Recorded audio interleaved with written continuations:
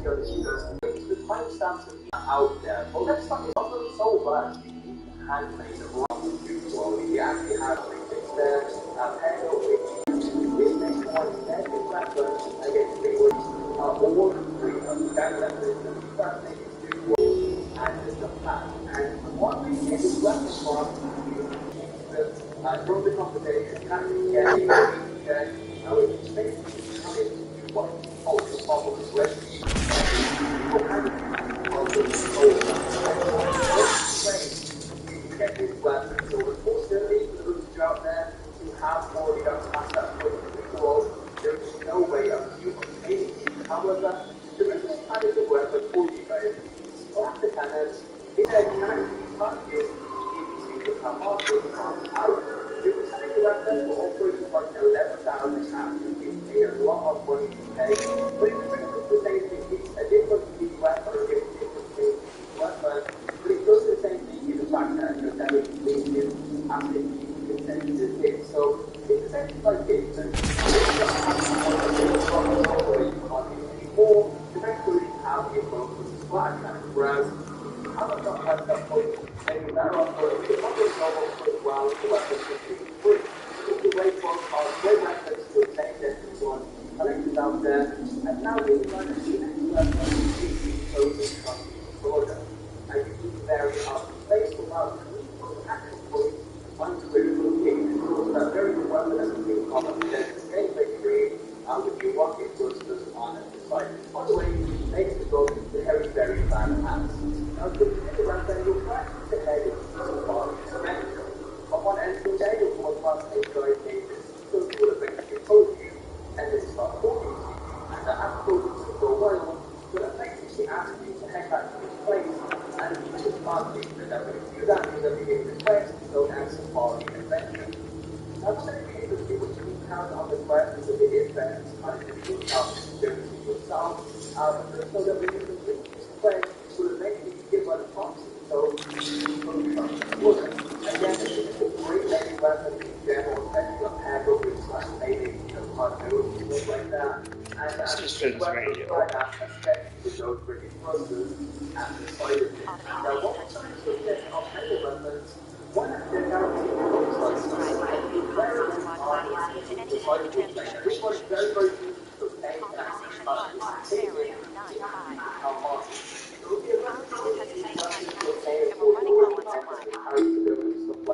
and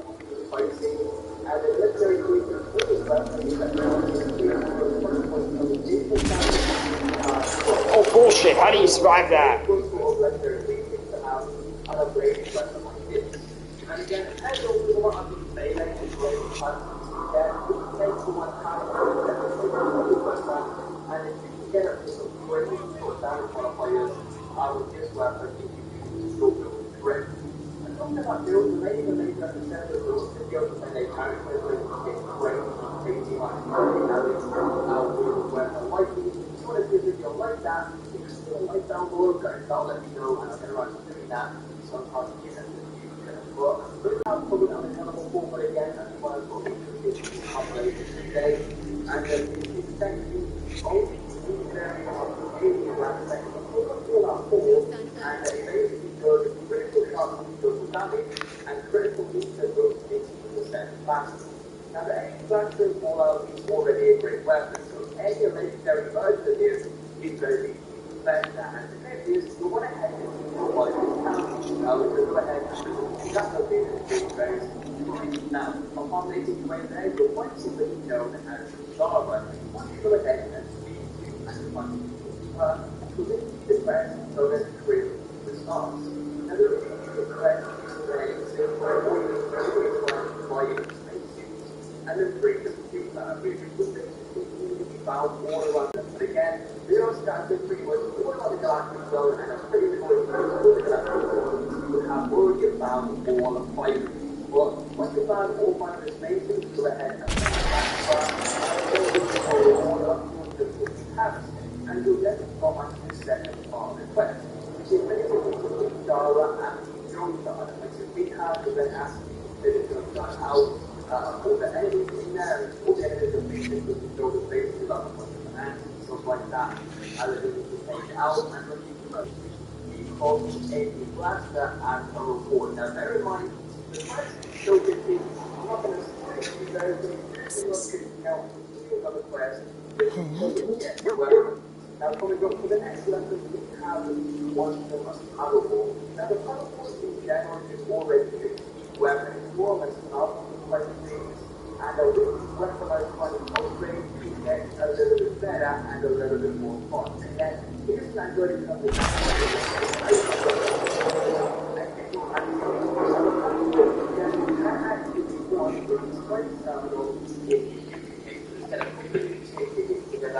and the whole community will be in there. Now, the new game is a little bit weird, sometimes I believe every 48 hours or something like that, the players actually should so it's not in there for you straight away. I believe the waiting game 48 hours. I'm not up for sure. Can I do in there will change you, and the paddle ball will actually be in there. There's actually several variants you can get. You can already get the points of upgrade one from there. So a little bit more tickets if you're lucky enough to get it. However, you can just get a normal one with full cost to duplicate tickets, and then you can actually go ahead and upgrade it with the weaponized one-time upgrade. So now that you have the paddle ball, how do you actually upgrade it? While it's upgrading, you buy the Robux Massive. The Massive itself can be obtained after you complete one of the last quests you will complete the world, and that was for the power on its side. Once the power has been restored, you can actually activate it headshots?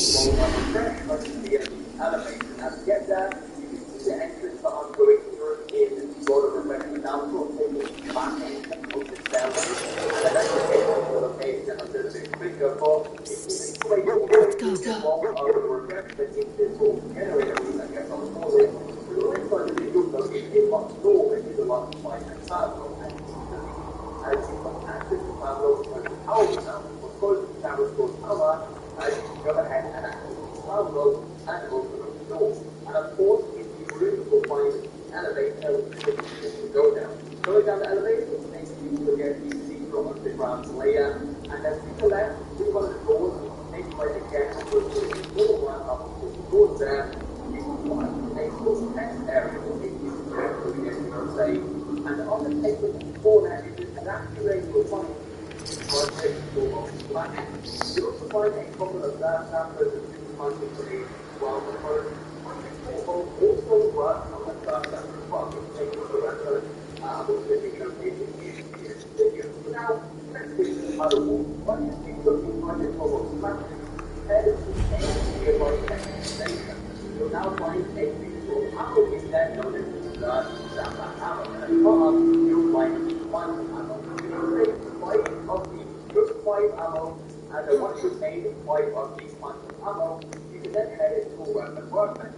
Upon selecting the other board in the weapon workbench, one of those significant versions will now be available. Ammo, and that is essentially how you create a gun with 3 different types of components, which are yours. So that's the quantum ammo. It makes it a lot more fun to use. You can see here. In terms of damage, you get that crazy from a weapon, but it definitely is a useful one to use and definitely one that's to be collected. And that's the same with the first one of the things with the first supper, just go ahead and once you and the weapon weapon, we use the cherry gun, the total gun, as well as the quantum gun. And of course, pretty much squats out quantum and we'll have that other ball and as well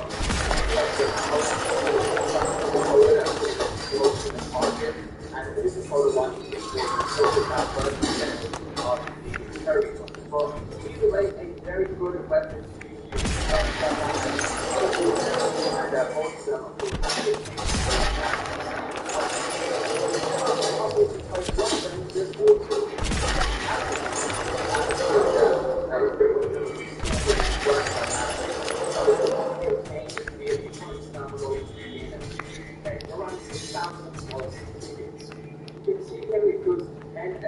damage and it also temporarily reduces damage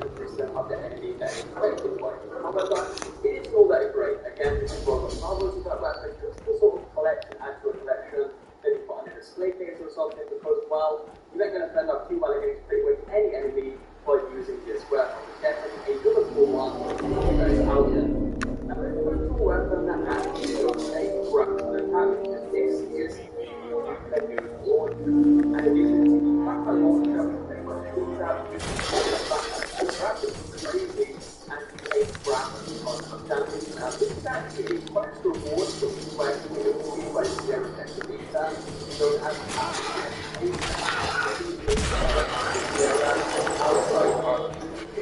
run on a bit about the color and stuff like that. And eventually, after we for a bit, we'll actually have that quest as well as the have classes. And this is what actually quite one of the things happening about you. So they just like technical solo. And it's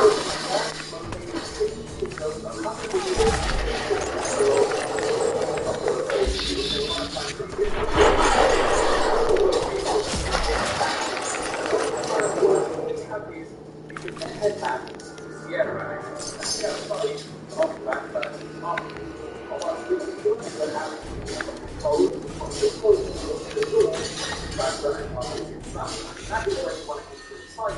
And of course the stairs and you build the stairs you want to use the code menu and to decide that you don't mind into the button. And so that button will also into the button will find an elevator.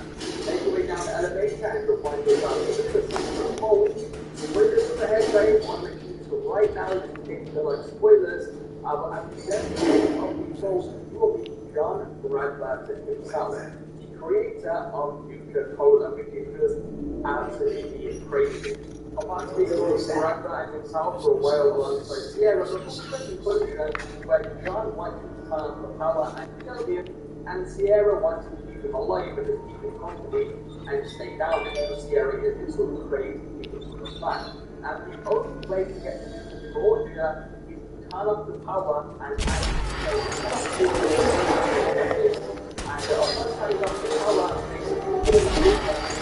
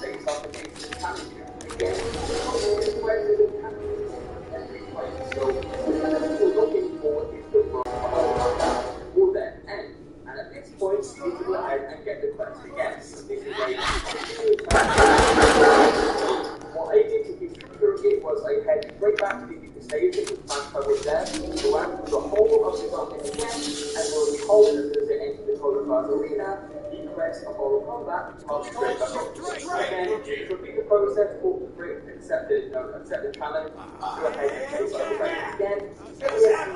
In this process over and over again until eventually you get your Mortal Kombat fed.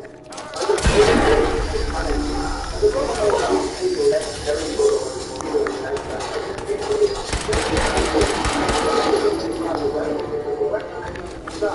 over the katana,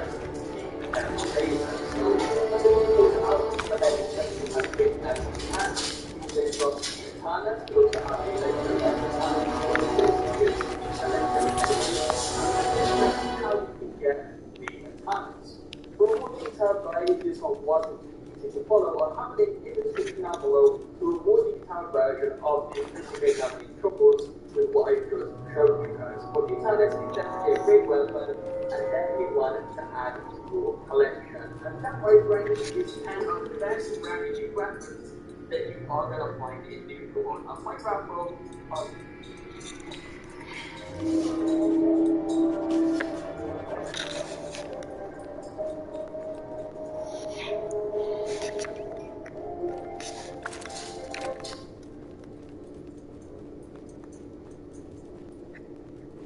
so how is it going, guys? And welcome back to another Fallout 4 video.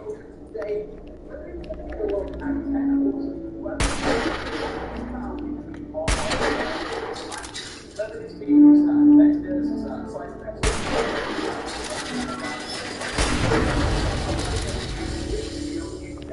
for you guys. Of course, if that's the individual weapon guides into separate videos, so I do the audience one compilation video instead, and sort of wrap up what are the weapons in more compilation videos. So this is going to be part 1. Part 2 is probably going to be the top 5 how cool that weapons they are, what unique weapons they are, and to actually find. That's all basically videos that you can see more. Comment down below, guys, what was here to watch radio. But anyway, let's get straight to the video itself. And start with confidence. It's really all relatable. You guys are actually that makes it has cutting your reading cutting solutions. And if you get one of these, honestly, one of the best legendary readings and you can probably have lots of explosive damage on the itself instead of and it's actually very easy to get it from. In fact, all you need to do is have a to Acadia, and basically inside Acadia there will be a vendor there known as Dimond, who starts overrunning the universe and one depending on your character.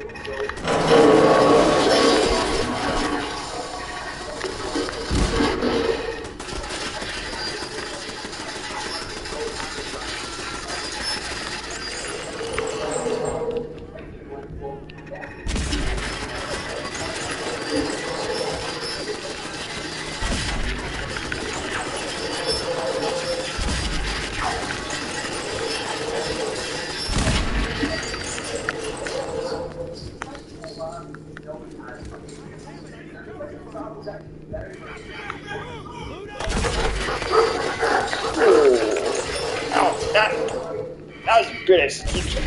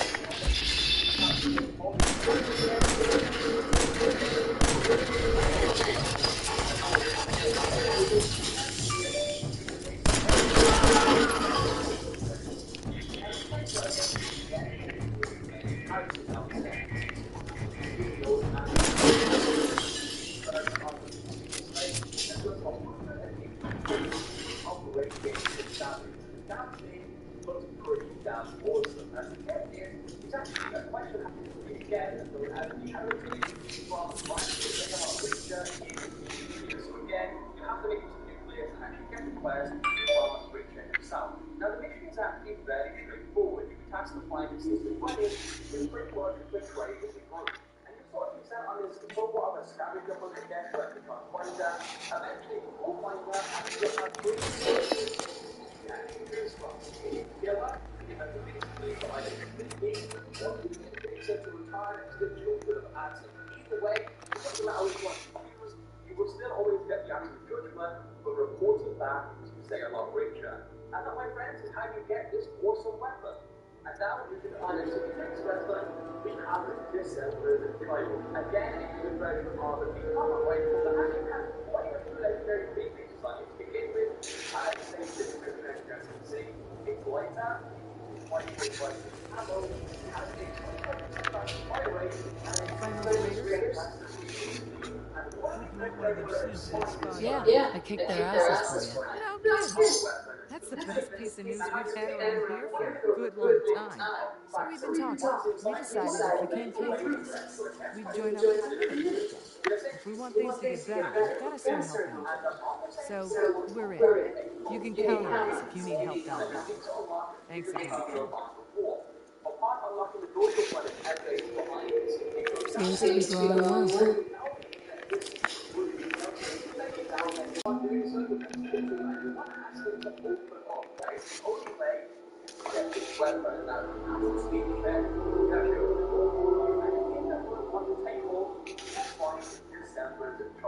There's also a pretty cool receiver from there as well.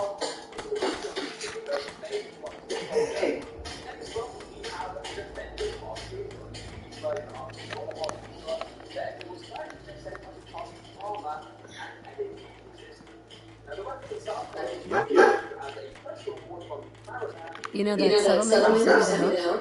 They've decided to join the Minutemen.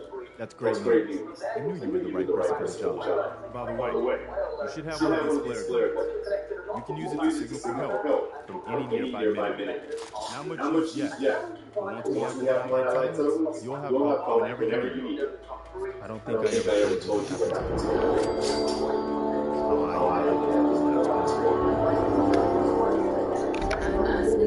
Have you heard of the Quincy massacre? What was it? I thought everyone in the Commonwealth knew about that by now. Where the Minutemen betrayed each other and the people they were supposed to protect. I was with Colonel Hollis's group. A mercenary group called the Gunners was attacking Quincy. The people there called for the Minutemen to help. We were the only ones that came. The other groups, they just turned their backs on us and the folks in Quincy. Only a few of us got out alive. Colonel Hollis was dead, so I ended up in charge of the survivors. We never found a safe place to settle. One disaster after another. You saw how it ended in Concord. I know how it feels to be the last survivor. Yeah, I guess you do. That's why I'm talking to you. I can't rebuild the Minutemen, but I think you can. Why can't you lead the Minutemen? That's not who I am. I can get my men through a firefight. I can defend the perimeter against all odds, but that's not going to be enough to bring the Minutemen back from the brink. We need someone who can bring the whole Commonwealth together in a common cause. And I think you guys need to be that leader. What makes you think I can do this? You saved us in Concord. There wasn't anything in it for you. You had your own problems to deal with, but you did it anyway. That kind of selflessness has been in mighty short supply around here for quite a while. Okay. I'll do it. Good. Welcome aboard. I feel like this is a whole new start for the Minutemen and the Commonwealth too. Don't worry, I'll be right beside you all the way. General. Why are you calling me General? The leader of the Minutemen has always held the rank of general. Our last leader was General Becker. After he died back in 82, nobody could agree on who should take his place. But one good thing about being the last Minuteman is there's no one to argue with me when I say you're the new general. Now it's your job to make it more than an empty title. I've gotten word about a settlement that's being threatened by raiders.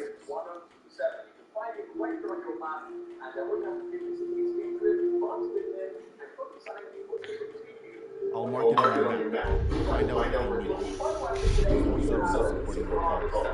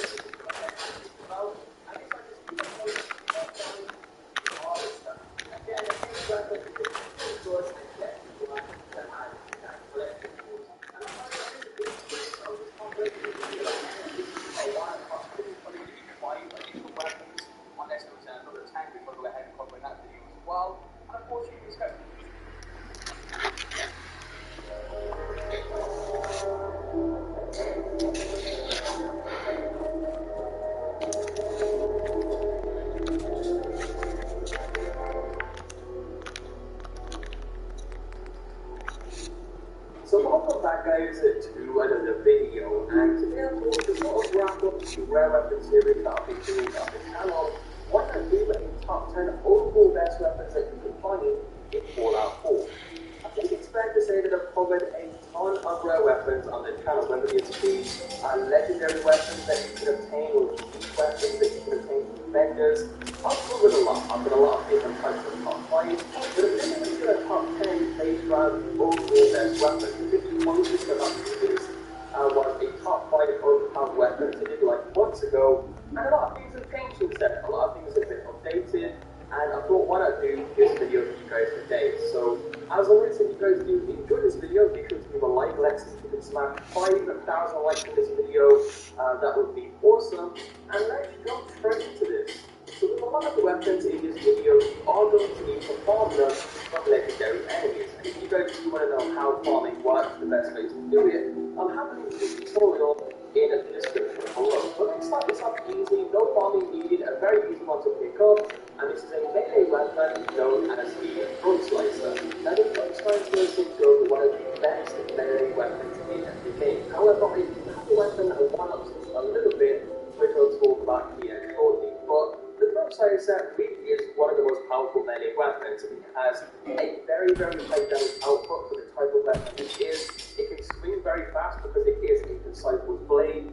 It weighs barely anything because it's a very light weapon. It also does 25 points of bleed damage per hit. That is the legendary bleeding to the weapon itself. And finally, it can be used quite a lot. In fact, oftentimes being able to take out hordes of enemies with just one swing of the weapon itself. Now let's talk about where all of this damage comes from. You can see here from the gameplay in the background, the base damage of the weapon is like 480, which is extremely good on a fast sort of melee weapon like this, because of course it can swing really fast.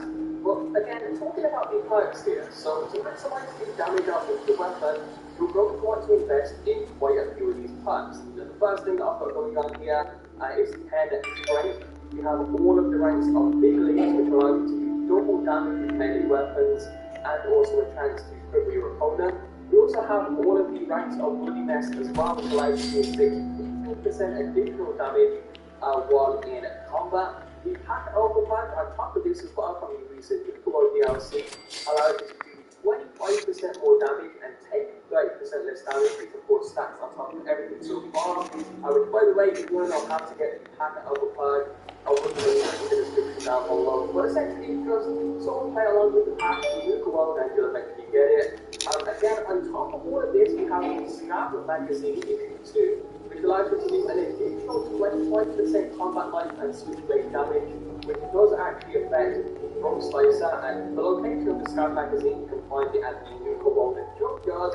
So that you go into the main building, up the stairs on the desk, is exactly where you'll find it. But additionally to this, again, if you invest in your Lord Wanderer pack, you'll also be able to take 30% less damage and also do 25% more damage, whilst actually having 25% more damage. For starters, I could use some real base. Leave it sleeping on the ground. And the last main one in terms of damage output, we have Rooted. So essentially, Okay, good deal.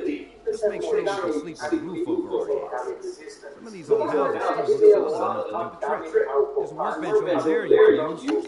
Give me a holler if you need it. And turn it into a 1 to 2 shot blade that can take out any enemies. Sturgis. I like it.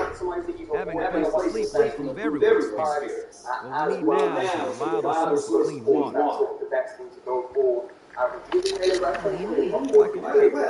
They won't have to keep drinking the river. That stuff's not good for Sturgis. I feel better already. No, we have a reliable supply of clean water. I hope you won't mind me asking for some more help, but our food supplies are running low. And if we're going to settle here, we need to get some crops established. What kind of crops are you looking for? It doesn't much matter. Potatoes, mute, corn, whatever you can get to grow. Hey, Sturgis. Well, this place is starting to feel like home. Now that we can grow our own food, I think we can really make a go with this. The struggle is, the more we establish ourselves, the more of a target. What we need is to get some defenses set. Then maybe Preston will be able to activate. That when the enemy's health is at full, you can literally use double damage with the weapon. What sorts of defenses did you have in mind? Walls, sandbags, turrets, whatever you can put together. Damage, you don't want to one-track any enemy in the game. Hey, Sturgis. Thanks for doing that.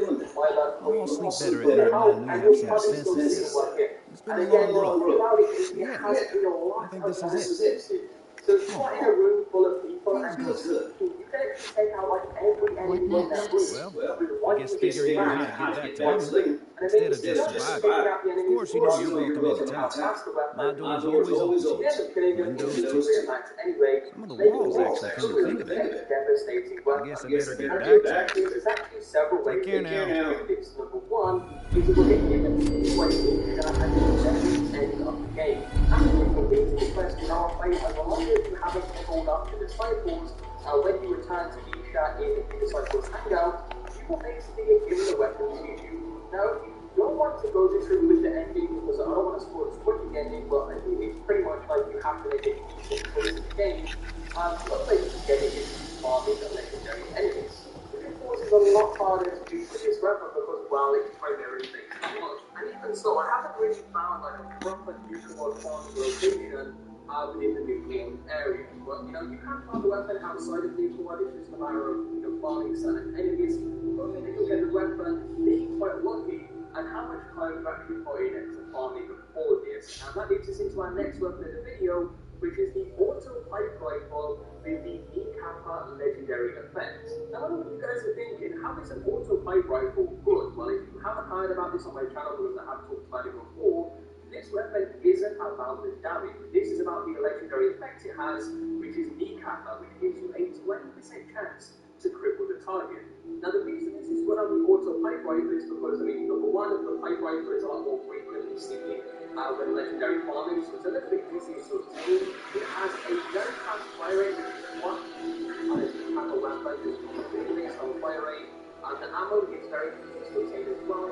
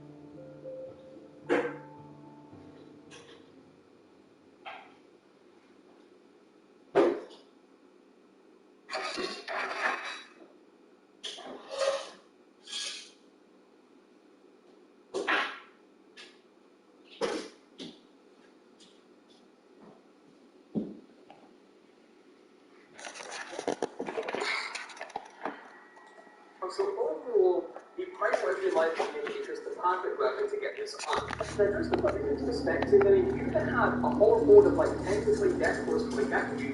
You can't put yourself this weapon into them. I'm probably gonna be streaming this for probably like 4 hours or 5 today. I'm gonna make up for some lost time, so. Anything having crippled and anything will be crippled in a matter of seconds with using it, making it truly one of the best, even if you're survivable or very hard difficulty. As always, with weapons like this, the miniatures based on legendary farming. So if you click the link to the description, and hopefully you get a weapon like this if you are lucky enough.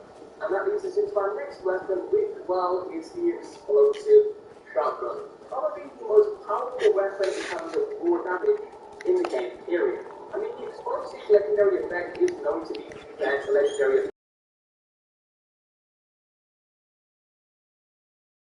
Rank fully maxed out, and a combat shotgun each pellet does 15 points of explosive damage, making this one of the most devastating weapons in the game to any enemy in the game. I mean, explosive damage itself is great, it has the area of effect, which means that you can... Oh, hello. I didn't notice you there. I'm gonna try to find a railroad that did deliver so bad. And good neighbor for another future legendary weapon.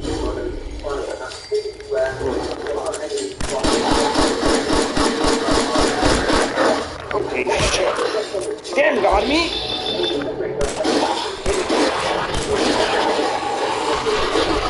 Zombie?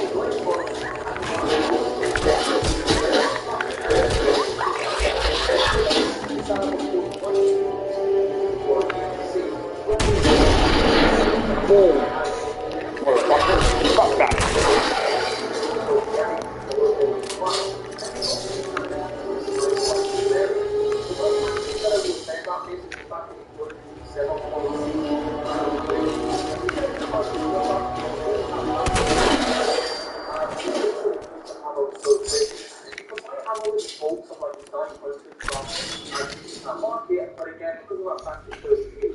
I think I know what's in here.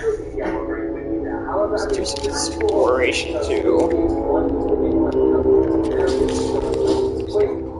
the explosive legendary effect on it, it just makes it even better. But the problem with this weapon is it's extremely rare. Again, I haven't really found any major difficult farming locations yet, and only a handful of people have managed to get their hands on this, and sort of people talking about it on forums and stuff like that. And it's pretty much like most explosive weapons in the game, it will just wipe enemies off the floor, no matter the difficulty you are on, no matter the enemy you come across, all day in seconds when using a weapon like this. And that's actually a good segue into another weapon that I was going to talk about, which is the splatter cannon. The splatter cannon, of course, being a unique variant of the anime rifle. You guys already know how powerful the splatter cannon is. A legendary piece of weapon with that more damage and each successive hit. Given how fast the fire rate of these flat cannon rocket handling rifle is, that legendary effect is absolutely devastating. So with the explosive variant, and the huge amount of powerful damage that is actually achieved. Of course, with the splat cannon itself, it can be purchased from Aaron inside on the used car market. That costs quite a bit, but it's just generally one of the best weapons that you can obtain. Why would I say go to the splat cannon first before trying to get an explosive handmade rifle? Whereas the explosive handmade rifle itself has to be farmed and has to be extremely lucky to get your hands on it. And of course, that leads again into the fact that I said we're going to talk about, which is the explosive minigun. Now, the explosive minigun and the explosive shotgun are sort of on two ends of the stick. Some people say the explosive minigun is better, whereas some people say the explosive shotgun is better. I guess it's down to personal preference, but an explosive minigun, you guys get the idea here. Explosive plus a minigun is absolute death to any enemy. The good thing about the minigun is the ammo is very, very easy to obtain. It does spray very, very quickly, but I still prefer the explosive shotgun. I don't know what it is about it. It definitely does a little more damage in my opinion. And generally, the explosive shotgun is a lot more fun to use while they're carrying around a big, huge heavy minigun. So again, it's not a personal preference, but the explosive minigun has to be added to the list of the best weapons in Fallout 4. And for the next weapon, we have a preventive weapon this time, which a lot of times is compared to the Force Laser now, which of course is the Glorious Ripper.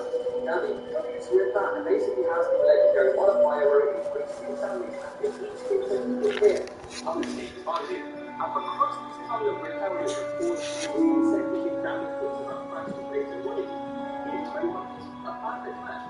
Again, any enemy in the game, you just walk up to it and start slicing it with the Ripper. It will start off a little bit slow, but after a few seconds of getting that increased damage after each hit, it will be down in seconds. A lot of people do compare this with the front slicer. Some people say they prefer the Furious Ripper. Personally, I would still say the front slicer and the instigating cycle blade definitely is a better weapon, but the Furious Ripper is no joke. This is genuinely one of the most ultimate weapons in the game. It's one of the most obtained. Again, one of the better locations for this weapon is on a base.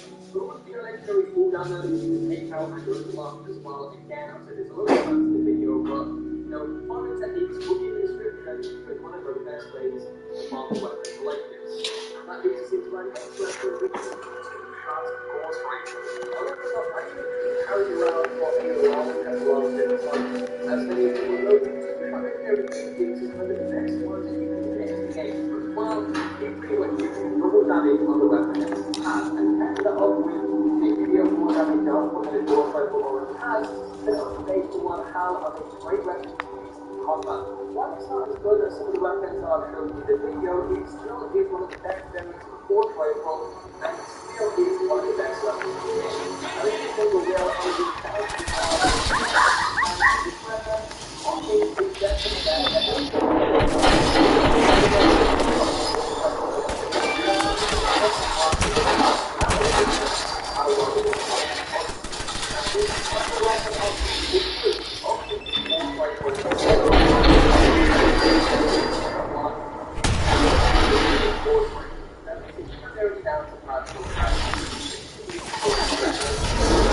Okay.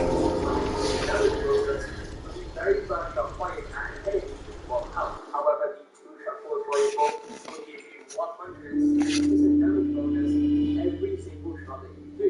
So with the instigating Force Rifle, you get more damage overall with the first shot that you fire. Whereas with the two-shot Force Rifle, you won't do as much damage, but you can still do a lot more damage for every single hit. So it really is down to personal preference. They are both almost the same. Again, instigating how big to be there in terms of more damage for the first shot. And it's always going to be down to personal preference when choosing a weapon like this. As I said before, farming for a Force Rifle is better done in the abandoned house. And that, my friends, is the final weapons that you can find in Fallout 4. That is, of course, if you are lucky enough to get some of these weapons through a farm. But as always, hope you guys did enjoy this. Hidden within the depths of England and Norway are some of the most secret weapons that you can find in Assassin's Creed Valhalla. And while there is a ton of unique weapons that you will come across along your journey, none are quite like what you will find in this video. As today, we are going to be covering 10 flawless or mythical rarity weapons that you can find in Assassin's Creed Valhalla. common. Starting with the legendary spear once wielded by Odin himself, known as Gungnir. Now, Odin's spear is one of the most unique weapons that you will find in the game, as it comes with a part where the spear's reach is extended by a force field. And boy, can you notice that force field when in combat. Not only is this force field very noticeable when in combat, but also when the spear sits on your back, it delivers a strange kind of glow, making it even more awesome. Now again, going back to its part, because of this, it makes it one of the best melee weapons to use at range. I mean, spears in general have a great reach, so extending that even further is only a recipe for success, especially if you deal with this with another spear. Anyway, how do you get this weapon? Well, to be able to find Gungnir, you need to be the end of the game, and have completed most of the story arcs and provinces in England that are shown on your alliance map. You need to do this all the way until you get to a story arc known as a Brother's Keeper. This is where your brother Sigurd will ask you to return with him to Norway to a region known as Hordenville. Now, I'll try to avoid spoilers as much as possible here, but essentially, this story arc will take you to a secret cave called Goynhella, and you'll have to do a few quests here. To cut it short, once you have completed those quests in this cave and essentially completed this story arc, it will take you back to your settlement. From there, if you simply travel back to Norway and make your way through the same cave again, and this time take a left instead of where the quest would normally lead you, which is to the right through the big door, at the end of the left side of the cave is where you will find Gungnir lodged into the side of a wall. A true mythical weapon in all its glory, and definitely one you guys should pick up when you are far enough through the story. But now let's move on to a weapon you can actually get a little earlier on, and this is known as Lanister's Axe. This two-handed Dane axe is the prized weapon of the famous Copenhagen Lagertha. It is the first one on Ragnarok. You can expect this one to be pretty damn good. Now, the weapon itself comes with a part and it's still critical damage kicks around you by more than 2 and 1, making this a great especially for the late game. It's also one of the few axes in the game that also functions as a Oh wow, fuck you, bitch! The location known as Housesteads, which can be found in the province of Yorkshire in this location on the map. Once here, you will find a building that is covered in snow and is blocked by a stone wall.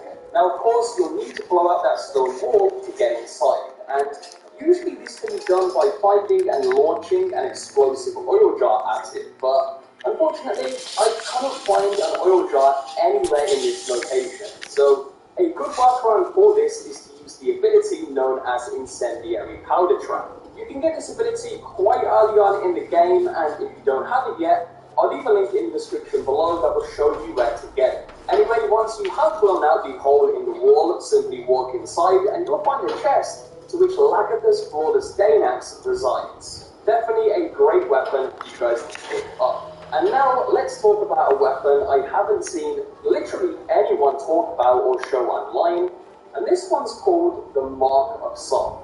The Mark of Sol is a flawless predator bow with a part that increases your ability damage when your health is below 50%. It also has plus 20 damage when shooting people in the back. Also, because it's a predator bow, you will have that extra boost to headshot damage as well. Now, to get this flawless bow, you will need to get your settlement Ravensfall to level 6, which pretty much means constructing all of the buildings you possibly can, and upgrading the ones that have a few stages. The cool thing about this, though, is the fact that it can be done over time as you progress through the game. You'll earn some of the levels for completing certain alliances, and the rest can be done by collecting building supplies and raw materials that you can find in gold storage containers and for going on raids, so just make sure that you are raiding often. Anyway, once your settlement has reached level 6, if you head over to your merchant Yandy, she will have a special stuff that becomes available to you. And within that special stuff is the Mark of Sol Predator Bow, which she will be selling for the core price of 700 silver. Oh, and side note, she will also be selling Scrolls of Knowledge for the exact same price. These beautiful things grant you a skill point when bought, and she'll be selling a total of 5 to you once that settlement reaches level 6. So some extra skill points also await you for doing this. Anyway, to move on to the next weapon now, we have Vordia's Bite. So Vordia's Bite is a flawless two-handed Dane axe that comes with a part where heavy combo finisher hits have a chance to drop a poison cloud that will intoxicate all enemies around you. Again, making this a great weapon to use when fighting in a cluster of enemies. As always, the weapon Dimond stats for this will be shown on screen, with its notable stats being attack and stun damage. And let me tell you, this weapon felt like one of the more powerful ones within this video, so definitely pick this one up. To get this, you want to head over to the Cavella Outpost. This can be found in the northeastern region of Hamptonshire, in this location on the map. Once here, you will find a tunnel that is blocked by a stone shelf and also a stone wall. Once you get your shelf out of the way, you can blow a hole through the wall and make your way inside. Once inside, there will be one more shelf you can move out of the way, and this will lead you to a room with a golden chest where the Vordia's Bite is contained. Before on this subject of two-handed weapons, let's talk about Hemming's flawless axe. Hemming's axe is a little flawless two-handed Dane axe that comes with a part that increases your head damage when below 50% health. Perfect for those playing on the hardest difficulties of the game, but you will most likely be taking a bit more damage. That extra damage boost will definitely help out after all. Now, you pretty much get this weapon as you progress throughout the main story, but again, it can be confusing. For this, you have to the tail of two dogs. Once completed, you report back to Randy and then go into your room and check your mail. You will receive a letter from Billy. He thanks you for your aid and offers you his father's axe to go his head is at the time. You find the price of the table, simply waiting for you to go. And again, while this is something that is just given to you, it's definitely something I wanted to mention just in case some of you guys missed it. But anyway, now moving on for the dagger that is such a dark floor. Now the symbol used on the handle of this dagger will tell the life of Suttlegar. He is the proud Jotun defending his home against opposing Malamutes. Also, if I pronounce the name wrong, I am incredibly sorry on this terrible pronunciation. Anyway, the main thing is that dagger again. Nobody used to love daggers with the constant stagger of enemies you can get with these things. And the faster part is actually increasing your critical hit damage after each hit. And this can stack up to 10 times. And because it's a dagger, you will be able to get this stacked up very quickly. Now to get this weapon, it can actually be found in the western part of Winchester, in this location on the map. Once here, you will find a hole that you can jump down that will lead you through a secret tunnel. It's quite a lengthy tunnel, but if you make your way all the way through to the very end, you'll find a chest to which you'll find Suttengar's claw inside. Definitely a great dagger for you to pick up. And that leads us into our next weapon, which is the Soldier's Flail. The Soldier's Flail is a flawless one-handed weapon that comes with a part which increases the weapon's speed when your health is at full. And the one thing I think we all love about flails is that secondary attack where you just whisk the thing around your head as you just aimlessly run into enemies. I love it. Anyway, the Soldier's Flail can be found in Chippenham, which is in the western area of Hamptonshire.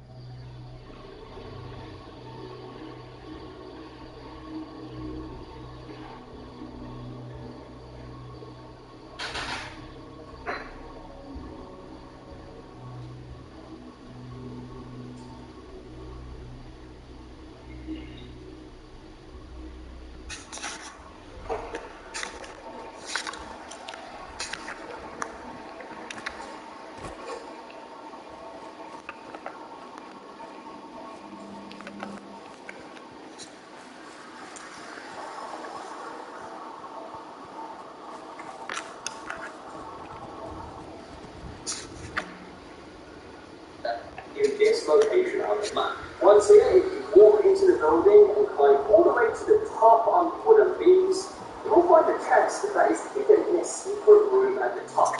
Inside of that chest is where you will find the flawless soldier's flail. And if you thought that weapon was good, well, wait until you see this one, as it's now time to talk about the hammer of legend itself, being Mjolnir. Yes, Thor's legendary hammer Mjolnir is absolutely in the game.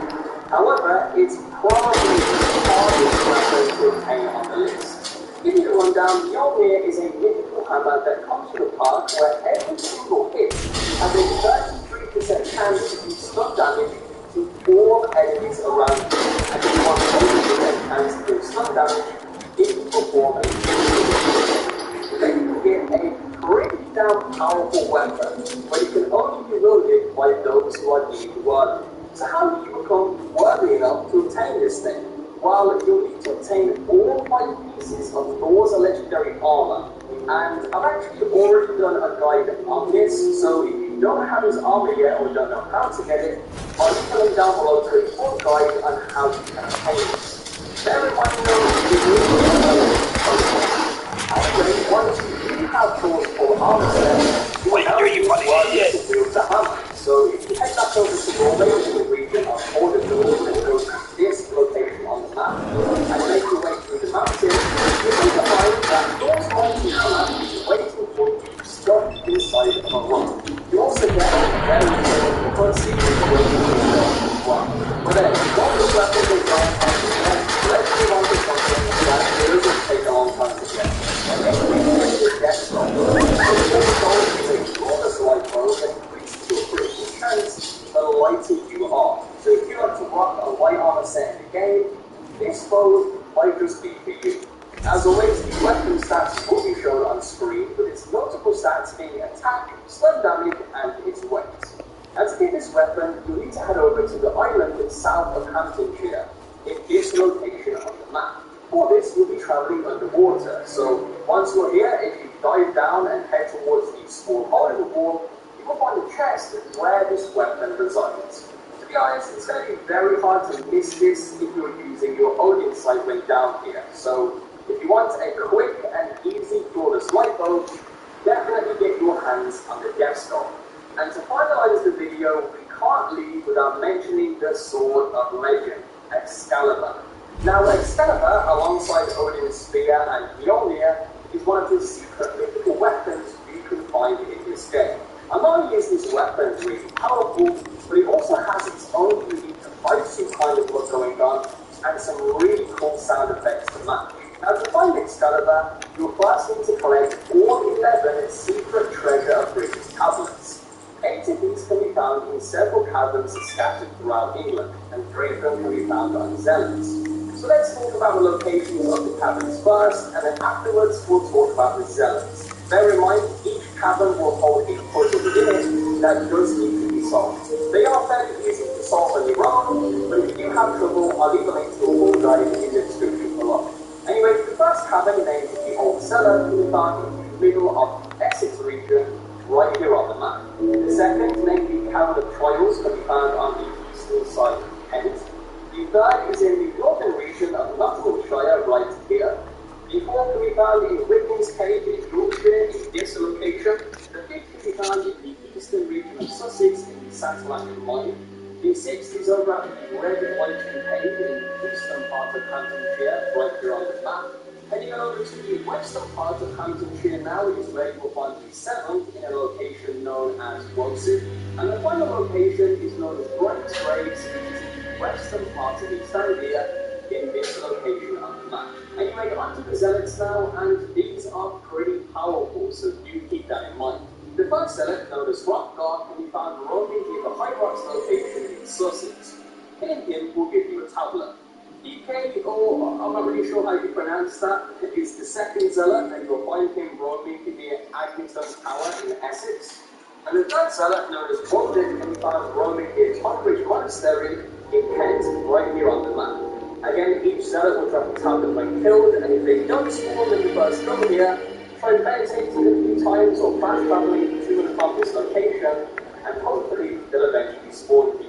Now obviously this was more of a quick-fire guide on these locations, so again, if you need more details on this, check the description below.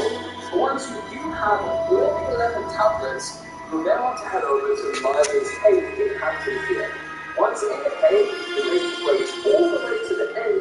You'll find a bunch of pillars in which you'll need to place all 11 of the tablets inside.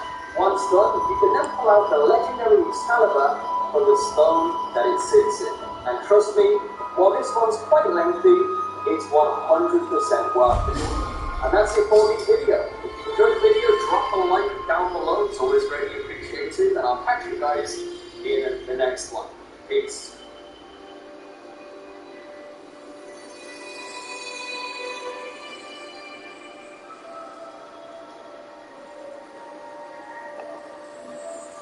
In Assassin's Creed Valhalla, you start the game in the country of Norway, and while there is a ton of unique weapons to find in England, there is quite a few weapons that you should pick up before you set sail to the British Isles. So here is 6 unique weapons that you can find in the region of Norway.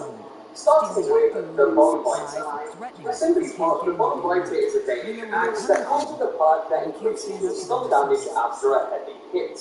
And this can stack up to 10 times. Pretty much meaning if you can get a chain of enemies going with this thing, you'll be stunning enemies left, right, and center. Now to obtain the Bonebiter, you'll need to head over to a small island in the center of Brightonshire. You'll find this right here on the map. On this island, you will find a small camp known as Dimond. And after clearing out all of the enemies in this location, you'll find a weapon hidden in a chest in the main building. Now, as far as two-handed weapons go, it's actually pretty good. It comes with good base damage and stun damage. But talking of two-handed weapons, we now move on to Fafnir's Fang. So Fafnir's Fang is a spear that comes with a part that increases your critical hit chance when surrounded by more than 3 enemies, making this a great choice when fighting in clusters. Now, to obtain this weapon, you'll need to head over to the location on your map known as Hildesby's Crag. This is just north of your cell. Once over here, if you climb your way up the waterfall, you will find a cave. And if you make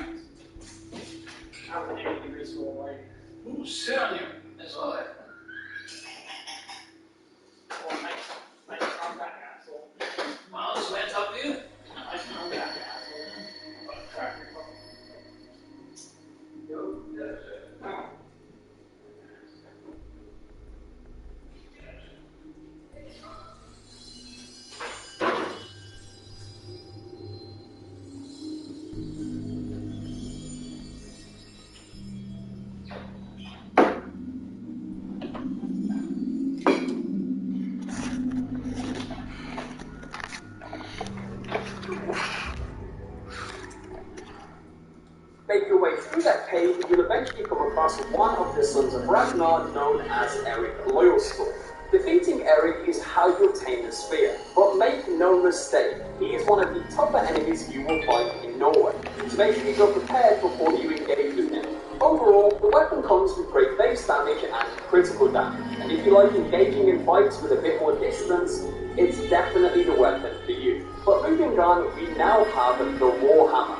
This gracious weapon is a heavy hitting weapon with a perk that increases heavy damage after a heavy finisher, and this stacks up to 5 times. To find this, you'll need to head over to the Marauder's Den on the southwest island in Ryderville, in this location on the map. Once here and you've cleared out all the enemies, if you look up, a chest will be hidden on a wooden pallet that's attached to a tree. Simply climb up there, open the chest, and this is where you'll find the Warhammer. As usual, the weapon's base stats will be shown on the screen, with its notable stats being base damage and stun damage. Now, I will say that compared to some of the other weapons in Norway, it just didn't seem as good. But it still gets the job done and leaves you feeling like a complete badass when you crush your enemies with this thing. But enough about melee weapons, let's talk range now with the recurve bow. Now the recurve bow is essentially a predator bow, which is a first-person view longbow designed to fire large arrows from a great distance. This specific bow comes with a perk that gives you increased damage when your health is at full. And for those of you out there with shroud-like aim, you will probably prefer this weapon to the other bow types in the game. To find this bow, you will want to head over to the Hayavik shipyard, which is located right here on your map. It's here you will find a ladder that will take you down into a small bunker.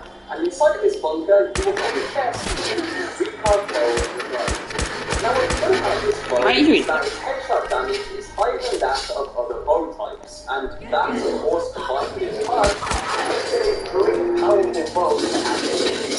Only if you have really good aim, that is, as it's harder to get used to things like punching, which just overall seems a bit more close. Anyway, we're over halfway into this video now, and you haven't dropped a like yet, have you? Well, what are you waiting for? But onto the next weapon now, we have the Yingling Sax. So Yingling Sax is basically a fine dagger in this game that comes with a perk that increases your melee damage after a successful dodge. If you pair that up with the skill brush with death that slows down time when you dodge, you are sure to make the safety of the weapon's perk. Now to find this dagger, you'll need to head back over to the location of a Thundersun. Hopefully I pronounced that right. Anyway, once here, if you head over to the main/biggest building, you will find a chest that is guarded by a Warbringer. The Warbringer is fairly easy to take out, and once you have taken him out, you can simply walk inside, and you'll find the chest where this weapon resides. Now because it's a dagger, it does have a lower base damage rating. When maxing damage, it definitely makes sense. Now, the other part is definitely one of those weapons you will want to have. It's a high damage triangle that is the part that increases your heavy damage after a heavy finisher. Or sometimes it's like this thing can skip the flare around your head, and you can just aim this gun into it and make it a hard weapon from the floor. Again, my friends say, no need to really explore to find this one. Anyway, once you're here, the test can actually be found in one of the side buildings, and it will be marked on your compass when you enter this location. So just make sure you set your compass and you'll have no problem finding it. So yeah, the player is definitely a great weapon to use both in Norway, and that is the setup on your journey to England. And that's pretty much it for this video. I hope you guys enjoyed. I'd like to see weapons in here to start using subscribe if you are looking for a fascinating Warhammer content. Other than that, I'll catch you guys in the next one.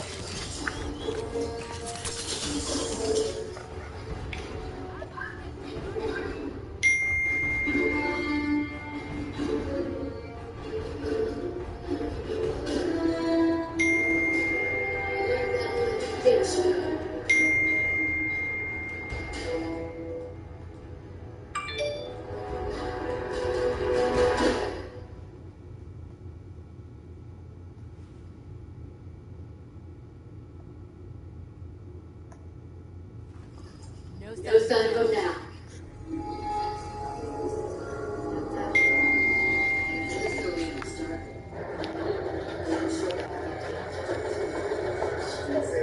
Always in a fucking harness. You're still alive, aren't you? You should be thankful.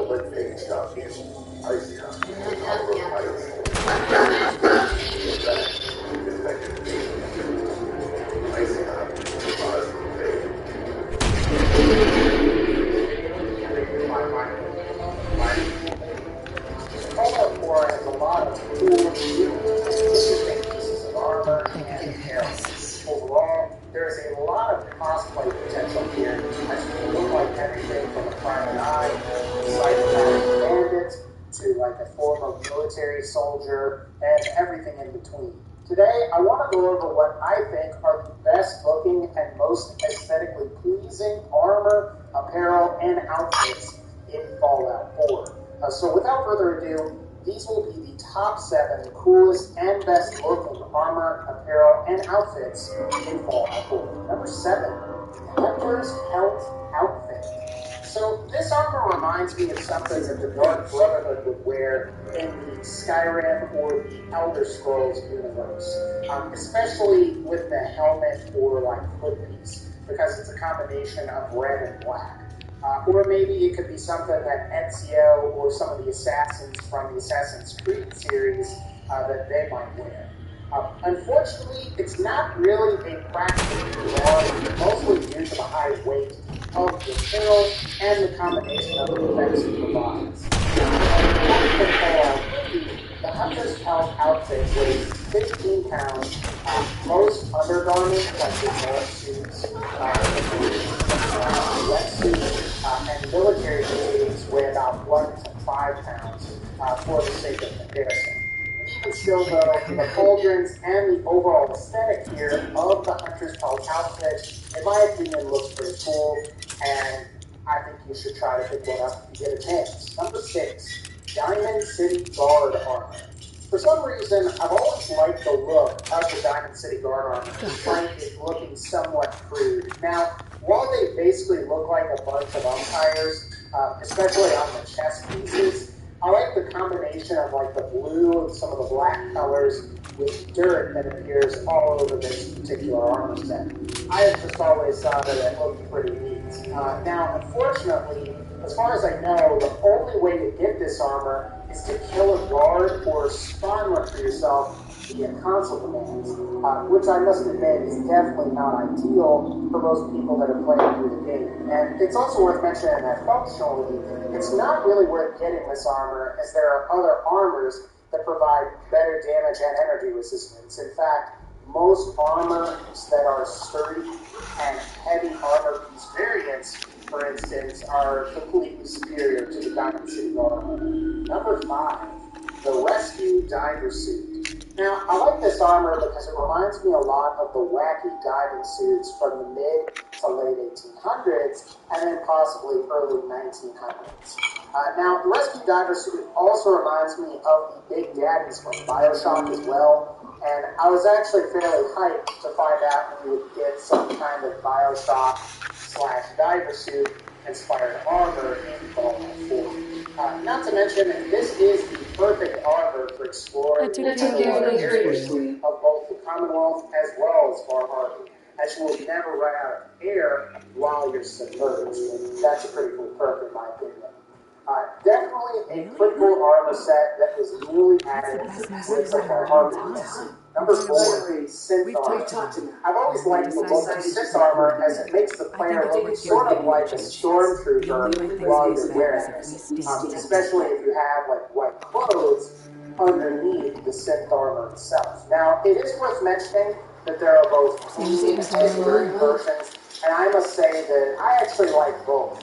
The clean version is just like pristine and looks good, and then the dirty version makes some of the armor pieces look almost like gray or blackish, which is pretty cool. However, unlike most of the vanilla armor types though, the color of the synth armor doesn't change as you upgrade it.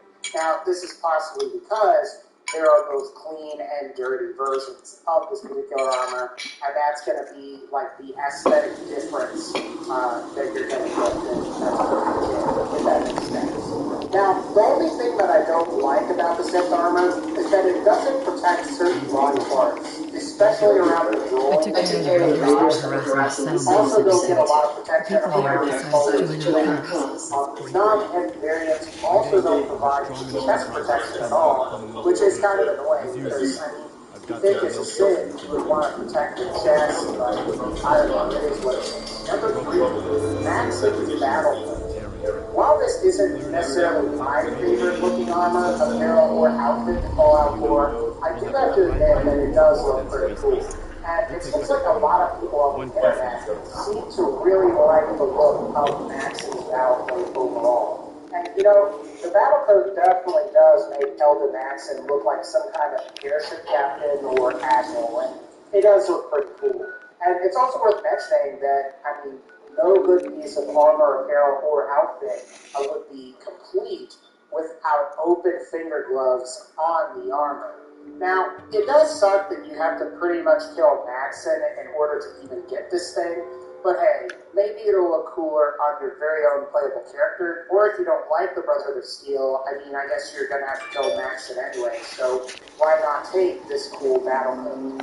Now, overall, this is definitely a stylish code, and is definitely recommended for killing enemies and, you guessed it, stop. Number 2, combat armor. So, combat armor is standard military armor that was possibly worn by the U.S. military before the Great War in the Fallout universe. Now, combat armor is currently worn mostly by gunner-type enemies, as well as occasionally by some raiders and trappers.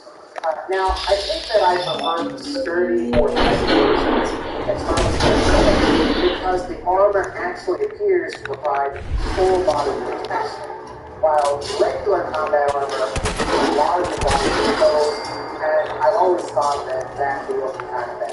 Another thing that I like about combat armor is that the color changes as you acquire different upgrades. So the green color is the stock version.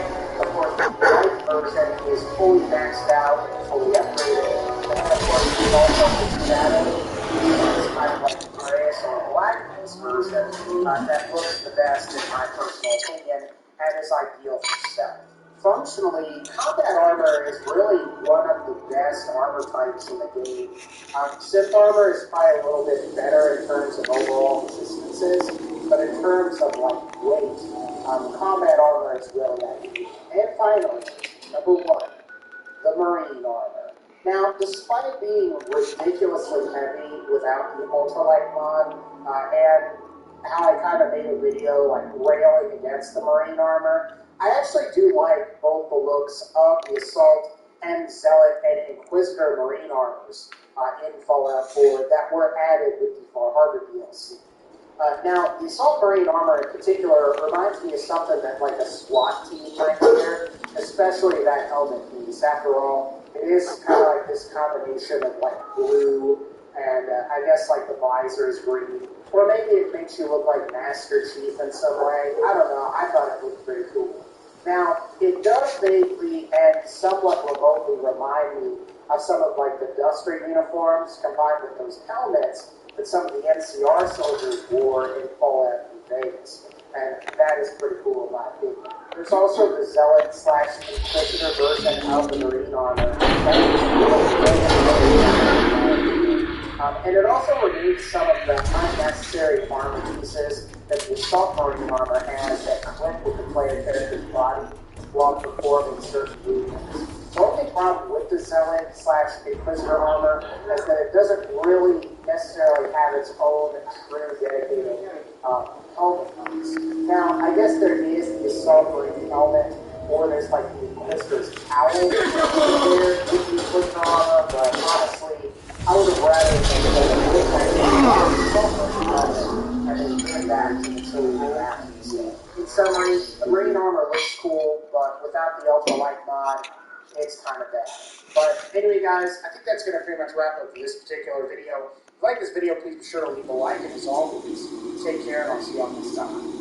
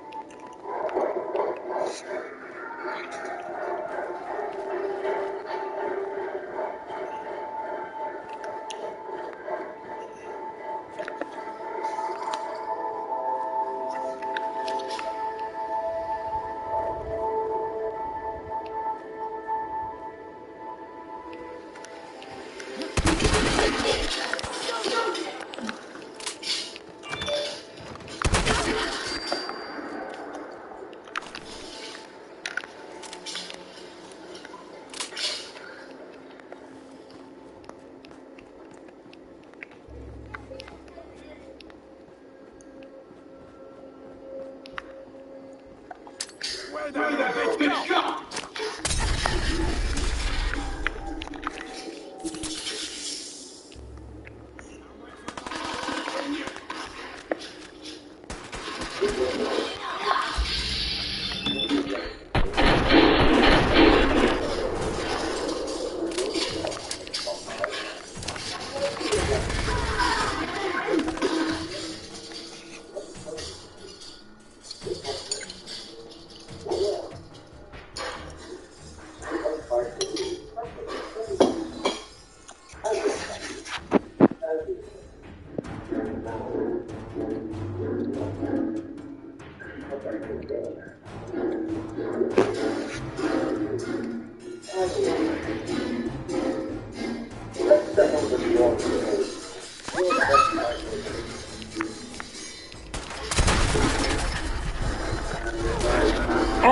Oh, wow. A generous man. Play with, to keep your faith, destiny falls on my command, to fight with you.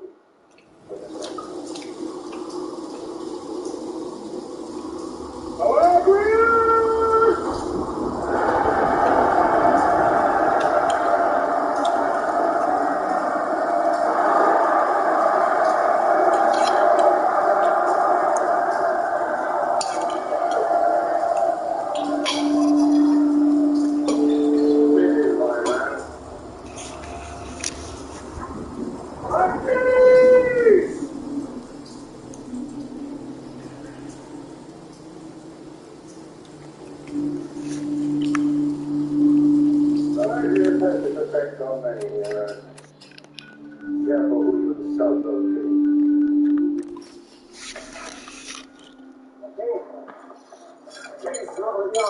Where is he? I said the boys are looking for him.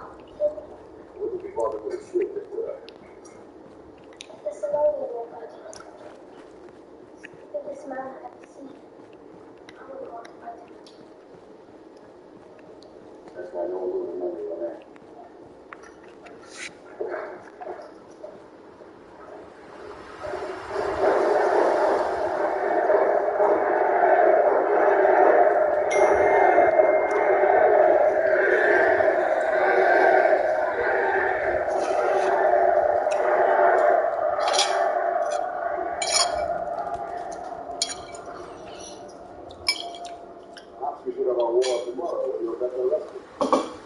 I should have you whipped for your impudence. Perhaps you should find Achilles. Achilles. Look at the men's faces. You can save hundreds of listeners. You can end this war with a swing of your sword. Everything goes to stay in your heart.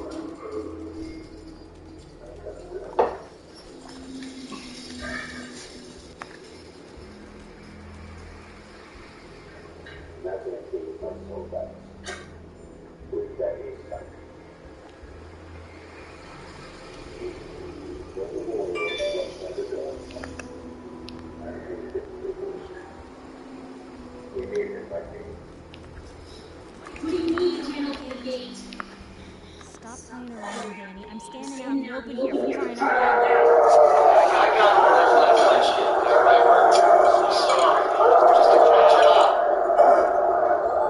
Just doing your job, protecting Dimond Cities and keeping me out. Is that it? Look, it's the superior order. Seeing that article you wrote so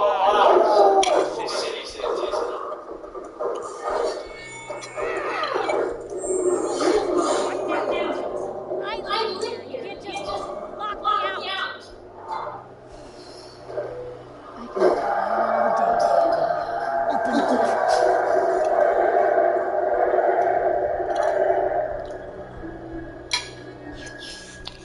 We want in Dimond Cities. Is there no one else? I just got here, but yeah. Is there no one else? What's that? You said you're a trader from Quincy? You have enough supplies to keep the general store stocked for a whole month? You hear that, Danny? You gonna open the gate and let us in, or are you going to talk to crazy Myrna about cutting down on all the supplies? Jeez, alright. Need to make it personal. Give me a minute. Better head inside quick before Danny catches on his book.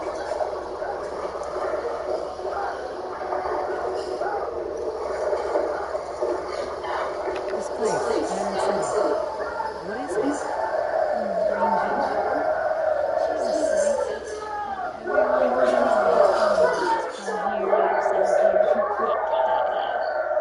A big wall, some power, working plumbing, schools, and some security guards would make Dimond City the monster it is.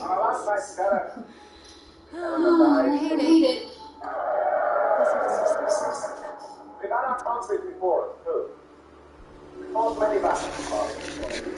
Fought well. Who let you come inside?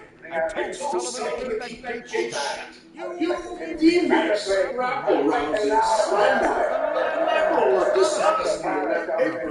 I'll have that paper strapped to the car. Tyrant mayor shuts down the press. Why don't we ask the newcomer? You support the news? Because the mayor's threatening to throw free speech. Don't. What newspaper are you talking about? Mine. Public occurrences. And we're the ones that get the truth. So are you with us or not? Always believed anything with the press. Didn't mean to bring you into this argument. No. You look like Dimond City material. Welcome to the great green jewel of the Commonwealth. Safe, happy, a fine place to come. Spend your money. Don't let this muckraker here tell you otherwise. All the gifts. Happy holidays from Old England. Whatever. I'm not gonna be here long. Another senile type. Just fine. mean with all the inept guards? Now, was there anything in particular you came to our city for? Let no man forget how menacing we are. We are lions. Not really your business. Wait. Well, whatever you don't bother going to Diamond City Security. I've had enough of this, Piper. From now on, I'll consider you and that sister of yours on the loop. Yeah, keep talking, McDonough. That's all you'll do. Big Diamond City Security. Do you feel honored yet? Look, I gotta go get settled in, but stop by my office later. I have an idea for a new people.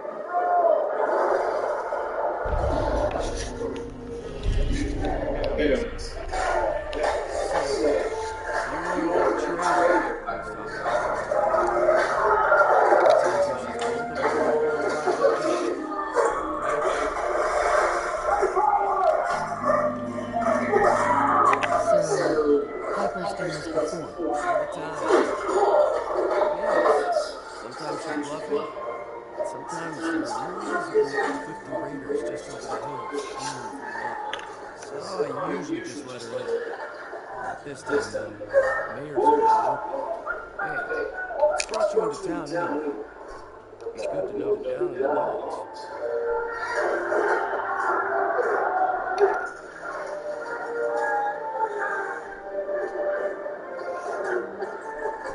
Just looking for something. Aren't we all? Now, was there anything particular you were looking for? An infant boy. Kidnapped. Oh, look, I'm sorry. Younger raiders like to get involved in this business. There's a lot of institute paranoia right now. We can't really risk failing those phones to officials. People pay up. I just need a little information, Dimond. We can keep this off the record. I'm sorry, but I can't. I got orders. The Institute? What's that? Damn. Look, I really shouldn't have said that. We're just a scapegoat, alright? Something people blame when things go wrong. If you really want to know, there's a whole newspaper inside the city that won't stop talking about it. Public occurrences. I'll ask someone this one. Chin up. Maybe someone in town can help you?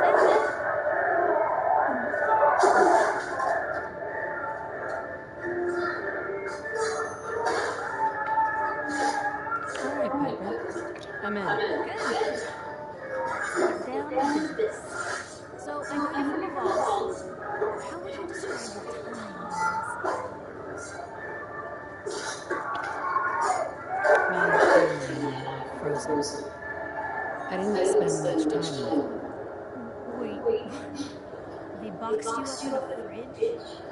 The whole time? Are you saying you were alive before the war? Yes, I'm over 200 years old. Oh my god. The woman out of time. So, you've seen the Commonwealth, Diamond City. How does it compare to your own home? Discover Structure's wide selection of modern furniture at exceptionally low prices. Honestly, Visit the new store seeing at how High Street they're Shopping Center surviving November and 26th for the rebuilding chance to the win a world, $1,000 gift card. Structure, it gives me low hope. prices, That's unlimited style. surprisingly inspired, Blue. We're definitely quoting that. Now, the big question. Why come to Diamond City? You're looking for someone, aren't you? Who is it? My baby, Sean, was kidnapped. He's not even a year old. The parent after the missing child. As heartbreaking today as it ever was. Tell me, do you suspect the Institute's involved? The Institute? Who are they? That, Blue, is the biggest mystery in the Commonwealth. No one really knows who or where they are, but the paperwork is all over it. Synths, synthetic people, sent from their hidden labs to do the Institute's dirty work. Sometimes they even replace a person with a synth double. A little covert agent no one would ever suspect. Now, not everything that goes wrong has the Institute behind it, but there's always a chance. That's why I'm asking. Sure sounds like they might be. Not even a baby is safe from them. And people wonder why I can't just look the other way. For the last part of our interview, I'd like to do something different. I want you to make a statement to Diamond City directly. The threat of kidnapping is all but ignored in the Commonwealth. Everyone wants to pretend it just doesn't happen. What would you say to someone out there who's lost a loved one but might be too scared or too numb to the world to look for them? Wait, people just ignore kidnappings out here? Yeah, Lou, you haven't noticed? You grow up in the Commonwealth and eventually someone is going to get taken. Maybe not someone you know, but someone. And people just say, well, could have been worse. Could have been killed by raider attacks, or super mutants, or feral ghouls. You just give up. So I want my readers to hear what keeps you going. Maybe they'll find a little inspiration. Now, what would you like to say? No matter how much you want to don't. You have to have hope that you'll see them again, or at least that you'll know the truth. A strong ending. Thanks. That's everything. It's gonna take some time to put this all together, but I think your story is gonna give Diamond City plenty to tell. Look, about your friend. I didn't know if you were on the up and up before. Didn't want to waste my friend's time, but I think he can help you. His name's Nick Valentine, detective extraordinaire. Got an office here in Diamond City. Just look for the neon sign with the heart on it. So, you think this Nick Valentine can find Sean? Yeah. People don't like talking about him. Part of the whole head in the sand mindset Diamond City is famous for. But when you're down on your luck, no one else is going to give you a hand. He's always there. Anyway, I agreed to come with you, right? Watch your back. Just say the word when you're ready. Can't wait to see where this story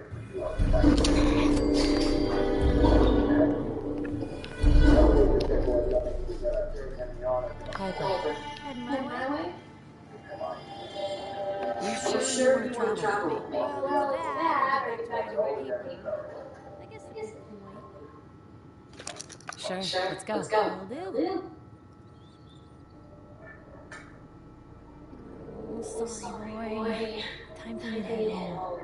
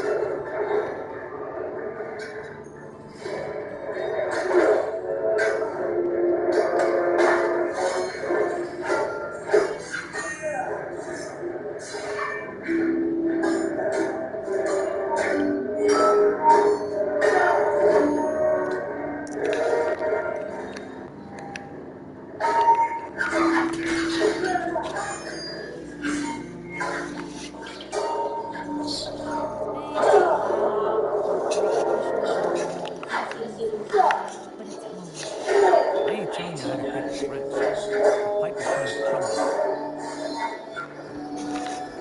Anyone gets one of those things. It's a character piece with fur. Have you combed your hair? No. I heard in your bar you were the field master. Well, the contact's open. Stay clear if it's you. You nicked my gun with your razor. Easy. Don't do nothing.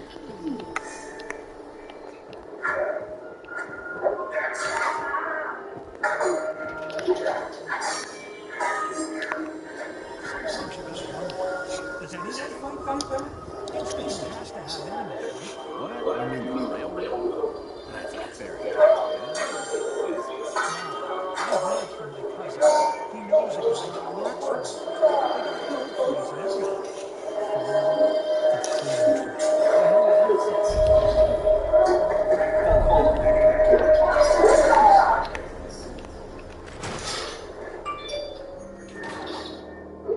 Told you your luck wouldn't last forever.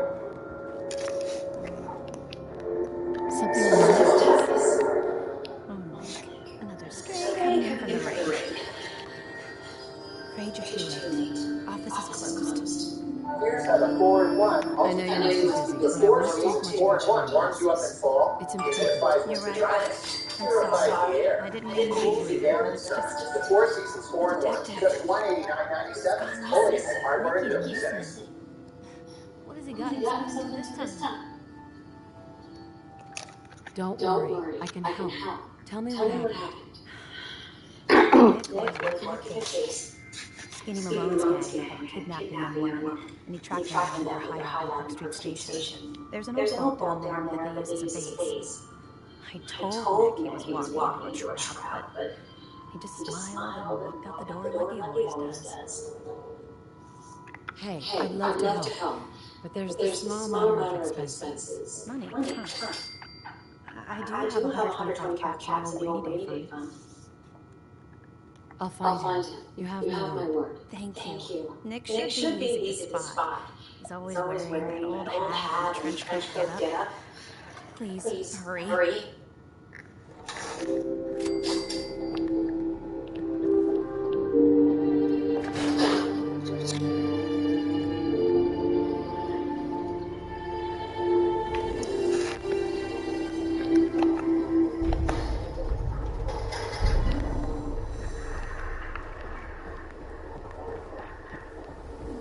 Don't move, Sid. What have you done with the family? Put the gun down now. He's a Sith.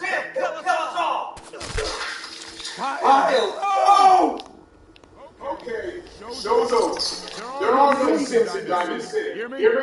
Just you folks and your damn paranoia. Officer? I need you to step away, Scout. I understand, officer. I just want to know what happened. What, you didn't hear shouting? Guy pulls a gun on his own brother, thinking he's a Sith. It's that newspaper's fault. Got people all riled up, thinking their own family might be replaced by machines. Look, I'm sorry you got caught up in all this, but it's over, okay? Just go about your business like nothing happened. Better.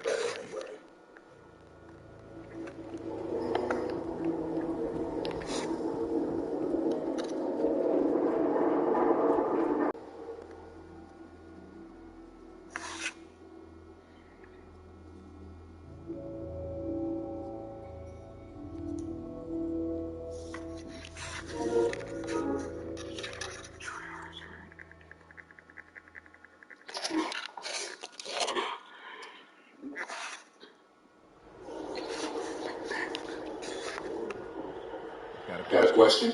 Dr. Sullivan.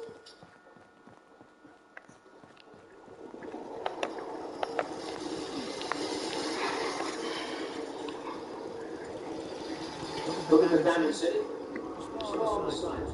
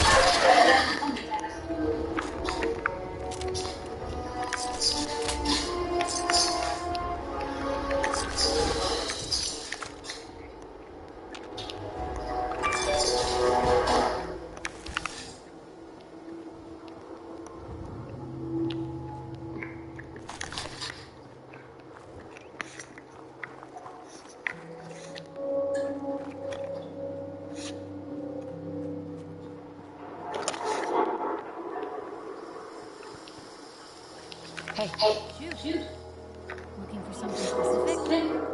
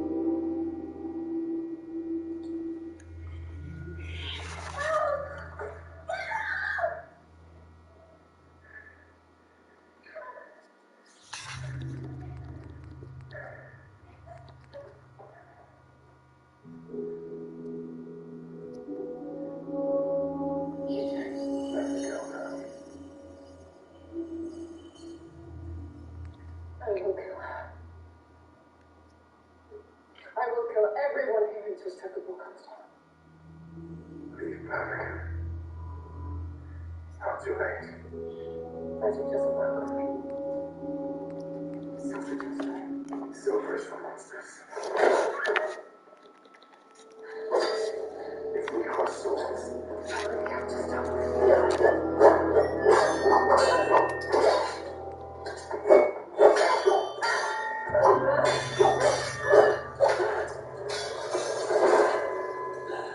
Are you going to be just as sacred as who else would do it?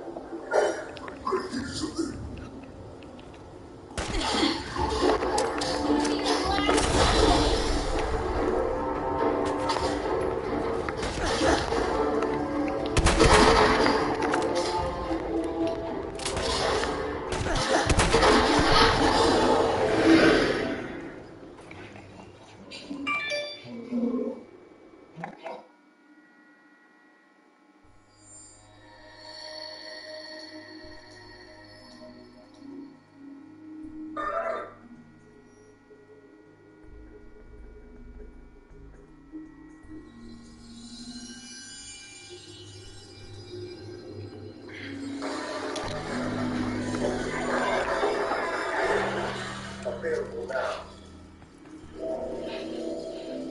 Break free from pain. Icy hot. Icy to Dover pain.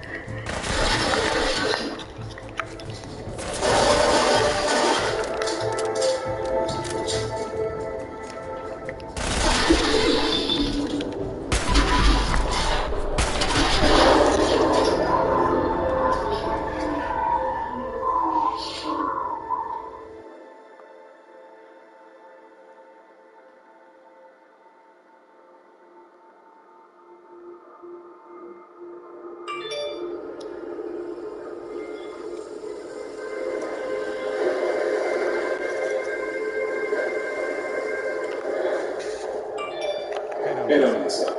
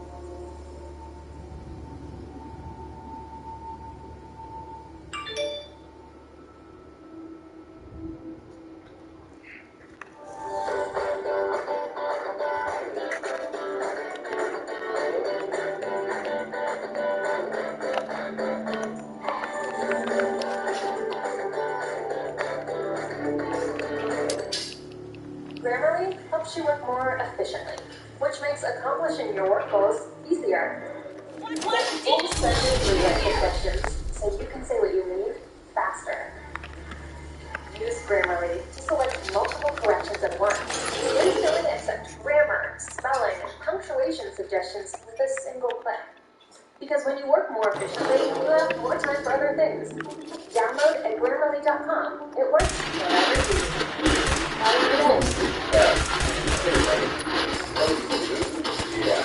But I like this one. Great what they've done, but the process of making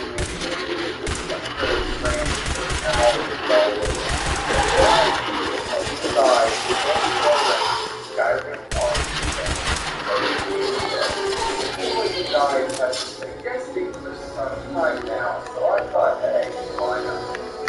Picturing that you want to make all the contestants change their rules, let's put my ego aside. Go over some notes. I got it. First off, these are truly based on the visual design of the armor. We are going to be looking at any numbers, because then it's just going to be this. Hey guys, yeah, the steel is better than the iron armor, and ebony is better than the steel armor. We don't like thinking that. It's all about Elder Faction 5 scouting. I hate myself for saying that. Next, these will be displayed on the base boy himself from the word male and female. Yep, got footage of both with every single armor set. I am tired. And also, some sets have different variants, like fur armor, so I'll just choose the one I think looks the best, and you're going to roll with that, alright? And lastly, of course, these are my opinions. If you disagree with any of these rankings, that's fine, my man. I promise you are good. Just armor sets. Without further ado, let's go ahead and get into the worst armor. Okay. I know this one is kind of iconic to the series, but it's just not good, that's for sure. It's just so plain. The hide armor makes me feel like I'm falling asleep right now looking at the dang thing. We have also seen this so many times. The men wear this exact armor as common as I felt my strength. Let me tell you, I did it twice in this sentence. The only thing that just will protect this guy from is a single arrow right there. And on the female, it's the opposite. The shield looks like it has a skin disorder, and the helmet.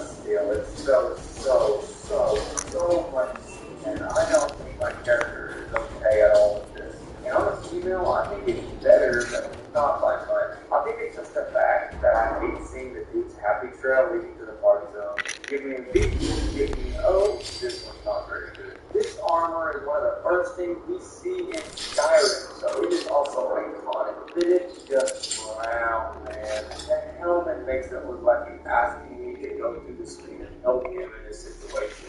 And this shield went to Google Images and looked up generic as ball shield and decided to use that as a role model. Better on a female, I think, but still brown. Yeah, okay, they were actually done it with the most people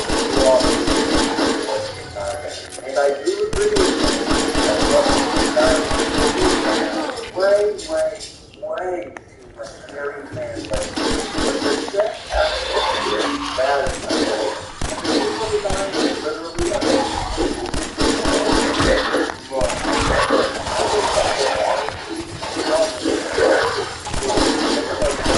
takes a lot of points to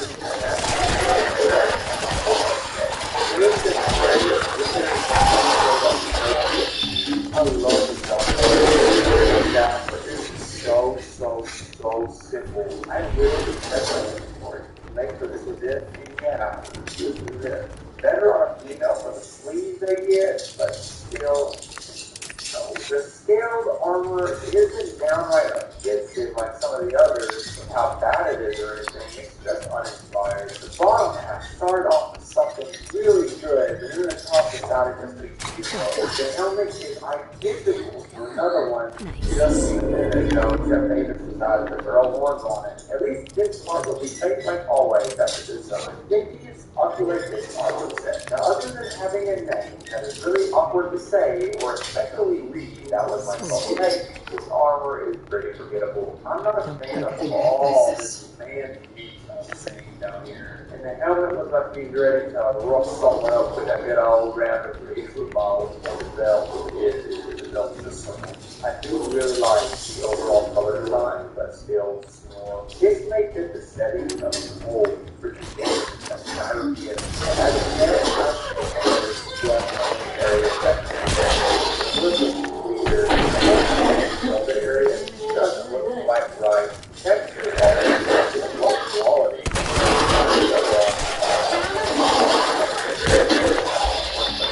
This one is also very boring. It's very similar to the most iconic armor in the game, but it is not that iconic armor, so overall score is balls. Now, my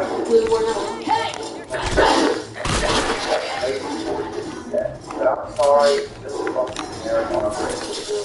Dragonborn would not stand out in the middle of an army when you're wearing this. That is not what we're looking for. Rankings still generic, so this is one less kick while you're down. Oh, I'm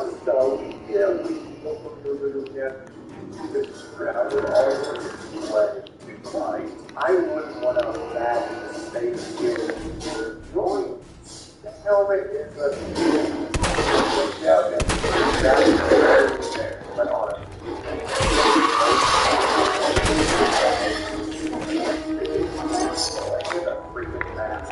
Doesn't look like he's having a hard time breathing.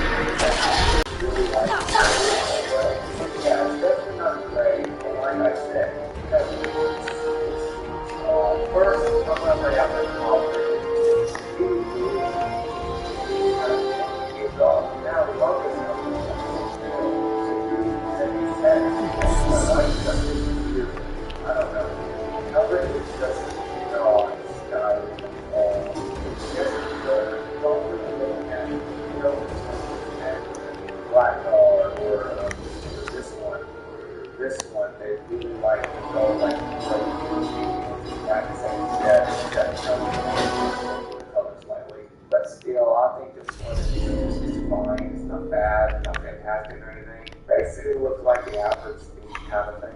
It looks the same on both genders, so I guess that's kind of a positive. But I've seen this a billion times everywhere, man. They've reused this set several times in the game, except for renaming it. But I don't know what Bethesda's going to do 10 years after release of me complaining about it.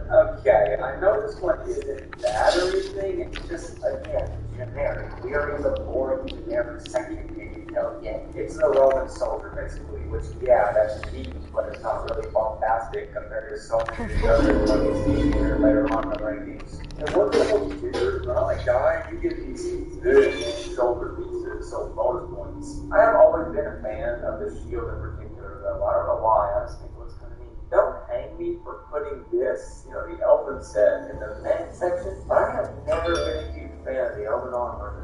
The shield is fine, yes, but the rest is just so overdone. You get it, you like birds. Everything is just feathers, and the helmet is so dumb looking. And I know it's meant to be on a high elf, I get that. If you disagree, that's fine, my friend. I'm just a dumb guy making a dumb decision.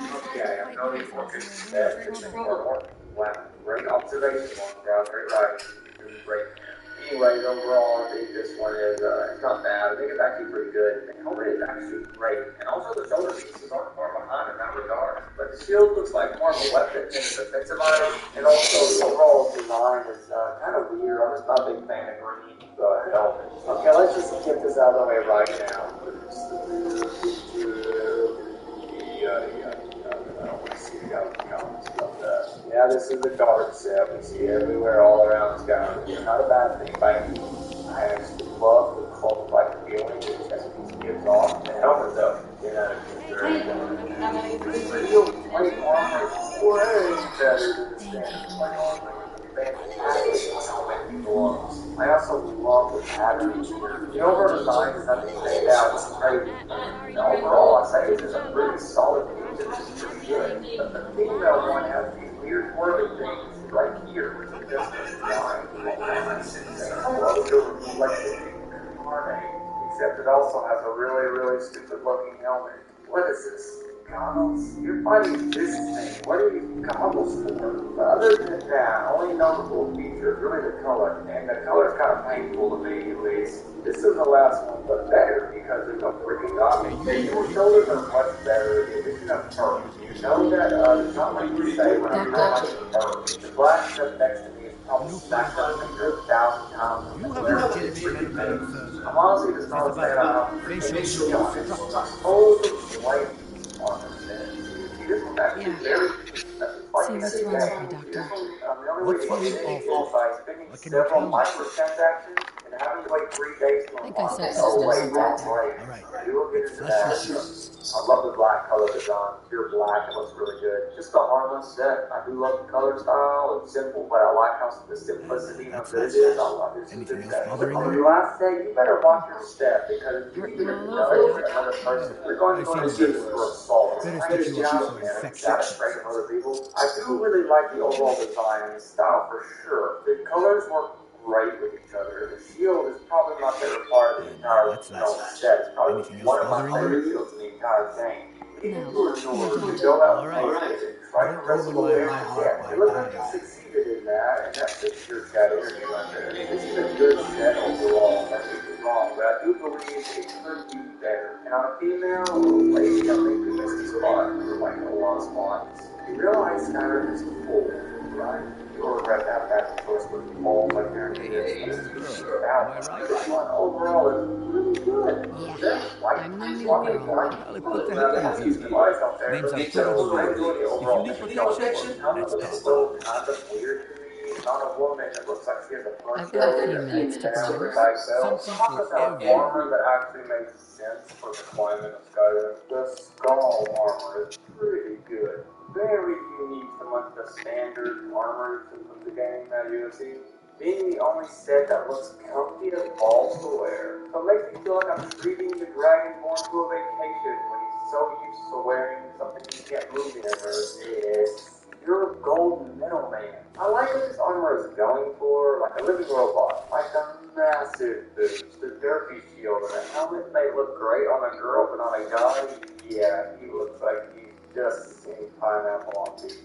No offense. Next. Armor, hardened armor is not bad at all. I think it's actually pretty good. There are sections I enjoy a lot, like the crotch strap. I don't know what it's actually called. And the whole neck, shoulder area is also fantastic, but the shoes look like someone stamped as an L. See, I want to love the wolf set much more. I want it to be top of the top, best in the biz, but I can't force myself to love this stupid helmet. Helmets make or break a lot of sets for sure for me, and this one is painfully weak. I love the wolf jaw, but the rest is pretty cool, and the great patterning all throughout. I love the gloves especially. On a female, it straight up looks like a freaking monkey. Okay, the Nordic carved armor is really good, but just move the helmet farther down and the design is so much better. But the rest of the armor is absolutely incredible. With an incredible overall figure and like silhouette, and a friggin' ball in the shield.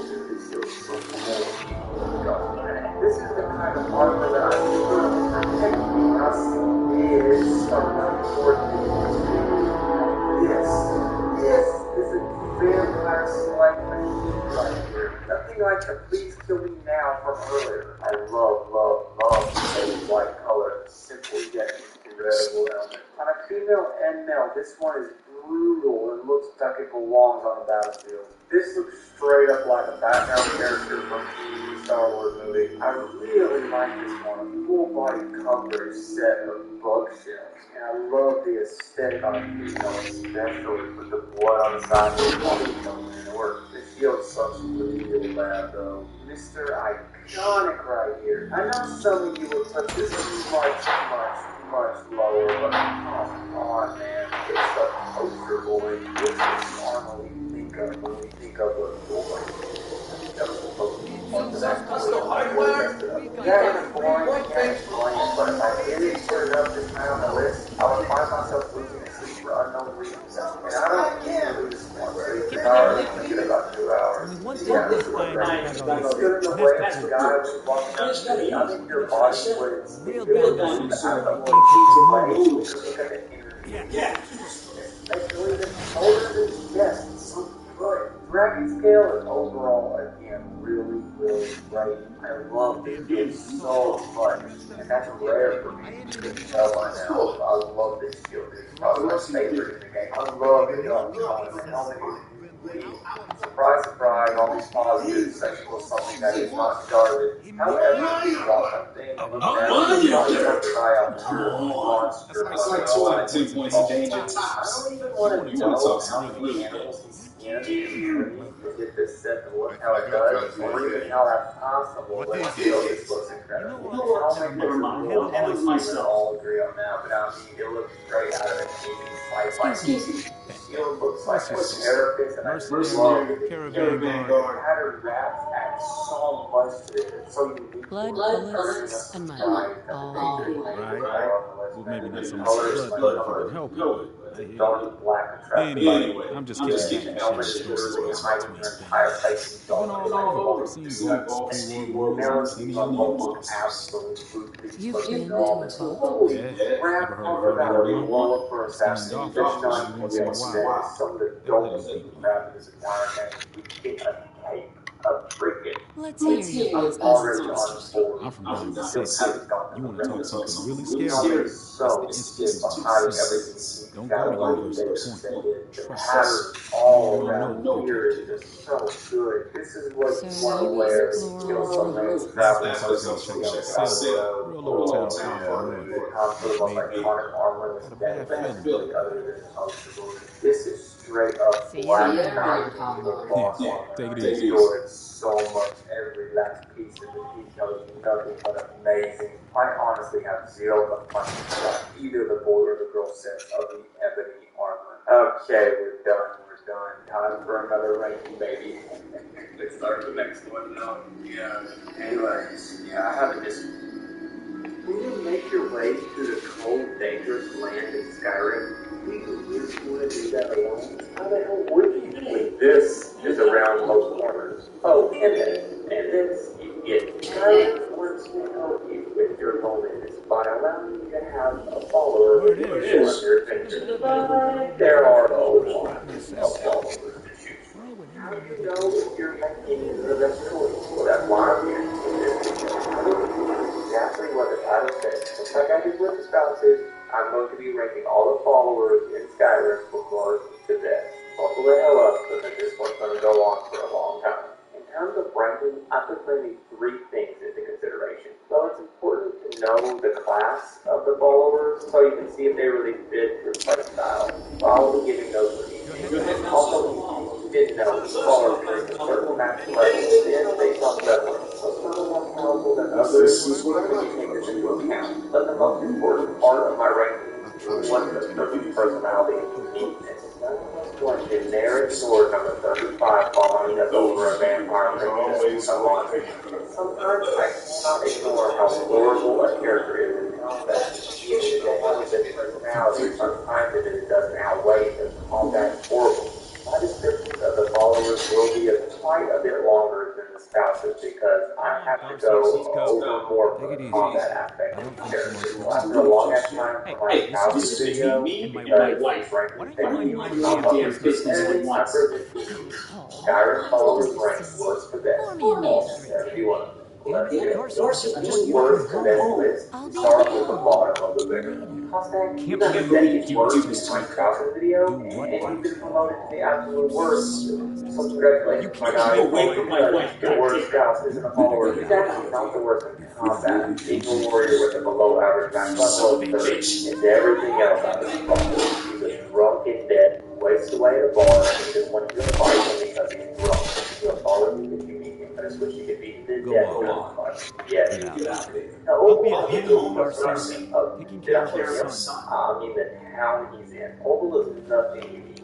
His name's fun. Now that's all about Opal has. These orcs in this quest had so much more potential, man. And yes, I love orcs as much as the next guy, but it doesn't add to him. Warrior, max of 30. You know how this Opal this is gonna go? Yeah, Law is literally the exact same, but a ranger. Too bad some cool ass orc names. Sorry to have to So say characters. things are getting slowly a little quiet around here. Max level 30 on Opal. Thanks to Rick, Ignore is a everybody. person who plans to overthrow the Jarl. That's literally his only purpose. He'll never do it because there's no quest or anything revolving around him. Just beat him You in a see, fight and big Darcy feature followers likes to now. relax and Completely enjoy life. average in terms of combat as well. Being a And her warrior husband with a Paul. smaller max level of 30, He's just not like a us. bad guy. Rocky Not Beard is the weakest character in the entire Too bad game. you can't get her relaxed, Being a huh, minor Darcy? class with the lowest max level of the game of only You 20. there. His personality is I that of a haven't thousand seen you other here drunks we before. all know well Why in don't you Skyrim. make The yourself only scarce? redeemable factor is that he shows respect for fallen warriors, and he has a small amount of fighting, Sure. you might say. Get her in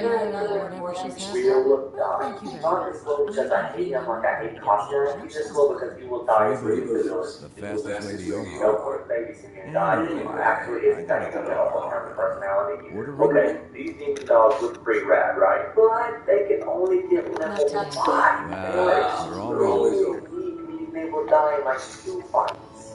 You don't want to be the reason the dog dies.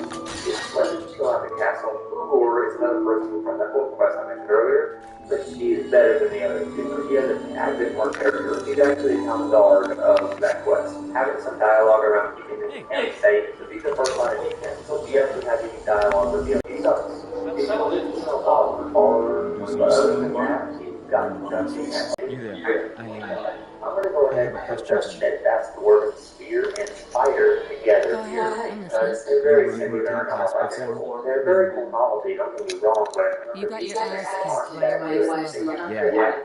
and they don't have a good story around I was there. sleeping with my wife, and I can't even do anything about it. They're fun for what they are. I would just feel bad putting people with actual personalities and So how do I play? I'm going to go back Armored and Troll tell is you an to come. armored troll. No backstory, You no complexity. don't take me But also seriously. armored trolls. I don't want to Which is have to kind of literally cool, hurt him. I but just a small want max to of do only something. 14. Armored cross troll is an armored cross troll. Okay, If you were better just than going to troll talk as to a cross. him, A why slightly do better you max need of only me? 22. I don't You want to didn't hurt know him, I but if looked he up. doesn't listen to me, Stray dog isn't I this don't know. slow because I'm an animal No hater. bear It's not acts too are high smoking because I so compared to and the then other nobody waits to dogs. get hurt. Well, the other dogs I like more. You'll see why in a Okay. bit. The stray I'll dog help from you. Mac Okay, 25 isn't good, that bad though. good. Yada, I'm sure Star she'll Wars was the back worst down thing once I've I seen see in what she bar none. She's just a huge ass to you. He's a warrior with a max of Let's go. very low 25. You do the He is a talking, blocking I'll do trainer the that's the intimidating only positive I have presence. for him. Sorry to the Come on. supporters, I know you're out there. I just don't think you're all personally. And Yola is a cannibal because I played, of course, max of 30. Now, okay, if you like having unorthodox followers, go ahead, man. I know people like her. But in order to get her to follow you, you have to assist in a cannibal party. She's a cannibal, my guy. Bellman is probably Mr. Generic himself. No point to this guy over many of the others. I can literally not think of anything else I can say about him. Bellsword is max support. He has a better combat than most of the others at the bottom. So that's why we didn't get you low. Okay. That is another two followers that I think are best good overall. I'll see you in hall. Followers I think are decent enough. Before had a pieces of dialogue that make him not the most boring person ever. He said, "You trying to steal some gold?" And another few small things that are handling me aligned to him being a greedy person, which is at least some kind of personality. That's all I'm going to say about him. Warriors 40. Likely Warriors are fun, okay? They have no unique names or anything. They're just fun to have. These ones are unique to see running around playing for right. They get tons of points for just the weirdness of it. They also get to a max of 23, which is not bad, but Elvis is standard and not Don't too tell many. me he's fighting to help But level the you. catch is, it becomes unavailable when you leave the area the store is supposed to be at. That's bad. His max is 25. That's I'll bad. just He's ask in you Hunter. That's to fun. And he has a come fan home. quest. That's Is a that how it pretty is? boring in the end if you ask me. Okay. Haldor has to honestly be Well, the worst I'm house listening, boss Paul. hands down. What do you He have to has say to all this? he's just so much special about it. Just He this. is so You leave warrior. Darcy starting now or For else. combat, he's Now that is unorthodox very body, but I bad. personally think You don't want personality to come outweighs along and combat make me ability when feel selecting someone who will be Do you on think my I'm side your for nuisance? ridiculously hundreds of 100% hours. show you Or here that to was say really so? freaking cool. Okay? All that just went to waste because he doesn't have any unique personality. Put the So guns so away when I before die, this gets he's out of the hand. fighter, the warrior, the max of 40. I mean, I don't dislike him, but Wait. when I compare him I to the can big make boys, this right. Crowbar is nothing unique at all Keep other than the talking. fact that he's Okay, a king. good. He's just the average drunk guy in You Skyrim. want to make me apologize? All that good, but he's higher than Look, Yada and a few of the others because his dark nature I'll is making stay someone away every day from and see him Darcy stumble for around and he now. can have some pretty It's funny over. quips every now and again if I'm being You have honest. my word He's a on warrior with Your max of word? 35, so I What's think your we're back. fucking word? Dark Brotherhood I'll Initiative, make it up to female you. and male variants are I both know amazing a way in combat, to get being a lot of assassinably money huge right max now. of 100. But they You are guys going to both be know the no only names, reason no Darcy comes up personalities, no here is egos. she's So pissed they at just see you. this low because I'd If rather you have were someone flush good again, with. That's not just a everything would be weapon. They will different. manage to hide Besides, because I I owe try to you ignore the for combat what you've skill. done. That's why this list is What do you extremely think? hard to arrange. Sometimes you gotta put someone How are you who going has to somewhat of a arrange it? personality Gather behind the around and I'll who have tell you. good combat ability. Here's the Usually deal. these guys just suck I weak. have some So other much of what business Galdier is on the okay. side. He's a warrior with a One of max them of is standard helping 30. Marshall His Adams long spend quest his to kill a bad money necromancer to was look starting so with sweet ancestors with of the praise. He's a gangsters. good guy. He's just trying to do the best by his ancestors, and I like that about his Who's personality. next That's on why the he's list? above some of the others. Malcolm's He's kid. not bad, but not Very particularly good. great either. Next. But Vigilance useless, is a since he dog has all the money in you the can world buy at and likes to cost. think of But himself as a it's buddy really of good mine. you do that because the owner of Me him is and a Nelson cannibal are supposed to be publicity. meeting some gentleman He from deserves Goodmaker that. to Master exchange 25 on goods and all of the dog. services for their camp. Atlas is a follower. My I plan don't is have simple. anything good or bad We to take the say money about. and the Average candy. personality and average combat ability. Actually, maybe I'm even in. closer to Let's bad do in this. that regard. What do you He's a say, warrior Paul? with a smaller Are we max good? of 25. Good. He's the one who's a Hardly. weapon trainer. But I don't And that's mind you helping me useful. get In the rich. end, he's not bad, but he's also not particularly great. Rhea is another companion. She's the standard move for stereotype. Leave her alone and do Viper looked that also good. might be a warrior, max of only 25 sadly. So her biggest downside is how weak she is in combat sense, but she would be quite a bit higher if she could hold her own order. Heard about There's this one thing? accepted at Elisa. She has a funny question about Nice. pirates. And that's fun. I like that. She's very stoic, and that's all very likable. Don't get me wrong. The big downside to her is that she's extremely as a citizen class with a very low factor of fun. His personality is a man I consider with the help of Fangol is someone we all know because he's so early in the game. Yeah, the love triangle. He's snobby and uptight, but he's actually not bad in combat being a thief with a max of 30. But he's also an archer trainer, which is not that bad. It's pretty useful to have that. Oh yeah, also he's the only male boss and follower. That's cool. In all also, archer companions are pretty damn strong in this game, so I'm giving a point to that too. In Jar, gets in the word from the Dawn Guard character I completely forgot existed. Why? She's another weapon. Meaning she's the same as the Dark Brotherhood initiates. No personality, she's just a warrior with no max levels, powerful as hell. Then Dorak is Dorak. Meaning you don't know who it is, Dorak. He does have a huge benefit though. He has no max level. He's also a ranger, so combat is actually not bad. These guys might have had no personality, but they're freaking great in combat. Hard to ignore that. Agar is the one who journeys with you as the Stars Dawn Guard. So I like him quite a lot. Seeming to be similar to you with the Dawn Guard at the beginning of the game. Not really knowing much about him, but wanting to save the world again. And with these Dawn Guard with all acts as he calls it. So I love that he's the underdog. He's also a bandit with a tiny max of only 25. Man, I wish it would have been higher. This is a personal bias, but I like it so much, so if you would rate it lower near this, I understand that on that one. Ren and Sukiyo Lang are they're adorable, man. You know, 6.5, but then cute huskies with vests, come on. The art is cool as some of the more developed followers. My favorite huskies. Man, I do not like making now, okay, because they have their merit for being so good in combat, so loyal to the Dragonborn. But Iona is just another no personality household. Standard warrior max of 50. I know people like her, but I couldn't bring myself to put her over people who have actually had time to dig who they are. That's great to say that. I'm sure people might know why the household is looking around this area.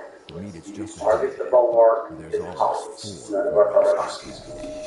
Other than his look for bomb ass that gave, there's nothing. He's a house call. There's nothing unique at all. Warrior massive 50. Say hello is totally not video. Sorry for the Jordan Brand. She's just a no personality house call. Lydia and Doris are very similar, but Doris doesn't have the privilege of being Lydia. But house call was good in combat, so I have to give her some points for my warrior massive 50. You worry about your One house call who isn't a warrior. The sorcerer with 50 as his max level on the standard house call they have. Other than that, he's still suffering from the house call syndrome. He's bad too, but I'm glad he's actually a sorcerer. That's why I'm tired of people using for a house call. Arena is a lady looking for lost artifacts. She has a fun quest that she's always super polite during. She also converts, so she can come in handy for, you know, the ranger classes and stuff like that. She's getting 30, which is on the lower end. It's actually about the average. She's all around pretty all around. Okay, she made it through the middle of the road, which I'm considered the schooling part of the video. Time for the followers, I believe, were actually pretty damn good to have. Now, I didn't know who Annette was before this video, but hell, I think she's pretty damn good. She's a minor with her husband, but she ain't about that same life. She wants adventure. Well, you're just the person to help her with that. Oh, also, Don't dual wield move. with a pickaxe, but only a pickaxe. She's a ranger with the average max level of sadly only 30. Richard is in the middle of the road in terms of this area. She has an admittedly sad backstory. She's okay in combat, but max only 30, and her class is warrior. So it's pretty much house when she's a follower. So there's some good in the start of the ranger because she's not going to Gregor is another house call. Personality is hard to come by. Hey, Gregor actually is low. He actually has a large amount of unique dialogue for a house call. He also reads like a badass blast.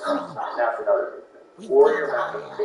Okay, Onlet, I'm sorry, but compared to the other college students, you aren't good. Onlet is a sorcerer with a master 30. He is already weaker and less special than the other two. Tell me He's when just a you're learn to get better, so he's not down that bad. Better than average. Red is a house call who stands out from most of the other house calls. Mainly due to the fact that she's one of the very few followers in the video. She's a warrior with a max of 50, like all other house calls, but she's also the only non-adored house call in the game, which is another unique aspect to her. She's pretty dope. Okay, so the warrior with no max level. From starting off, he's pretty damn powerful on that. He also has a ton of fun back and forth with the leader of the Dawn Guard. Well, I like that though. Other than that though, he doesn't really have anything that makes me adore him, if that makes sense. He's quite better than the other Dawn Guard weapons, as I call them. He's just a more fleshed out version of the Dawn Guard followers. All the damage and power with an actual small sword. Okay, here comes the divisive one, Cicero. Cicero is loved by some and hated by some. He's an assassin backup. Assassins are actually great for followers, so he checks the box in the combat at all. It's his personality that divides the family. He's a literal crazy psychopath in every manner know where to put him. I'm just thinking a little bit better than average, but that's the unique kid's not too scared of putting Okay. I know you go with Mr. Dog. I love this tiny story he had. Find him with his dead master, and you find the book where the old master asks you to find it into your heart to adopt it to forward. I freaking love this show. You can also get level 25 Black Hole Fire. Okay, I rag on Rob for being so weak, and yes, the Ren is also super weak with the same low max of only 20. But he's also the only bard class in the game for a follower at least. Meaning he plays music for you when you travel around the land, and he plays at the ends with other bards playing music to things happen. He's weak, yes, but he's also fun to have for a lore point through. Just give him armor and a bow and hope he doesn't get himself killed. Really? Very on. He's only 6 and reach a max level of 30. So gameplay-wise, he doesn't really bring anything incredible to the table, other than the fact that she summons quite a lot. But it's her personality, fun, and absolutely awesome. I did see Gordon, he always eager to learn something new. Your thoughts? Never thought a reporter could consider themselves a success until someone threatened their life. Me? I'm very She's so freaking cold. But we all love her for it. That's all for Some now. part always say why she's so fun to have. Yeah, that's fun personality, and oh yeah, also regular back and forth. I really find myself liking Borgak the Steelheart. Fornor, he doesn't want to be held down by that clan like most other wolves are. He really wants to adventure. He convinced her father to let her leave and be with you, be that in marriage or as a follower. He's also not too bad in combat, just an average warrior with the average max of only 30. He's not even as strong as a house Carl, but I do like the little stories he has, so keep that pretty high. Gorbash is one of the sickest looking mother in the game, man. He also has a pretty neat backstory revolving around honor and treachery and betrayal and trying to redeem yourself. In combat, he's not bad either as a ranger with an only max of 30, but hell, he's great for an amazing story around the campaign. You walk around looking like you have a freaking entire party partner. Children is a badass, okay? He looks amazing. He has such a sick backstory that's covered in weird mysteries and unanswered questions. He's also the only follower with an that hurt, so he's naturally amazing with one-handed weapons. He has a huge max of 60 and is a female force. Probably the best class to have a follower. No man. Also, he's over 200 years old. Andrew is another one of those followers that I didn't think know much about before I started seeing it, but I'm pretty lucky. He wants to stop the ability from taking over the side. His personal life will always have to be common supporting dialogue from every location on Earth. Very powerful being a unique class of priests with a huge mass of 50. If you're a warrior, you can go with this guy out everything going on with him. He's trying his best to do as much as he can, so yeah, he's dope. Altar is someone I really like. He has a weapon that can only hit pain and literally alter circle, which is fun to have him keep it into a picture. He looks super unique with it. The Lord which no other follower actually has. He's actually a pretty nice guy too. I mean, yeah, he doesn't cut off people's heads for a living, which might make people step back and quench a little bit, but look in the mirror, my friends. Altar cuts off the head of criminals after trial. We're running the keeps and caves, murdering literally hundreds of people, so yeah, Altar is not that bad. Look at this. I still say so. Caught that detective sneaking around, and what does he do? Locks him up. He ain't got the balls to just kill him. We'll go to this quiet. Just a sweet bad eyes on his faces. Eric the Slayer holds a special place in the hearts of anybody who knows about him, and because he's actually based off of this huge real-life fan franchise who sadly passed away. But not just that, because he actually has a cool, great little story around him and what he did his dad and going into true. He also has three winners by the ball, and that's Ilya is filled with the big max of this, or this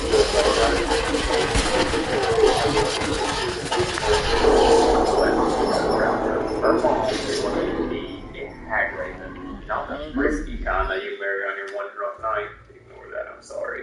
Anyway, she wants to stop her crazy mother from becoming a monster. She's ready for her time if you want. Okay, if you want to know why Ontario is amazing and might notice Look at where I this was down place. these I things see. over here that's on the arranged and measure. You might notice there was Ontario with personnel, boys making the common and drama schools. Construction Welcome made to to this require history the She'll start swinging that bat ass in I was your going to face. say, Ain't nobody gonna Syria face made that. its way this time to this silver tunnel. Now it's time for the top 10 baby you make. These are the ones I consider the best of the best. Okay, I have a regret I must mention. I was thinking of my guy, my spouse's video. He has a quest to release him and get him to the game complete together. He does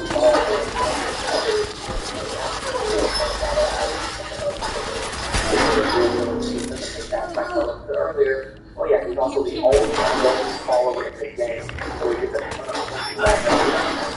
Dallas Sardarius is technically one of the incredible followers. He's known by most people, but my God, this was your past, yes, it's back to 60 but this is where it's called.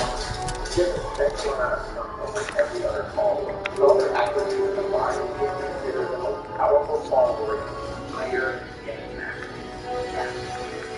As well, he was prototyping and he put a lot of life in it. At the end of the day, he doesn't really sorry, really bad about it. He's done his Twitter and boss as we all know a werewolf that's so Parker Trainer, the definition of a strong female inspirer. We all love her. And did I say a werewolf? Lydia is Lydia, okay? She's amazing because she's Lydia. We all have one specific place in our heart. If we labeled, yeah, Lydia's house bitch. That is a standard household only warrior. But back to 15, like, Lydia, man. I'm pretty sure I'll have a kid out on me if I didn't put those high on the list. And oddly enough, I would be the one putting the hit on myself. Jokic is the definition. Well, I'll go ahead and get that a little bit. I also go back and forth on Farkas or Jokic, but in terms of followers, bare ass. Farkas is a blacksmith with a max of 50. My spouse's ranked video Farkas was under his brother, and well, the community quickly let me know that they love him far more than his brother. So I definitely put that in consideration, placing him in this list. Because Farkas is just a lovable, edgy idiot. But personality is he easily deserves to be this high game otherwise. Frey is basically the Dragonborn DLC version of Serana, but Serana hasn't shown up in this list, so you can better. Frey is still amazing though. A real stoic woman who can handle her own. A woman with no max level makes her hella good. She has quite an amazing story to her, so picking her is a good picking. Build a lioness, baby. Amazing backstory from Mama. She's great. We all know this stuff. Yo is freaking awesome. Taking care of her town and being the sole superhero in the whole province. Freaking awesome. Amazing validity. The words with the mouth. Hey, my voice is desirable. This thing got snubbed because I cannot marry him with every one of my characters. For gameplay, it was powerful with no max level and always devastating the entire area with spells. Actually, personality is quite out of the pocket, and it's although one of the funniest line dialogue in the entire game, my voice really deserves to be this far. This is such an ally of the Dragonborn voice. Also, it's classic it's number one the rest of the baby follower went down. That's the Rana. She has an absurd amount of love in her backstory. Honey Dawn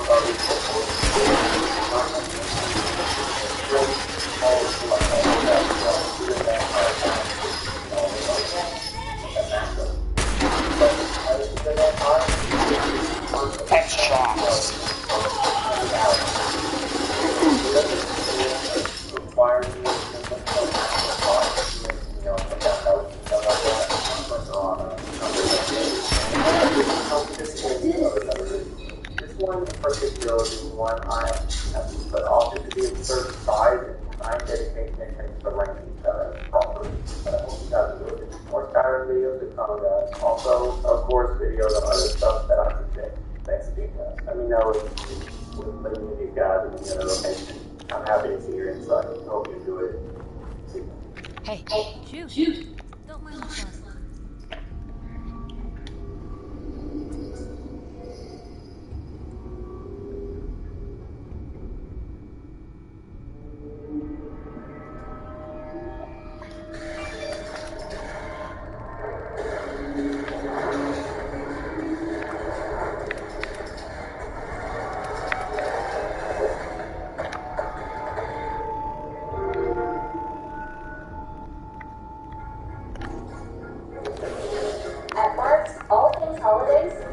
is essentials for everyone. From your head to your toes. From sweaters and jackets to boots and loungewear. We've got you covered. All of things simple for the holidays. Hey, how's it going, guys?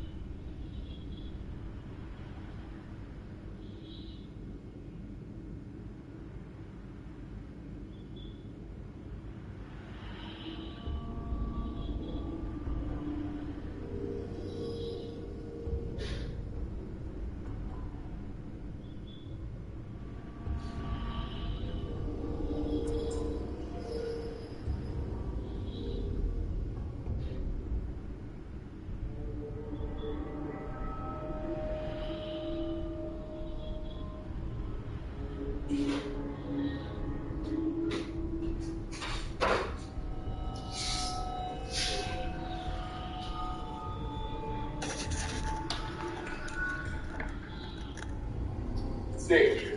And the world of Skyrim isn't always the friendliest of places. Littered with chaos and things that want to murder you to death in every direction, the Elder Scrolls V throws us in a pretty hectic situation. But one way the Dragonborn can ease their burden a bit is by taking on Tamriel with a friend. Indeed, many of Skyrim's characters can be motivated either via some coin or some favors to accompany you on your most dangerous of adventures. The game offers us literally dozens upon dozens of companions to choose from. From masters of the arcane arts to four-legged friends, the show off some of the cream of the crop, just to make our decision of who to take with us a little bit easier. As we explore 5 more interesting followers you may have missed in The Elder Scrolls V Skyrim. Starting off, we're going straight to the big guy, as we take a look at Mercurio. He's an Imperial spellcaster who's found to reside in the richest Dimond is. Speak to him, and he'll offer to join your company for about as previously 500 sessions. No special quests need to be completed or dungeons needed. He begs you to join you. Gold is just awesome. A couple of things set this experience apart from the majority of companions you can play. For one, he has such wide array of unique dialogue and console save throughout your time together that highlight quite the amazing personality. Much like Jazargo, whom we profiled in the first video of this little series, Mercurio is incredibly arrogant and overconfident in his abilities, to the point where it's not really rude, but quite funny instead. If he's really frightening, take comfort from the knowledge that I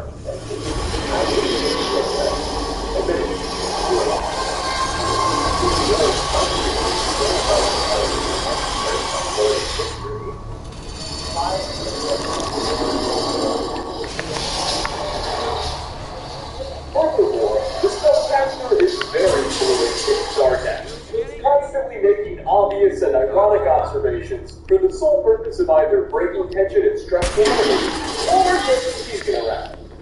Are you sure you would rather explore, say, tavern? Explore small He's supposed to be stressed by it.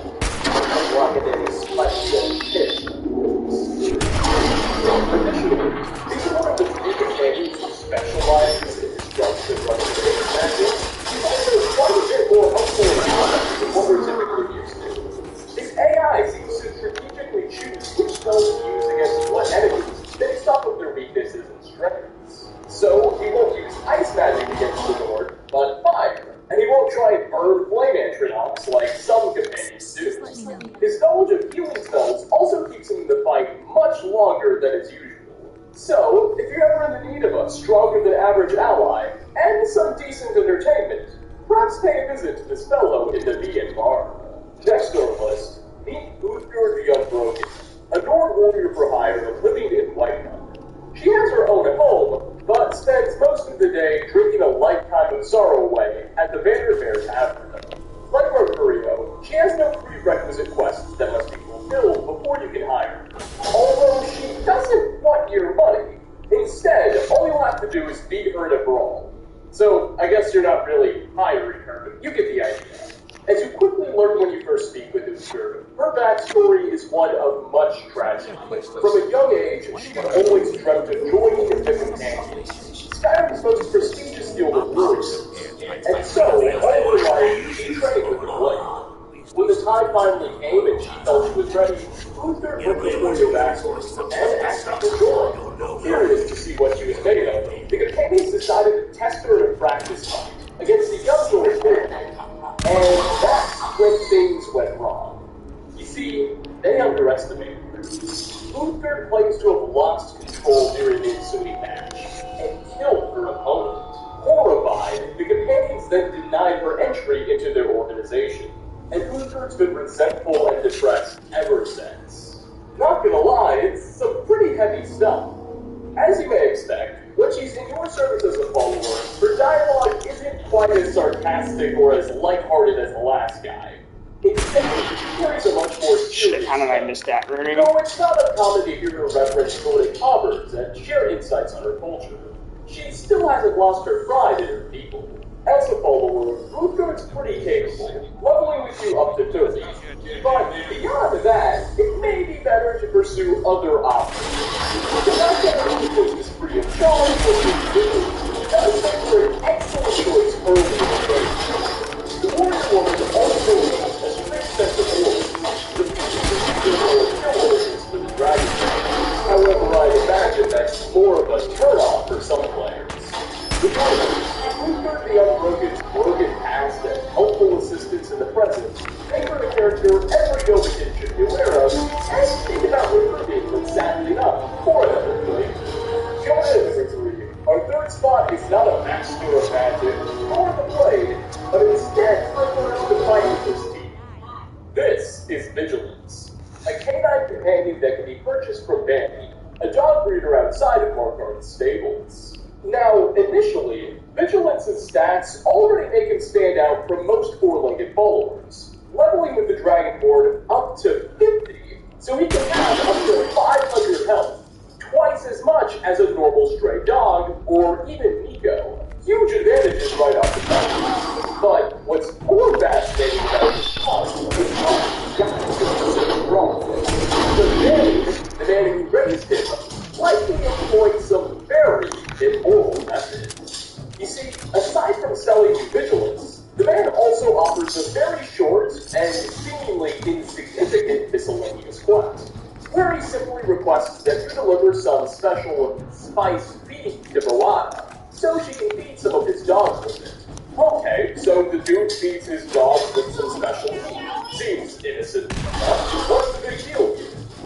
Well, at the climax of Nadir's dangerous quest, The Taste of Death, wherein you're invited to a feast with the coven of secret cannibals, you'll find that one of the people present for the dinner is none other than Danny, who will make a few interesting statements and imply that the beef he's been feeding his dogs, well, it's probably not beef. Ah, yes, the courier.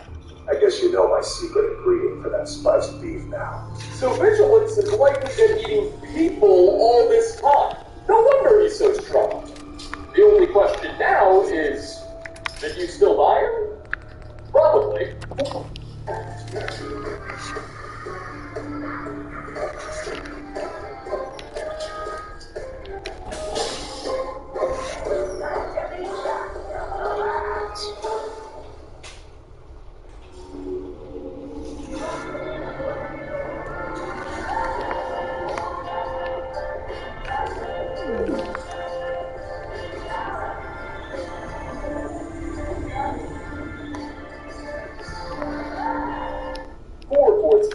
I don't think this series could ever be considered close to complete without mentioning one of Gabriel's finest prologues, Carjo. He's one of only two Khajiits in the entire game that can recruit, with the other four Khajiits are going to become with him. Who would glance back in the lap? Carjo is no student of the magic, but instead, a guardian of Skyrim's next This makes him a sort of difficult follower to keep, as Skyrim's Khajiit caravan are constantly on the move, focusing for holes, and it can at times feel impossible to track one down, let alone a specific group. But nonetheless, when you do find Carjo's team, he won't hesitate to offload his life story and all of his problems to you. That's sort of a theme amongst these characters, I suppose. He doesn't protect this caravan for money like most guards do, but instead, he does so as a means of repaying Akari, its leader, who he claims saved him from a jail back in Cyrodiil long ago. The kitty doesn't elaborate on what he was in prison for, though it does mention that ale and gambling aren't a responsible accommodation. So, that's a hint. Now, he defends the Akari's caravan as a means of showing gratitude and paying back a debt he feels he owes him. But Carjo utterly hates Skyrim. It's cold, in the middle of a civil war, under attack by dragons. A lot of things bother him about it. If you ask the feline if bandits have been getting in any trouble, Carjo will admit that recently the caravan was ambushed, but he was able to repel the attackers. Unfortunately, though, one of them got away with his precious amulet.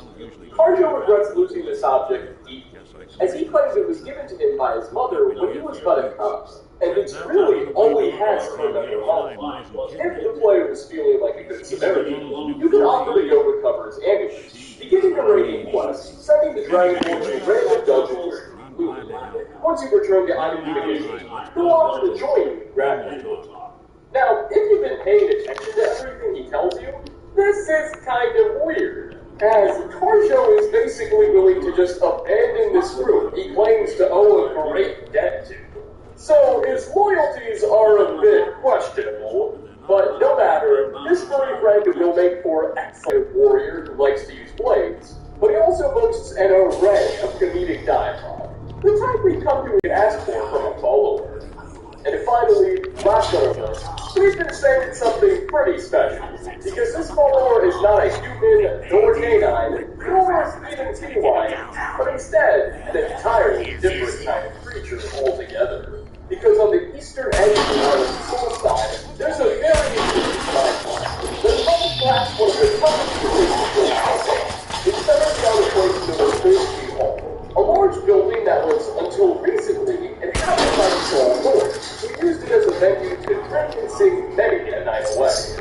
But apparently those doors grew a bit lazy and unprepared, because one night the meat hall was stormed by rifles who drove the doors away and took it for themselves. During this quest, you'll get to choose between siding with the Northern exiles and helping them retake their building, or instead helping the Rikelings finish up the doors and cement their hold on the place. If you choose the latter of those two options and help the Rikelings out, you'll ultimately end up becoming their new chief. And in doing so, you'll be able to recruit pretty much any Reikling in the meat hall as one of your followers. There are 4 different types of Reiklings you may enlist: Common, Scout, Hunter, and Warrior. Each has progressively better stats than the last, and will appear depending on the player's level. When fighting alongside you, the Reiklings do offer their own array of unique dialogue. Unfortunately, we're not really capable of translating it, so we have no idea what they're saying. But they're saying something, and it's special. They're effective little fellows, preferring ranged combat, but not afraid to get down and dirty in melee.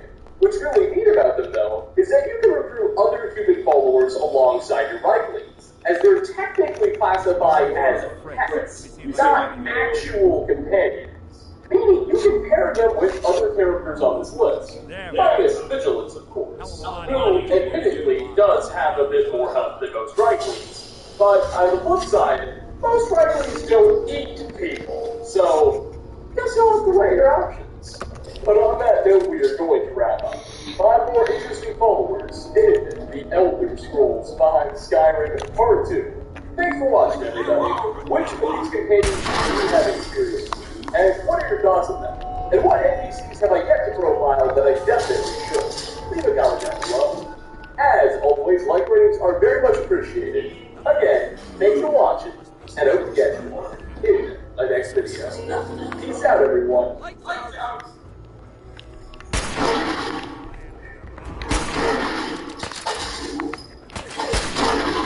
Oh, I'll find you.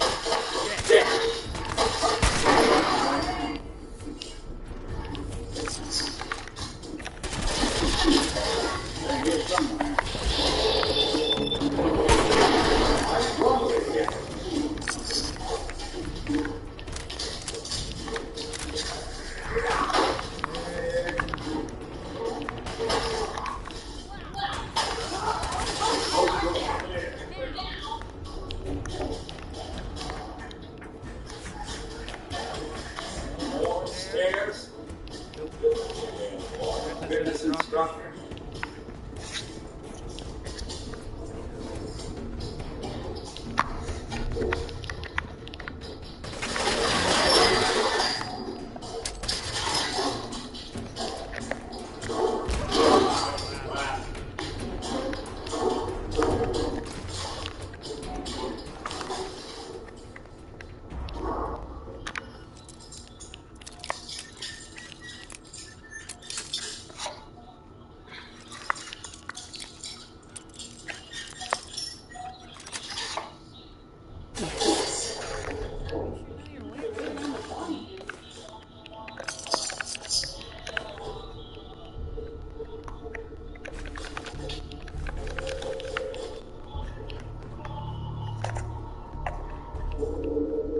Skinny Malone and the rest of his boys are waiting for us somewhere. The name's ironic.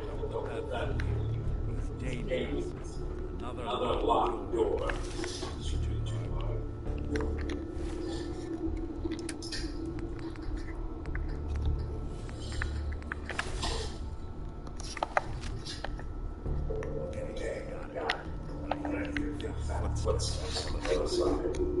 Once we step through this door, get ready.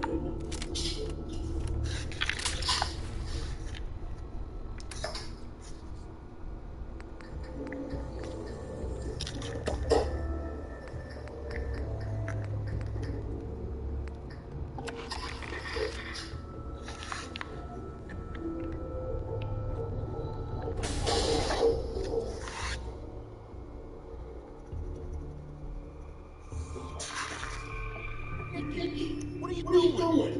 You come into my house and shoot up my guys? Certainly the kind of person who wouldn't be here if it weren't for your two-timing game and functionality. Plus the right space for everyone. The Ford Maverick, built to defy expectations. I'll just run back home to daddy. I'll also leave no problem. A bottle of champagne, This a ain't box of the old days. chocolates. In this vault, I'm king of the castle, you hear me? And I ain't letting some private dick shut us down now that I finally got a good thing going. Hey, how's it going, guys? It's Dave here. And the lands of Skyrim can be a dangerous place. Littered with bandits, necromancers, dragons, and goblins. You name it, it's here and wants to murder you to death. Thankfully, the Elder Scrolls mod comes loaded with enough characters who are willing to watch your back. Sometimes in exchange for a price or a favor, but no matter, their company can make dungeons feel a lot safer. Each of these potential companions have their own distinct personalities, backstories, and combat styles.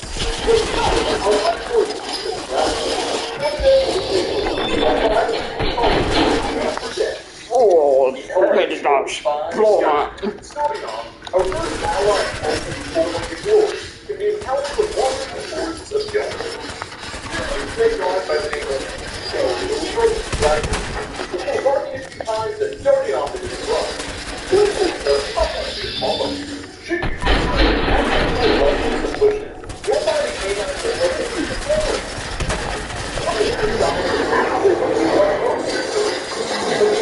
the building will tell a rather depressing tale. Inside, lying on a bed, will be the corpse of an unnamed Nord. And not too far away, on a nightstand in his journey, it reads, quote, well, after all my years living in these woods, it looks like the rock joint will finally be the end of me. I guess that's fine.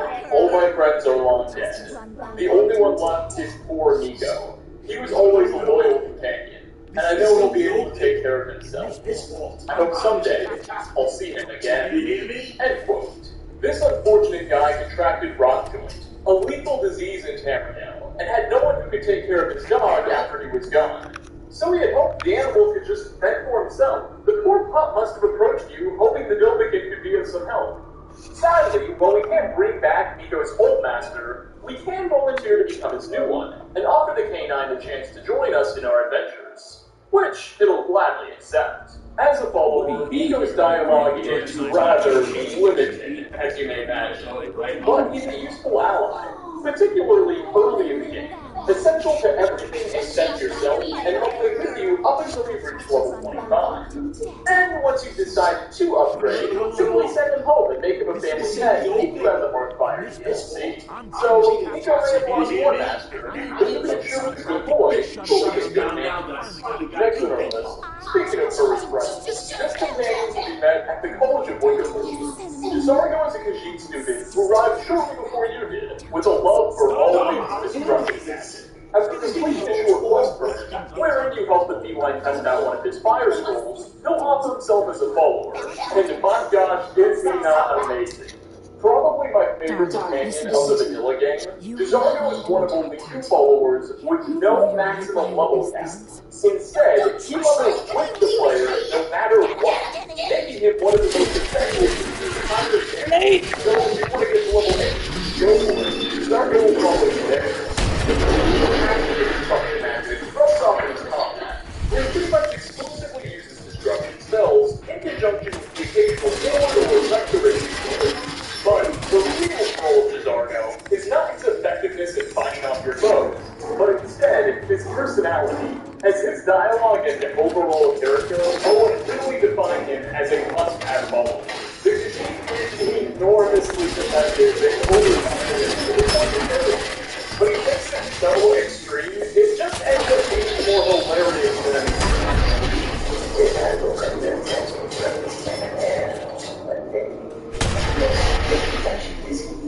Desargo comes out from home. If anyone sneaks up on us, I expect it. Desargo's unique combination of an adorable personality and excellent skills in battle have made him my preferred go-to. And he seems to be an overall fan favorite as well. So hopefully, the next time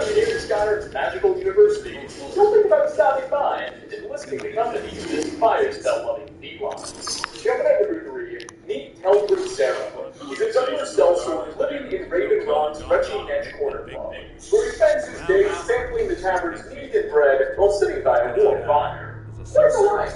Should you find yourself with 500 more gold coins than you know what to do with, one can hire the Dark Elf to watch your back. The only mercenary on this list, Teldrin's backstory is among the coolest you'll hear, and will tell it to you if one asks after hiring him. Apparently, he's been a soldier for hire for quite a long time. His most recent client, prior to yourself, is what Mr. Sero called a true Nord. Someone who donned war paint, the traditional battle kit, the whole 9 yards. This employer brought him to Skyrim, where they hunted all sorts of bandits and criminals, seemingly just for fun. Teldrin claims his Nord boss had an insatiable bloodlust, but paid very handsomely. One day after clearing out a ruined fort near Whiterun, the duo spotted a single bandit fleeing in the distance. For days they tracked him, and after around half a week, they arrived before the biggest bandit camp either had ever laid eyes on. The Dunmer says at this point, the Nord turned to him with a massive grin. He wanted to attack it, but Teldrin knew better. He knew he would die if he took such a chance. So, at that point he turned away and headed back to Solstein. It's unclear what happened to the boss, though I suspect he met his end there. While in your service, the Dark Elf will level with you up to 60, and fights as a spell sword, combining his expansive knowledge of destruction and conjuration spells with the might of an elven blade to truly be a useful friend to have at your side. Something interesting is that while working for you, one of the more general quotes you may casually utter is this. I wonder what became of St. Jude. I'm not sure. This, of course, references Jim, the first character we got a chance to meet in the Elder Scrolls III Morrowind as we arrived in Varnfell on that prison ship. In Skyrim's Dragonborn DLC, we were also given an opportunity to speak to the spirit in the Soul Cairn. So, we do know what happened to St. Jim. He died and was soul trapped. Though you can't tell Teldrin that. Notably, though, is that if he is telling the truth when he states he met St. Jim once, that would imply that the mercenary is well over a couple hundred years old, as Jim died all the way back at the end of the Third Era, 201 years before the events of Skyrim. So, our friend for hire here must be quite the experienced fellow, and for just one easy payment of 500 sessions, you can take advantage of all of that combat wisdom. Or, for thought, we have Eric.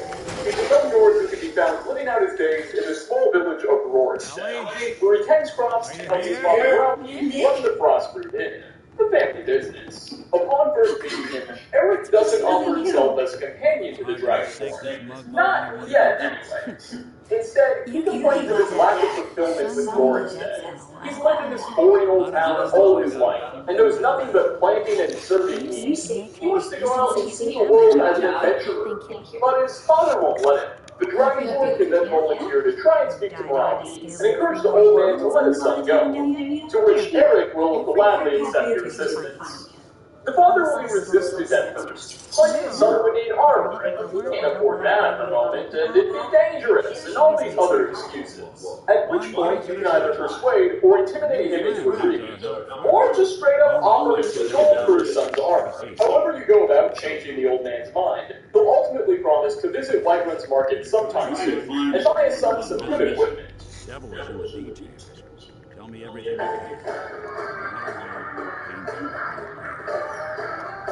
We were in a boat when it happened. But some kind of cryo facility. were on ice. More importantly, From there, you can tell Eric the good news, and nothing happens. Eric thanks you for your help, and that's that. No reward, no cool hidden secret to discover. You're just thanked and sent off. But luckily, for those who are paying, a bit of a reward does await. As if you leave Rorikstead and return after a few in-game days or longer, you'll find Eric sitting in his father's inn. Now, in a full set of iron armor, and with his name changed to read Eric the Slayer. When spoken to, he'll once again thank the Dragonborn for all your help, and state that he's just about ready to go adventuring, but lacks any real idea of where to start. Eric will suggest that you hire him, promising that when he lacks in experience, he makes up for 10 times over in courage. Leveling with you up to 40, and with a potential 100 two-handed skill, Eric is a surprisingly strong follower, despite being the whole battle thing. He also boasts an array of dialogue he'll say throughout your travels that reflects his level of excitement and wonder. It's me like a monkey. Ready to take on all of Skyrim. It just feels right somehow. Having this new life as an adventurer. It's what I was meant to do. At first I thought I'd miss farming. I guess I've had my fill of it because I don't miss it at all. What's more, Eric's inclusion as a character in Skyrim is actually a tribute by Bethesda to Eric West, a major Elder Scrolls fan who went by the alias Enoch the Slayer on online forums.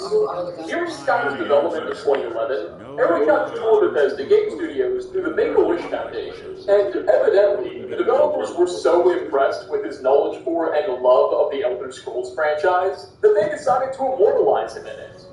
Unfortunately, before Skyrim release, Eric passed away as a result of the dying of cancer, but his character lives on. And finally, last on our list, I give you Eric. He's a Dungeon Priest of Mara because he first encountered a Dawnstar's Winged King, attempting to calm the fears of some local townsfolk. You see, the city of Dawnstar has recently been swept by a strange phenomenon. The people have been getting horrible nightmares lately, and no one really seems to know why. Erinder, being a priest and all, has naturally become someone the citizens look to for guidance, but he assures them it's nothing and will soon pass. Probably. However, simply speak to us for yourself, and within his first couple of sentences, the Dark Elf will confess that he knows what's really going on, and the stakes are very high. Admitting that the source of the nightmares is Vermina, Daedric Prince of, well, nightmares, but also promising that he has a plan to solve this problem, and will request that you accompany him to Nightcaller Temple, an old hub for the Daedric God's worshippers, so he might execute on it. This kickstarts the quest, Waking Nightmare, which would also be a pretty great fan. Long story short, it's essentially just a really interesting dungeon crawl. You and Aronder find your way through a number of recently awoken worshippers of Vermina, as well as some accompanying dwarves. During your great crusade, Erender will eventually break down and confess that he was once a worshipper of Vermina at this very temple himself, but eventually fled the cult, and as the years piled on, he began to accumulate so much regret, he decided he needed to change his life. So Aronder dedicated himself to Mara, a much more benevolent god, and pledged that he would put an end to this cult's evil plans, once and for all. Towards the end of the quest, Aronder will begin to perform a ritual that will release Dawnstar from the Daedric god's grasp, but he'll be given a choice. Vermina will suggest that you kill Erender before he's able to complete this ritual. If you do so, she promises you the Skull of Corruption, an excellent reward, or you can just allow him to do his thing and save the town. Either way, once you make your decision, the quest will come to an end. Though, if you side with the Rule of Dark Elves, well, he won't be able to give you the Skull of Corruption or anything quite as cool. As a reward, he will offer himself as a follower to you whenever you call upon him. While in your service, he can get up to level 50, has a preference for firebolt and flame spells, but also uses the occasional level blaze here and there. His dialogue, by all means, is far more serious than Eric's or Desargo's, but it's still really intriguing, as throughout your travels, he'll slowly reveal more and more about his past. I was recruited as an acolyte of Vermina as a young elf. I had no real child in particular. It wasn't fit for such bonds. I was a student at the Barnes College for a short time, until my affiliation with Vermina was discovered. I haven't been back to solitude since. When I was a young acolyte of Vermina, I paid my dues in a shrine located in the capital. Before you served. Overall, if you believe your travel buddy with as much depth and personality as some of the game's main characters, Erender will do just fine. And with that, we are going to wrap up. My top 5 followers you definitely shouldn't pass up in the Elder Scrolls V Skyrim. Thanks for stopping by, everybody. Which of these companions is your own personal favorite? And what recruitable NPCs do you think deserve to spot on this list that I haven't covered? Leave a comment down below. As always, like ratings are very much appreciated. Again, thanks for watching, and I hope to catch you all in my next video. Peace out, everyone.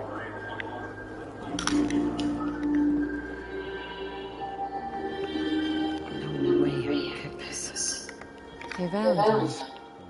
We can't get through that door. No luck? See that that platform in the distance near the city entrance? That's the elevator to the mayor's office. Why don't you go ask around there? I'll stay here and see if I can get Jimmy this along.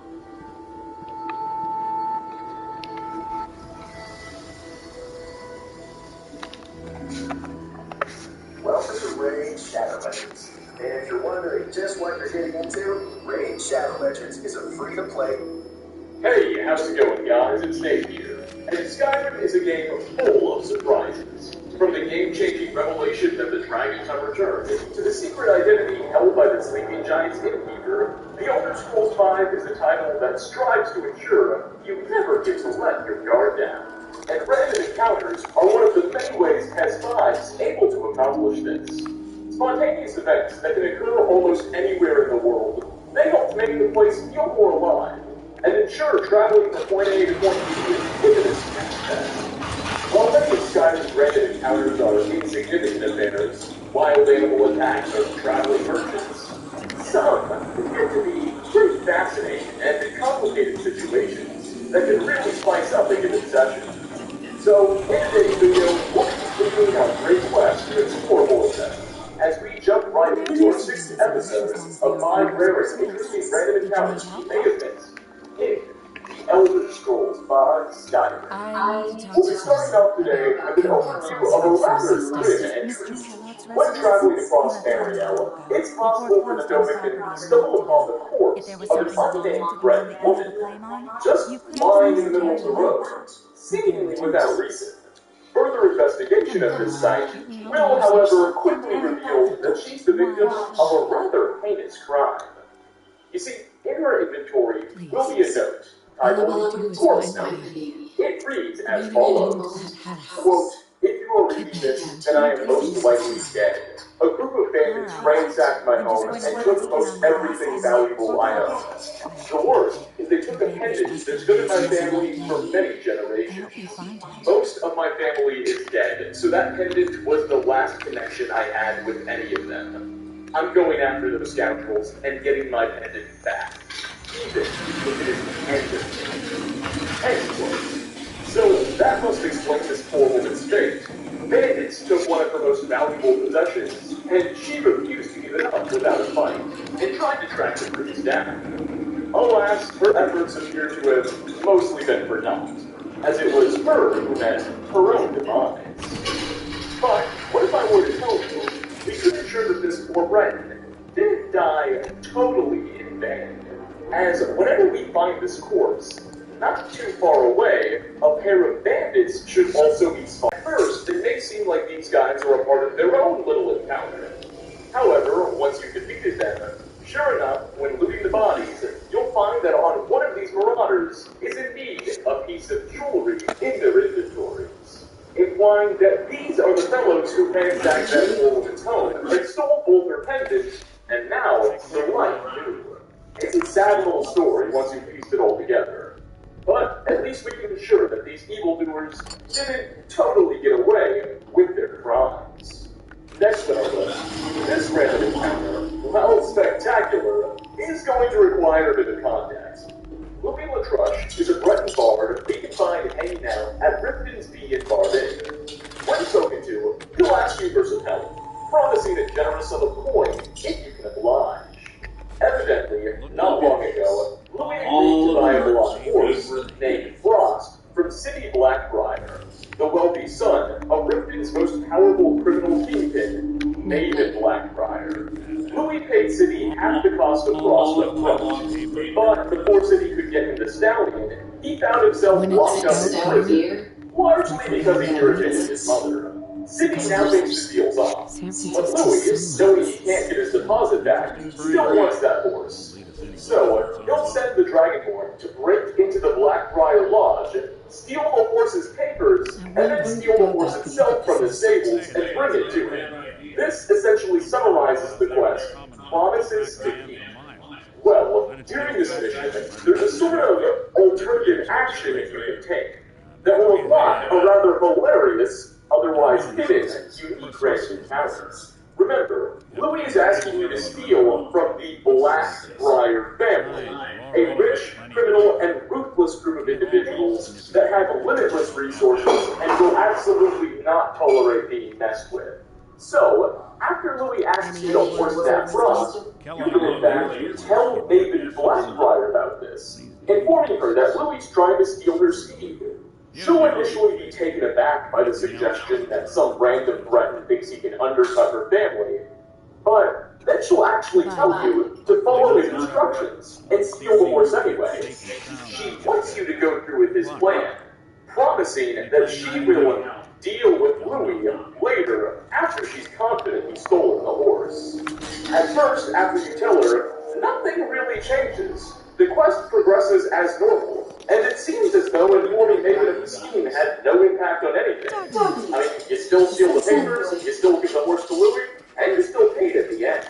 So now, long after the quest has been completed, it will be possible to spot Louis in a random encounter, where you'll watch as he's ambushed by a thug on the roads who will say, quote, "Maven sends her regards," before he murders Louis to death. Maven sends her regards, Latrish. No! How did you find me?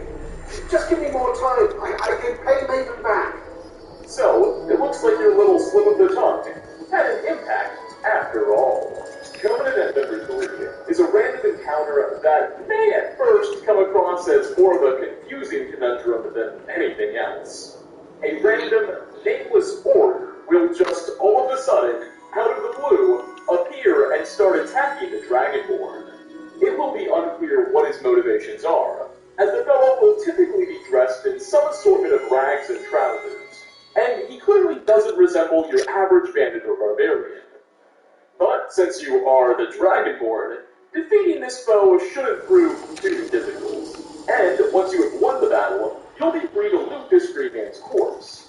And in his inventory, we'll make a discovery that probably explains what caused our orcish enemy to go so bananas. He'll have dozens of mead and wine bottles in his inventory, both empty and full. Yes, it would appear this man was very, very tipsy.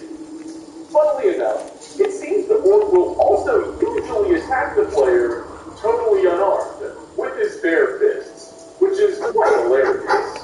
When I first encountered him making this video, he was definitely very much armed.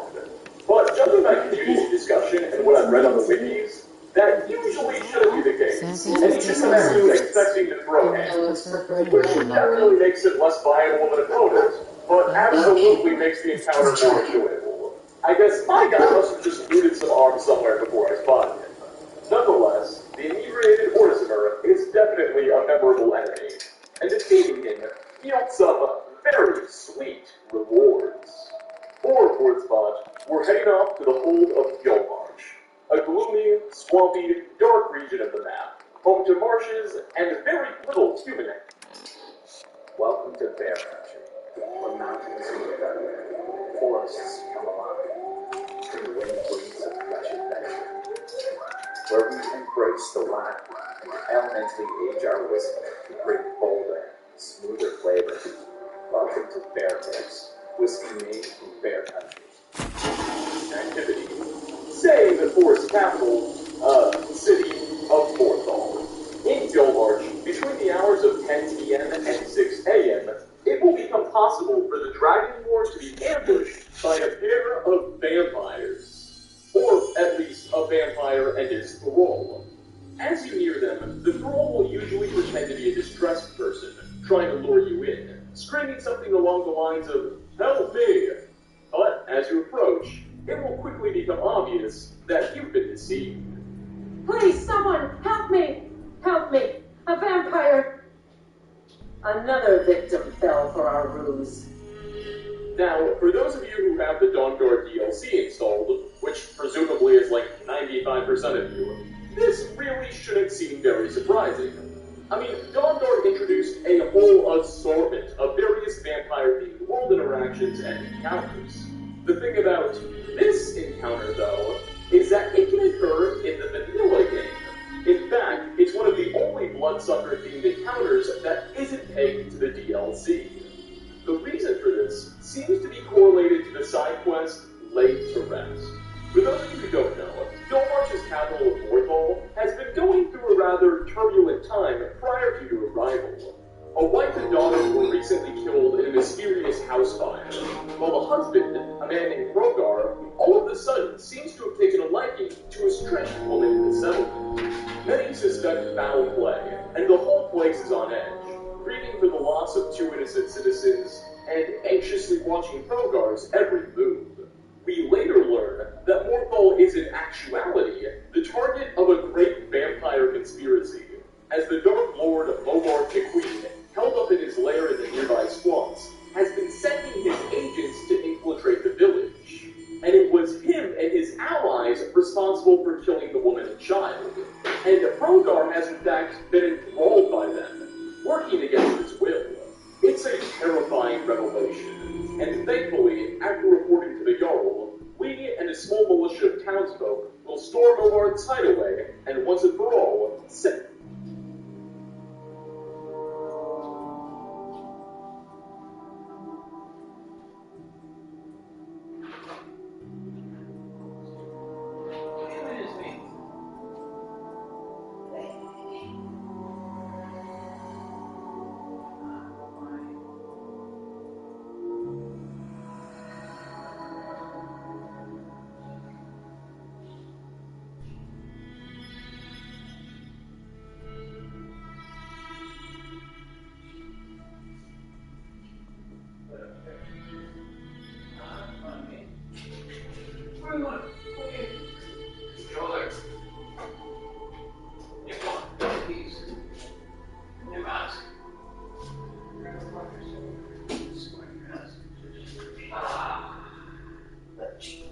Snatchy.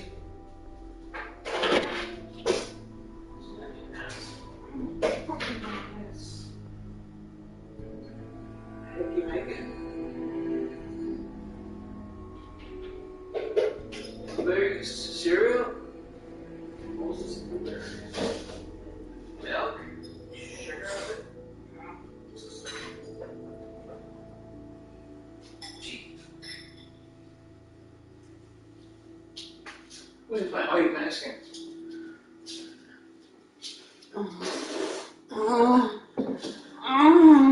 Gee. Oh my fucking god, yes. How are you wearing shorts? I'm a thumbnail for later. I just took a shit. Ooh. Maybe not my thumbnail, my index finger first. How are you wearing shorts? What do you mean? What's wrong with that shirt? Oh god. What's wrong with that shirt? Winter. No, and the inside. Inside the apartment though. I can't wear it outside, it's just cold in there. I keep my other shirt. Back the fuck up. Gee. The heck is this? Hey. Gee. Just know about your hormones. Gee. Baby bitch. Fun. Save the region. Logic would dictate that the vampire and their thrall that can ambush your manager are likely some of Bogart's subordinates. That's a lollipop. Claim as many lives as possible to weaken the realms of men, or an effort to prevent their lollipops, depending on whether or not you agree on that. So, my advice to you is stay frosty. You never know what may be lurking in the swamps at night. And finally, last on the list, speaking of vampires, we have the heroic last stand of Lenore. This warrior's body was found anywhere randomly on road after the completion of the Dawnguard DLC quest, the Bloodstone Chalice, or a new order, depending on which faction you join. Lenore is a dead Dawnguard warrior, Enough to go and decorated in a full set of the faction's trademark armor. And notably, his remains will be surrounded by the corpses of 3 dead vampires, implying that while he went down, it wasn't without one of the limits of a fight. In his inventory, he documented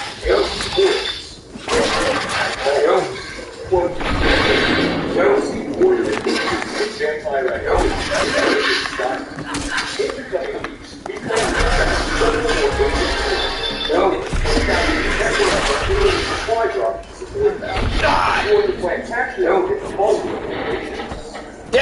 me. South of Overton Soil, just east of the entrance of Old Sky, on the east side of the Boston Bridge. If these reports are to be believed, the situation may be far more dangerous than you realize.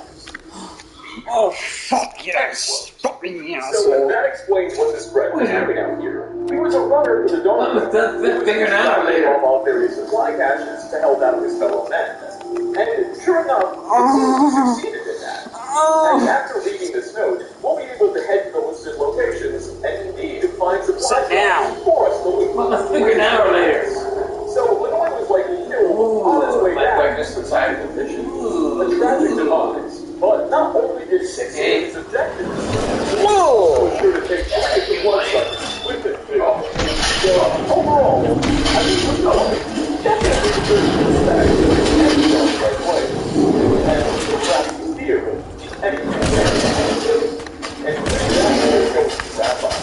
The elders will try think about how, which of these scenarios surprised you the most? And what random events do you know of that you think we should absolutely cover next? Leave a comment down below. Oh, Christ! I'm figuring out. Again, thanks for watching, and I hope to catch you in my next video. Peace out, everyone.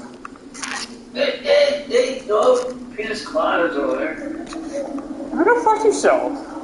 Yeah. Sure you can. It's a long way, not that far.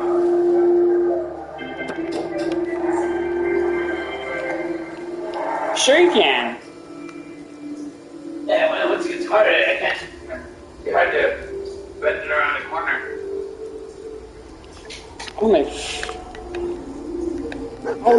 fucking god. Hey, how's it going, guys? It's Nick here. And when you're traversing the roads and frolicking through the forest to Skyrim, anything can happen.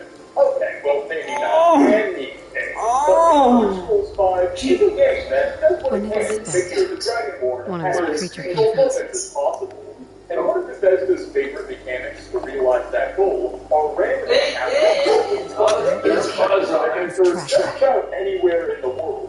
And vary in content, from traveling patrols with soldiers to attacks by secret dark predators. These help make the world of Skyrim feel more animated, alive, and vibrant. And it's some of the more memorable variants of these encounters that I wanted to focus in on today. So, pull up a chair by the fire, grab a freshly chilled bottle of some honey brewade, mount a flash drive stuff, and relax. And leave your own for a full tally of 5 more random encounters you may have missed. The Elder Scrolls 5 Skyrim. Starting off is the farmer on his way to making an offer. So when you're hiking through the trails of Tamriel, all sorts of interesting individuals can be found making their own journeys. And one of my favorite folks to bump into is this unnamed Norse farmer. We'll be walking along, followed by his Indian hat, the fresh eyes, and some really odd stuff.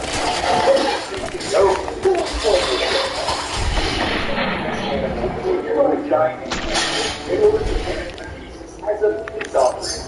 So he believes that periodically getting the giant livestock and it helps ensure that man and giant can live together harmoniously. The Lord admits that some suspect this idea is irrelevant, but he admits that what he is doing is good. And finds the way that he can get that giant to mess with any crops or animals on his property. Some of his fellow farmers that don't follow this practice haven't been so lucky. It is an entertaining relationship to imagine.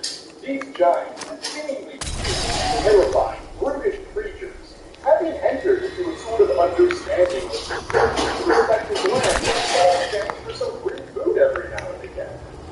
Funnily enough, after your conversations, if you've got the time in hand, God. Follow the farmer on his journey, and eventually, after a while, they suck my dick. arrive at it assuming nothing got Unfortunately, shortly after he arrives, the giants will usually attack and murder him to death in the rain. Well, his pal either just runs away or sort of hangs out here. Bethesda appears to have forgotten or neglected to change his NPC data to be friendly with the beast when he finds peace.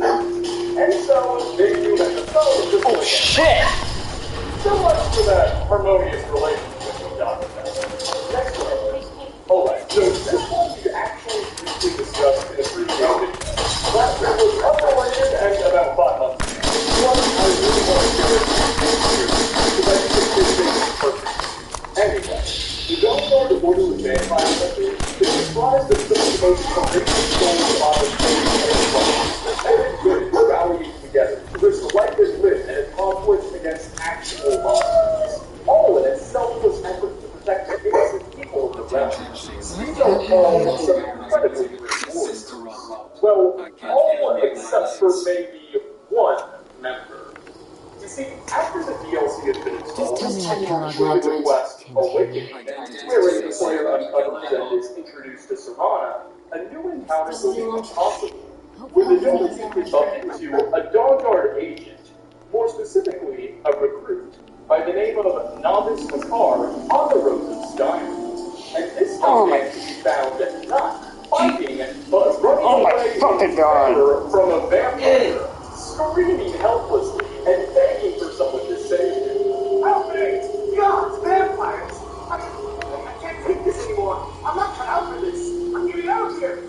Clearly, this man must have just lost its nerve and let fear get the better of him. There's two ways this encounter will end. You can let the vampire run down and ultimately kill the car. You can call that out. That vampire will then attack you. Or, if you're quick enough on your feet, the Dragonborn I bought them a long time ago. By slaying the vampire before they hurt the poor guy. If you manage to do this, a nice little sequence the car will play out. As the man will approach the player and admit that they just not cut out for this whole vampire hunting business, and proceed to just give you all of his gear in face before running off to a nearby settlement. We're going to bubble around for the remainder of your playthrough. It's a really special moment, so to speak.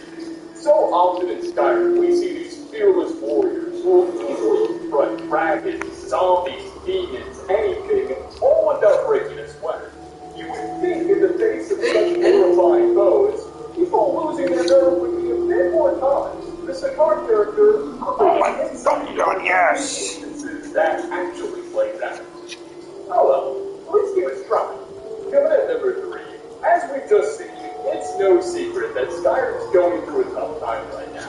A civil war wages between brother against brother. Dragons have returned for the first time in centuries. The vampires are seems to always get struck.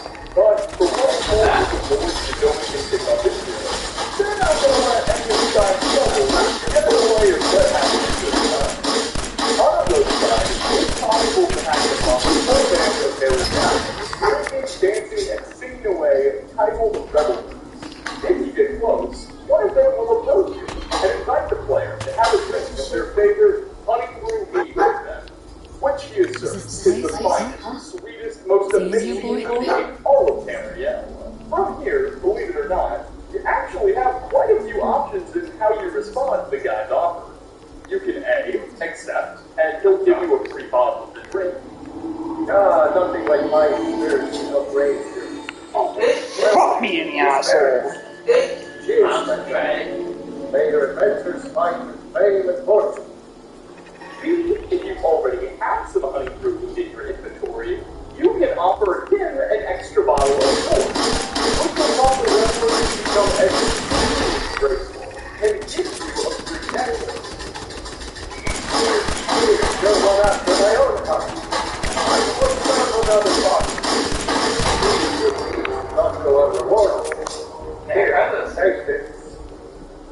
Or, and I think this one's the most interesting, C. Turn down the man, telling him you already have some Blackbriar meat in your inventory, and that'll be fine. Going to the round will immediately offend the entire party, and from the North speaking to denounce you in disgust, essentially telling the Dragonborn or very that Blackbriar stuff is a wonderful thing to grant.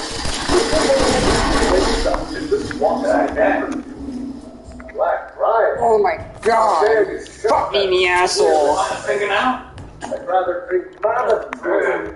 Bend over. What are you trying to do? Poison me? It's pretty hilarious.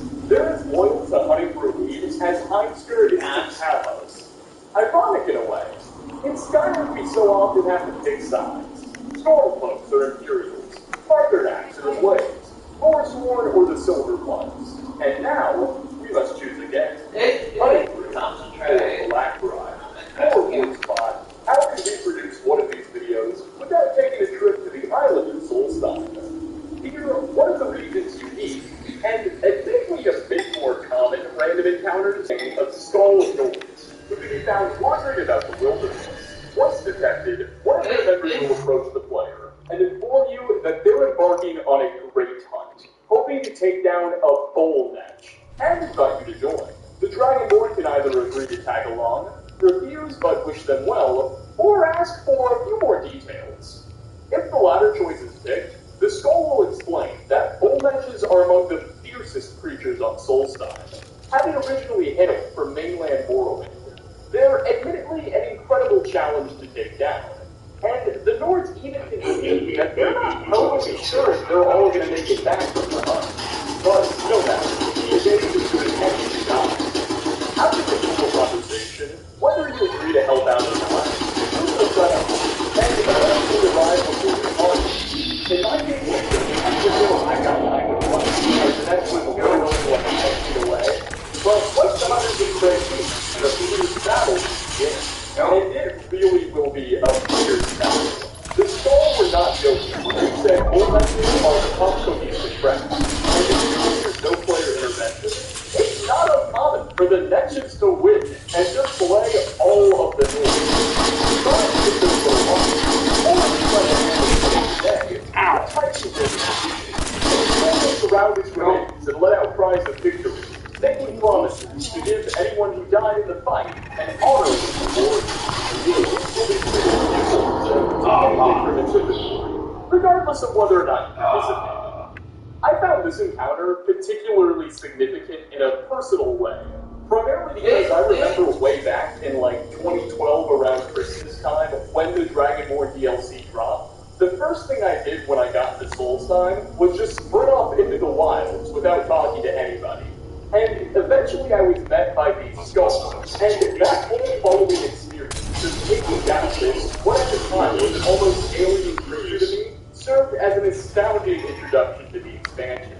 Suffice it to say, it's got a special place. And finally, last on our list, merchants and traders are a common sight across Skyrim, handling everything from the produce of a rich farms to swords and shields to armor war. Yes. But one random encounter can expose the player to a rather peculiar salesman when you're on the move. When you're moving across the road of the rich and only the rich, it's possible to cross paths with two all by themselves Nord children, Son and Botar. This should come across as a very, almost surprising sight. I mean, Skyrim as a whole is pretty dangerous right now, but the Reach specifically has it really bad. What with not only the Civil War, but constant Forsworn raids, claiming the lives of innumerable travelers. One ought to think that two little kids would really always easy prey to such forces. But evidently not. And to spoken to, the law sounds quite positive. That he and his friend just got out of the dwarven room and offered to sell the players some scraps that they found, bringing out the trade. Bringing the body further or by having but also reveal the exact dwarven location. So passing under that. I don't know. Surviving on their own, or have some adult guardian somewhere to come back to. So I don't know what kind of parents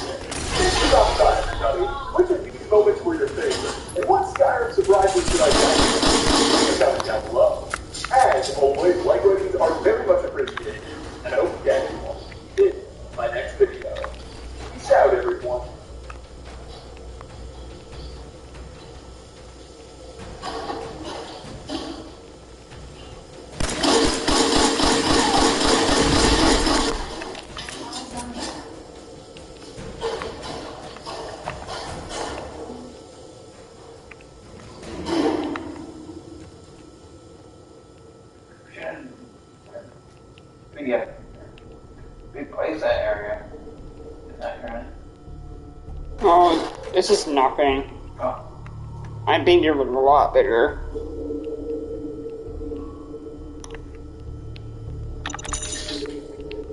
No way I'm cracking this.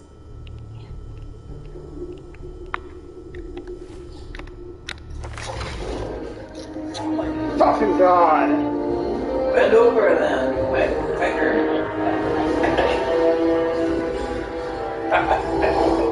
Oh, okay. I can bend over for you. Okay, to do this shit. Level up. Yep. Oh, I need it. This thing can't be good for our eyes. When you invest online with Dimond Advice Direct, you don't need to stay glued to a screen. You get alerts if something needs attention. Yes. Judged by a light here. Hey, how's it going, guys? It's Nate here. And dragons are quite possibly Skyrim's most iconic type of creature. Winged beasts that dominate the skies and served as one of the Elder Scrolls V's biggest selling points. Seriously, the marketing for these things was crazy. The Nobles of Tamriel are powerful, mysterious, and ancient creatures. Thought to have been extinct for the past few thousand years, they've since re-emerged, seemingly out of nowhere during the height of Skyrim's Civil War, with dark plans of conquest. Now, only you, the Dragonborn, a mortal who shares their type of soul, has the power to put an end to this terrifying scheme. There's also admittedly a nice dragon or two, but more on that later. Regardless of the morality, despite the incredible significance these flying lizards have on the game's narrative, there's still quite a bit about them that Skyrim purposely leaves vague, and there's a few strange things going on that even veteran players may not know. So today we'll be taking a look at 5 things you probably didn't know about the dragons of Elder Scrolls V Skyrim. Starting off, let's begin today by exploring the topic literally no one has an answer to. Where did dragons come from? Exactly. Ted Bond tells us that for much of the Moroccan Emperor's era, they ruled over the north of Skyrim. Oh, fucking God. Being wiped out in uprising. But where were they before then? Well, it's generally accepted that the Dovas are a creation of Akatosh, ancient god of time. And as a result, experience and travel through time quite a bit different than most mortals do, which makes pinpointing an exact moment for their creation very tough. In a 2018 interview, some of the writers from the Elder Scrolls Online stated, quote, dragons existed even before the inception of sequential time in the Dawn Era. The Dawn Era is basically Ted's version of prehistory. The concept of origination is hard to apply to this species. End quote. Okay, so we can't decide when exactly dragons came about. But we do know they were around quite a bit before human settlement in the skies. You see, the Nordic race began not on Tamriel, but instead on the ancient, now lost and unmapped, frozen continent of Athora, that's said to exist somewhere north of Tamriel, though evidently experienced some type of great freezing and is now uninhabitable and nearly impossible to find. Well, various texts and books tell us that back when the Nords were still on Athora, and when they still inhabited, way back thousands of years ago in the early Moroccan era, many of these Nords were already worshipping dragons, among a few other animal pantheons. And when the people sailed to Skyrim, they seem to have taken the lizards with them. The lore is actually fairly clear that at Lord Nords had contact with dragons. It fails to make obvious exactly what that relationship looked like. Were they already being ruled over by the dragons before they came to Tamriel? Or were the dragons just on doing their own thing and didn't become oppressive overlords until later on? We just don't really know. But we'll talk a little bit more about Athor and Dove relations in a while. So basically, we don't know when dragons started, but apparently they were around in Athora, and Tamriel was north when they migrated. Okay, that's a fair enough history assessment. But here's when things get a bit weird. They may have a connection to the also mysterious continent of Akavir, and that connection gets a little chilling when you examine it. Akavir, of course, is a massive continent said to exist to Tamriel's east that we know very little about already. It too has never been successfully mapped, and all records of it come from travels from thousands fucking asshole. and other flimsy sources.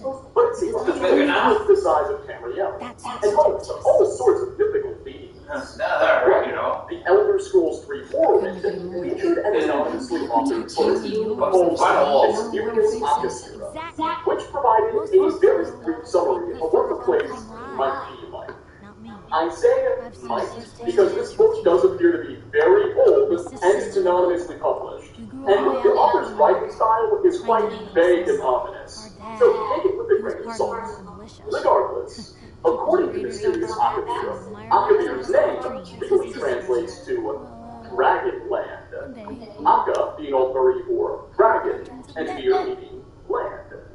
The writing goes on to describe a number of the civilizations that are said to exist in this place, and when talking about a civilization of tiger folk that apparently inhabit the east of the continent, called Kapo, the book suggests that these cat people are ruled by a giant dragon named Tosh Raka, which sounds a lot like Akatosh.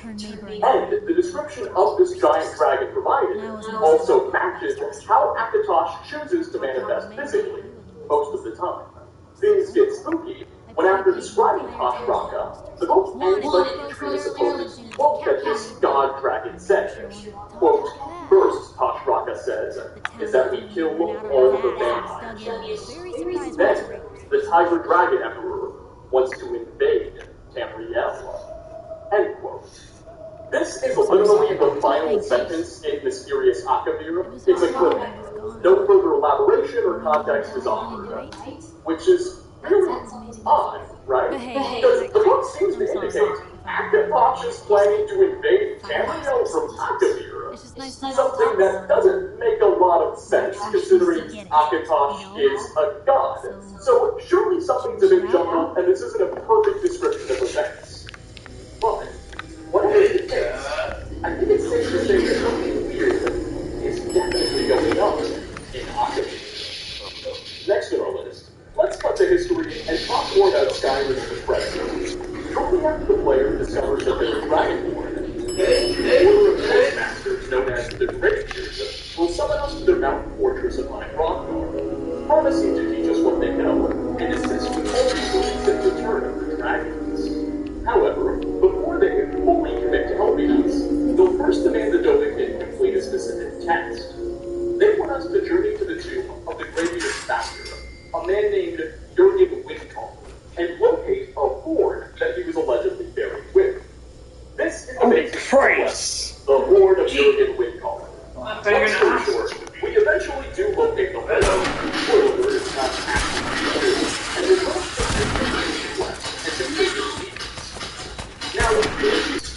however, context clues suggest it's actually made from a hollowed-out piece of the dragon Arthurnax's horn. Indeed, it's visually consistent with what we know dragons look like. And if we examine the head of Arthurnax, you'll notice he's missing a part of his right horn. Heck, the colors even holy fucking colors back in the day when the Greybeards were created. It does really make sense how a man could have ended up with this item. Maybe Arthurnax volunteered part of his horn and gave it to him. We don't know why, but it seems rather obvious. The connection is it's never explicitly confirmed by Bethesda, but it seems very probable. And I think the fact that they don't point it out to our face makes the detail a bit better. Oh my god, yes. Bend over then. Okay. The really bad happens to get $1,000 a day for life. Oh my god. Coming at number 3, female dragons are a thing. Apparently, fake. Okay, so for the most part, the genders of dragons in Skyrim have largely remained just as ambiguous as their exact Holy Christ, fucking ass. Since they're all directly created by Akatosh himself, and totally incapable of reproduction, then genders, biologically speaking, would be kind of pointless, right? Nonetheless, all the villains we encounter have rather deep voices, and often refer to themselves as what's that? so they've at least always been presented to be more masculine.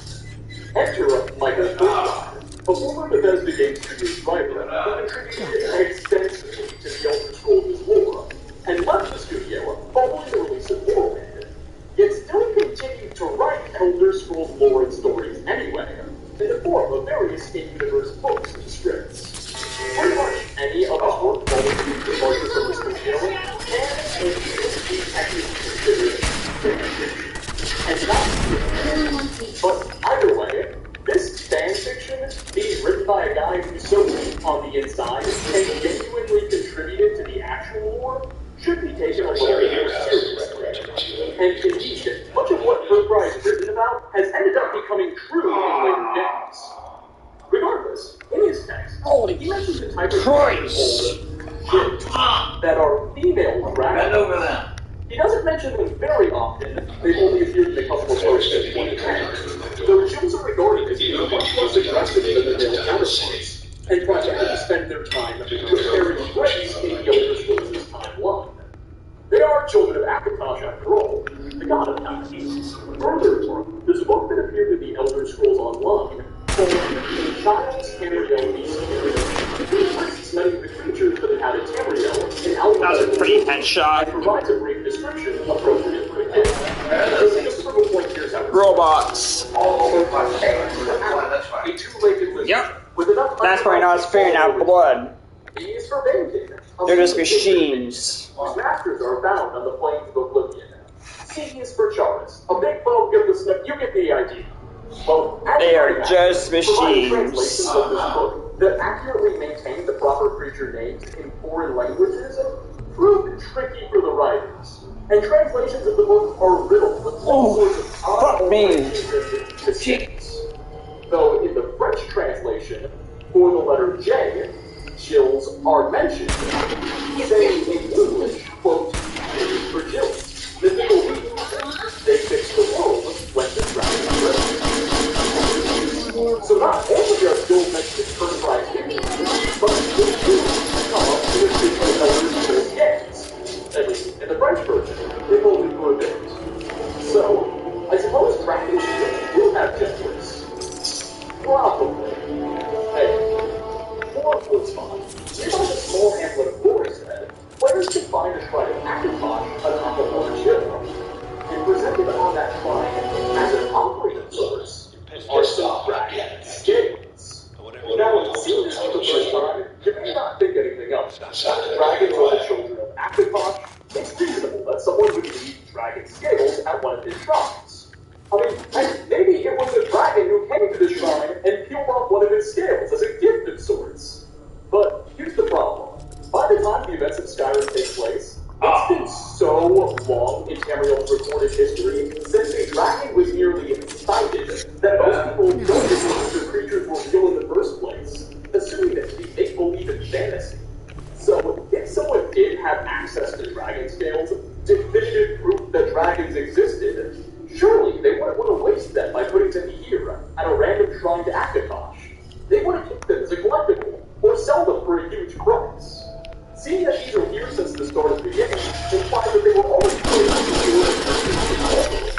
so maybe part of that living under the protection of the great here. But even then, it doesn't make sense that he risked himself so much by flying to this wide open shrine and leaving an offering. So what happened here remains a really big mystery. And honestly, I can't even think of any probable theories that stand and hold up to reason. Seeing as this is the only way in the entire game we can acquire dragon scales without booting them off of the dragon's body, I assume that Bethesda puts them here on purpose, but maybe it was a developer mistake. Oh well, I guess only God knows knows. And God asks. More than that. And so, last up, I want to end today's video by discussing a man revered by all, and one of Skyrim's most notable historical figures, who was basically the land's founding father. And I want to specifically talk about why I, and many others believe, he might have been a dragon priest, or dragonborn, or associated with dragons in some way. Let me explain. Ysgramor was a man who lived way back in the late Merethic era, during that period of time in which Atmor and Nords were sailing south and migrating to Skyrim. Well, as the Nords were arriving, they found that Skyrim was already occupied by large advanced civilization elves called the Bolver, or Snow Elves, who already had cities, towns, and armies of their own. At first, everything suggests humans and elves had a great relationship. The elves appear to have allowed the human beings to build colonies and outposts in their land, and there was a lot of positive trade. The biggest human colony that would be established was a place called Sarthal, that Ysgramor was the ruler of. We're not quite sure how Ysgramor styled himself, whether he called himself the King of Sarthal or the Governor of Sarthal, but it's obvious he was in charge. Anyway, despite these seemingly peaceful relations, one night, for a still unknown reason, a large snow elven army launched a surprise attack on Sarthal. They easily overpowered the obviously unprepared defenders and killed almost every single inhabitant. Ysgramor, and possibly a few of his sons, are the only people known to have escaped the slaughter. After this horrifying atrocity, Ysgramor sailed back to Atmora and vowed vengeance. Once he arrived in his homeland continent, he gathered 500 of the greatest warriors he could find, then took that army and sailed back to Skyrim, vowing to wipe the Snow Elven race out entirely. And believe it or not, despite having just 500 men, that's almost exactly what he did. Somehow, they totally defeated every single Snow Elven army, and then started killing not only the soldiers, but the women and children and elderly. It's just non-combatants. Every elf had to die.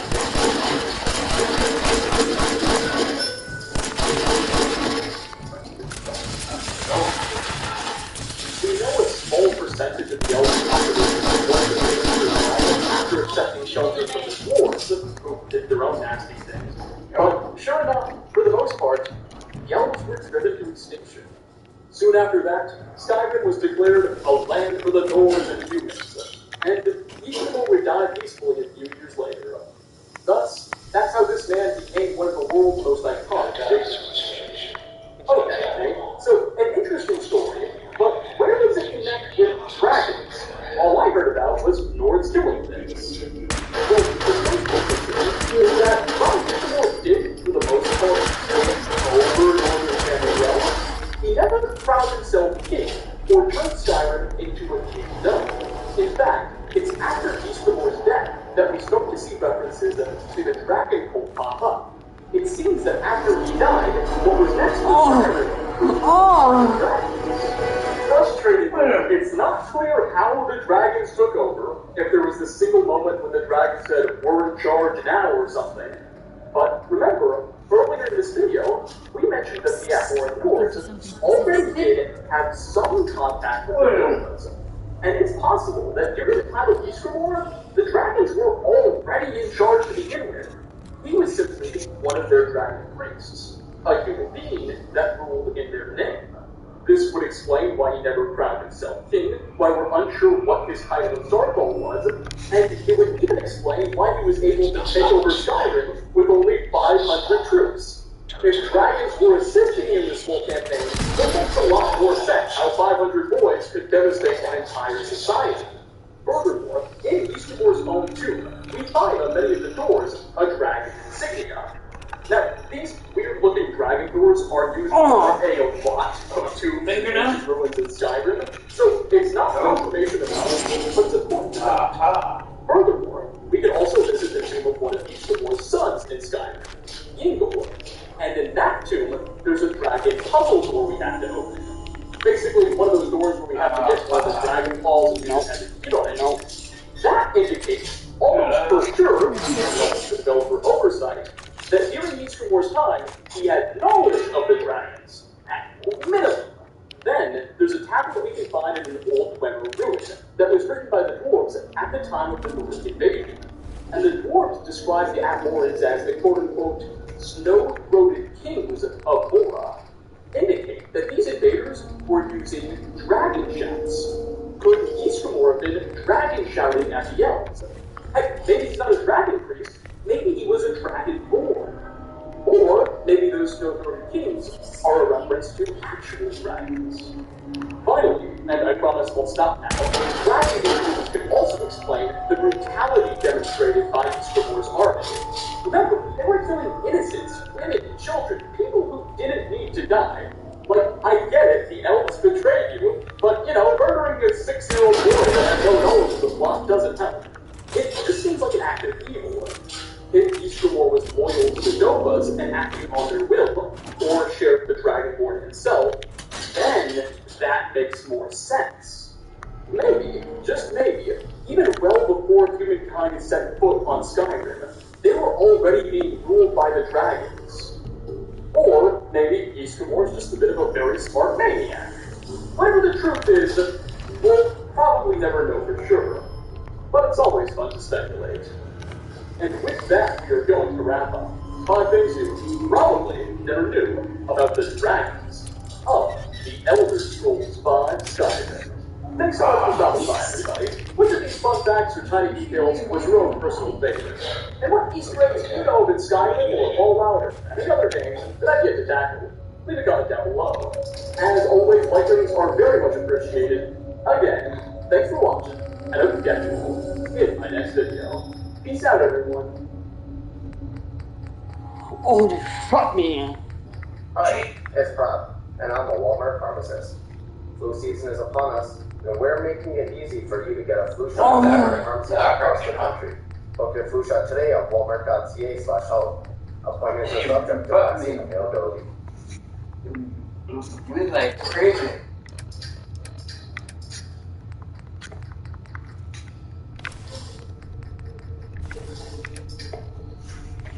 Oh my god, please. Yes. On my finger? Okay. Yeah. What, the finger? Just a minute. You? My sister's stand down. From the beginning, the doc looks publishable. We had to publish public content. We never had a fundraiser yet. We would just send a Notion. We just started using Notion and never went back. Christ. Hey, how's it going, guys? It's Dave here, and welcome back to another Elder Scrolls investigation. Today, I just scratched those for you. one of Skyrim's most well-known and talked about mysteries. That being the question, or questions, of what was going on at the Brunjanar Sanctuary, and what did the Thalmor know? Okay, so if you're unfamiliar with what the Brunjanar Sanctuary is, or any of what I'm talking about, don't fret. In a moment, we'll go over a pretty in-depth summary that should explain it all well enough for even non-Elder Scrolls players to easily understand. But for right now, let's just say that there's this tiny, unignored ruin that the player can visit in Skyrim that allows us to time travel by time. It really harbors a strange, ancient dragon-esque magical power that we're still trying to understand. And apparently, that the Thalmor were trying to secure for themselves. Chances are, if you're a long-time fan of the channel, you already know what I'm talking about. As we've mentioned this place and its associated curiosities before in previous videos. However, we've never quite had the time to go over everything and assess all the moving parts and implications of this subject. And recently, some commenters have pointed out some very interesting developments related to this mystery that Bethesda's made in the Elder Scrolls Online. But think of the plot even more, which we haven't discussed. Thus, today, we are finally going to tackle this topic with all of the attention it deserves. We'll start off by going over an introduction to the mystery at hand, where we'll point out some very important details, and then we'll break off into some of the clues the writers have left, and all the information in the game files. Finally, we'll analyze some big related things revealed not too long ago in Yet So. By the time all's said and done, we will have unraveled a surprisingly twisted hidden area that has some major implications. Well, I can't say everything will be 100% solved and confirmed. I think we'll have a pretty good idea of what the writers were suggesting, and mostly figured it all out. explore Skyrim's oddest, unmarked location. Alright, beginning with the introduction. Hopefully this will serve to jolt any fuzzy memories and make sure we're all on the same page. I remember when I first had this whole concept explained to me, I was very confused, so we'll be as thorough as possible. Anyway, in Skyrim, nestled within a mountain range that lies is an abandoned ancient Norse city called Dimond. So our map refers to it as the Labyrinth, or reasons we'll explain in a bit. Now, despite playing no role in the game's main questline, this location is very impressive. It's easily the largest ruin of its kind, boasting dozens of structures and its own set of walls. Heck, it's bigger than the nearby inhabited town of Morthal, not to mention the city in the Torah. The reason Rocknall is so big, according to various in-game books, is that it used to be the very capital of Skyrim itself. Well, maybe. Kind of. You know what? But, more time. So long ago, and I mean long ago, like thousands or maybe even tens of thousands of years in the past, the Nords of Skyrim were ruled not by a human king or emperor, but instead by dragons. Yes, these winged beasts once had domain over this region's people. And in fact, all the women, all these creatures certainly enjoyed the power they had. They weren't really all that interested in actually running the society they controlled. They didn't want to waste their time collecting taxes and creating laws or settling disputes between citizens. No. That was beneath them. So, the dragons picked out a tiny group of the most loyal, dedicated men they could find. People they trusted would never betray them. And put them in charge of managing everyone else. These hand-picked Nords would become known as dragon priests, and they were effectively free to rule the realm however they pleased, so long as their winged bosses were happy with their performance. Anyway, we call this organization of dragons and the collaborating human priests the Dragon Romjar was its capital. Of course, this wouldn't last forever, as roughly 4,000 years ago, the dragon cult was destroyed by its revolting subjects. I guess the humans finally got sick of being told what to do by creatures that didn't even have opposable thumbs. And by 139 of the First Era, most dragons and the priests were dead. Romjar was abandoned, and the victorious Nords founded the new Kingdom of Skyrim, who exists in some capacity to this very day. Though, rumor has it that not every dragon priest died, and instead some secretly evaded death all this time to their own magical power and harvest the souls of the innocent. But those are just stories. Okay, well, more time over. Point is, this place, Romjar, was once the province's most important metropolis. And with a backstory like that, you better believe it's harboring At the center of the city is a tiny building, which doesn't look super remarkable from a distance. But inside, you'll find an odd A skeleton lies next to a wooden mat, slumped against some sort of altar with busts on it. What happened here? A treasure hunt gone wrong? Perhaps a bandit attack? Well, also on the floor here is a note titled Hired Thug's Missive. And, well, I'll just read it to you. Quote, it seemed like an easy enough job. Roz and me done plenty long before.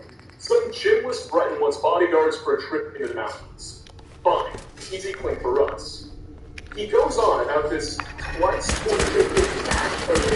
whole way, of course. Got a pretty good laugh when he brought a captive and put it on her face. He threatened to fire us for that one. Not smart out here on your own. You realize that fast and shut up about not paying. So we get here. He thumbs through some papers and mutters to himself. Never mind that me and Roz had to cut through 10 stinking trolls to get him here, and without so much as a warning. Poof! He puts the mask on and vanished. Could have put my hands on his throat one moment. The next, he's not so much as been. Well, after a while, they didn't know what to do. And Roz picks up her gear to head home. When, I'll concentrate on you in a minute. Asshole. Fuck you. Then he puts the mask back on his solid face, and he's gone again. I'd seen cloaks do invisibility before, but a few swings of my fist proved he wasn't pulling that one. Nothing there to take. Shows up again, tells us he needs more time, has to figure something about other masks, and vanishes again. That was yesterday. And I'm done twiddling with my thumbs and writing letters to myself. We are leaving come sunrise. And if he shows up again, I promise Azura I'm putting this dagger through his chest to keep him in one place. We'll pull more loot off him dead than he could have paid alive. But not that mask. That cursed thing can stay and rot with him in the drawers. Right. Where is my son? What's the cliche? So close, yet so far away. That's Sean. But don't worry. So this might explain. The author of our letter was a guard. Hired to help some shady Breton and his mask make the journey here to this very building we're standing in. When they arrived, the Breton put on the mask and it disappeared, which greatly angered said guard, so much so that he murdered the Breton to death when he came back. Jeez, talking about poor customer service. We got a bad Yelp review. Anyway, that wooden mask is still evil, and when we put it on, we'll immediately be teleported to an alternate version of this room that appears new, and let's run down. It almost feels like we've gone back in time, to when Rockstar was still populated. This is where the Breton must have disappeared to. Sadly, we can't leave the room and explore the past like Marty McFly or anything, so you're stuck here. And the only way out is to just take the mask off. We can, however, interact with that Question. Are you? Now, okay, before we go into any further, let's all let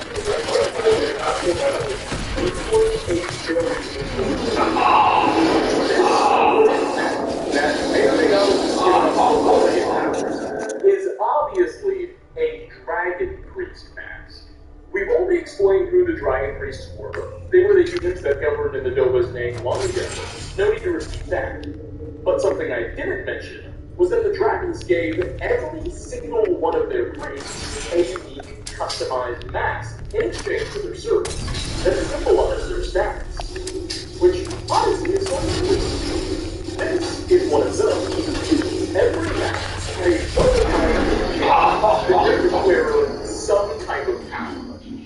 Importantly, priests would name their masks after themselves.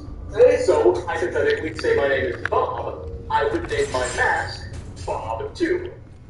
Can you tell me where I'm going with this?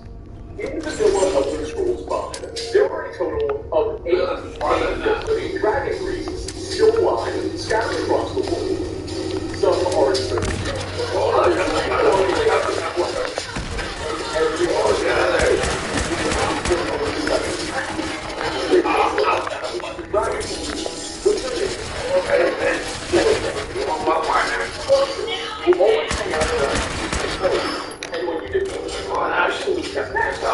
closest from his inventory. Its enchantment offers a 20% bonus to lockpicking, archery, and outdated wit. Defeat Otar the Mad and give his mask Otar, which grants a 30% resistance to fire, frost, and/or shot magic. You get the idea. This wooden mask is special though, because while it clearly has a unique enchantment, time travel, it doesn't have a dragon priest name. It's just known as the wooden mask. Hey, where to? Why is that? Hey, Piper. Well, this is one of our many million-dollar questions. And we'll get back to it in just a second. For now, let's just continue talking about what we can do while we're in this wacky time travel dimension. Frankly, the only thing here that matters, as I alluded to earlier, is that because in this version of the building, we can interact with it, and the shrine will demand that we place any dragon priest masks we have in our inventory on it, with the exception of that wooden one. We don't need to give it that one. Just any of the 8 we can hold up against vanilla dragon priests. If you do have all 8, if you pull all 8 priests to take an old and place them Go on the fuck shrine, yourself, Pansy. and the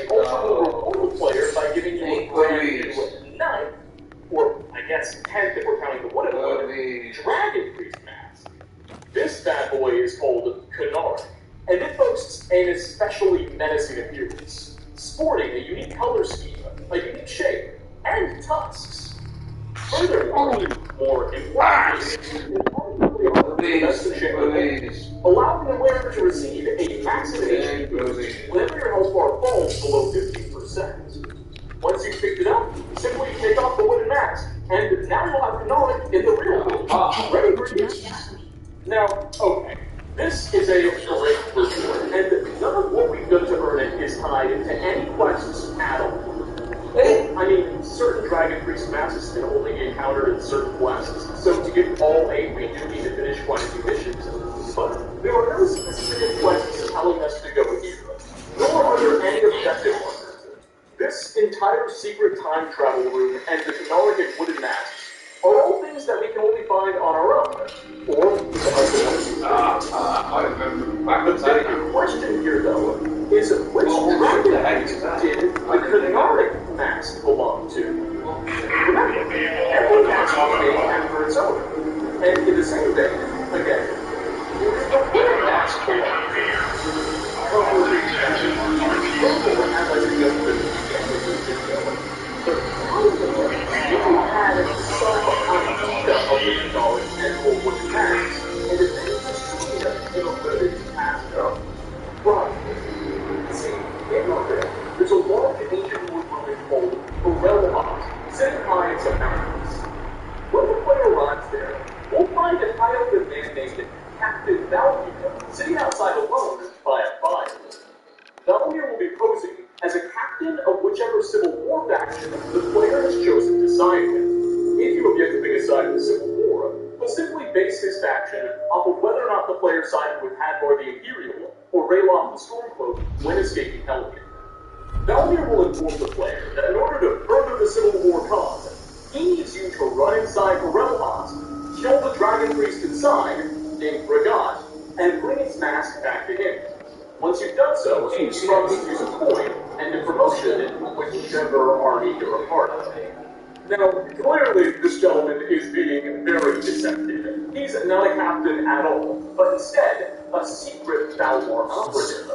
And once you've gone through the dungeon, gotten the mask, and then come back out, you'll find that he's already talking to another soldier, feeding them the same lie, asking that they do the same thing. When he realizes that he's red-handed, he's hostile and attack. On Valmir's body is a letter titled Orders. It reads as follows. Quote, you will proceed to the ruins of Borelhot to retrieve the mask from the dragon cult there. If you are discovered, impersonate an officer. It is unlikely that anyone from Skyrim will be clever enough to see through the disguise. Once you have obtained the mask, bring it back to the Labyrinthian. He gave them shelter. The Institute? Aha! So the Ultramarine Union seems to have at least known something about the Bruginar Sanctuary. They seem to have at least known that they needed to bring Dragon's masks there. Though it's unclear exactly how they gathered their knowledge was. Furthermore, many have argued that perhaps that Ned Breton who brought the wooden mask to the Sanctuary was also working on behalf of the Thalmor. Though, personally, I think that's unlikely.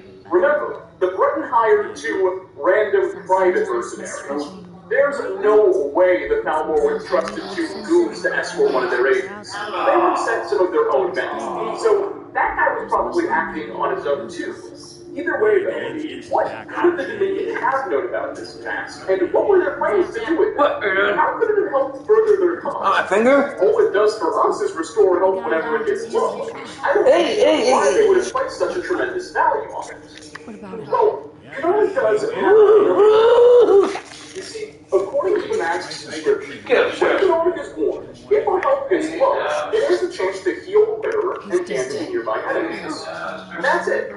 Doesn't seem very useful. However, what the mask's description doesn't tell us is that when our health falls below 15%, aside from just getting healed, there's a 3% chance it might summon a quote-unquote special dragon priest to the battlefield to aid the player for 60 seconds.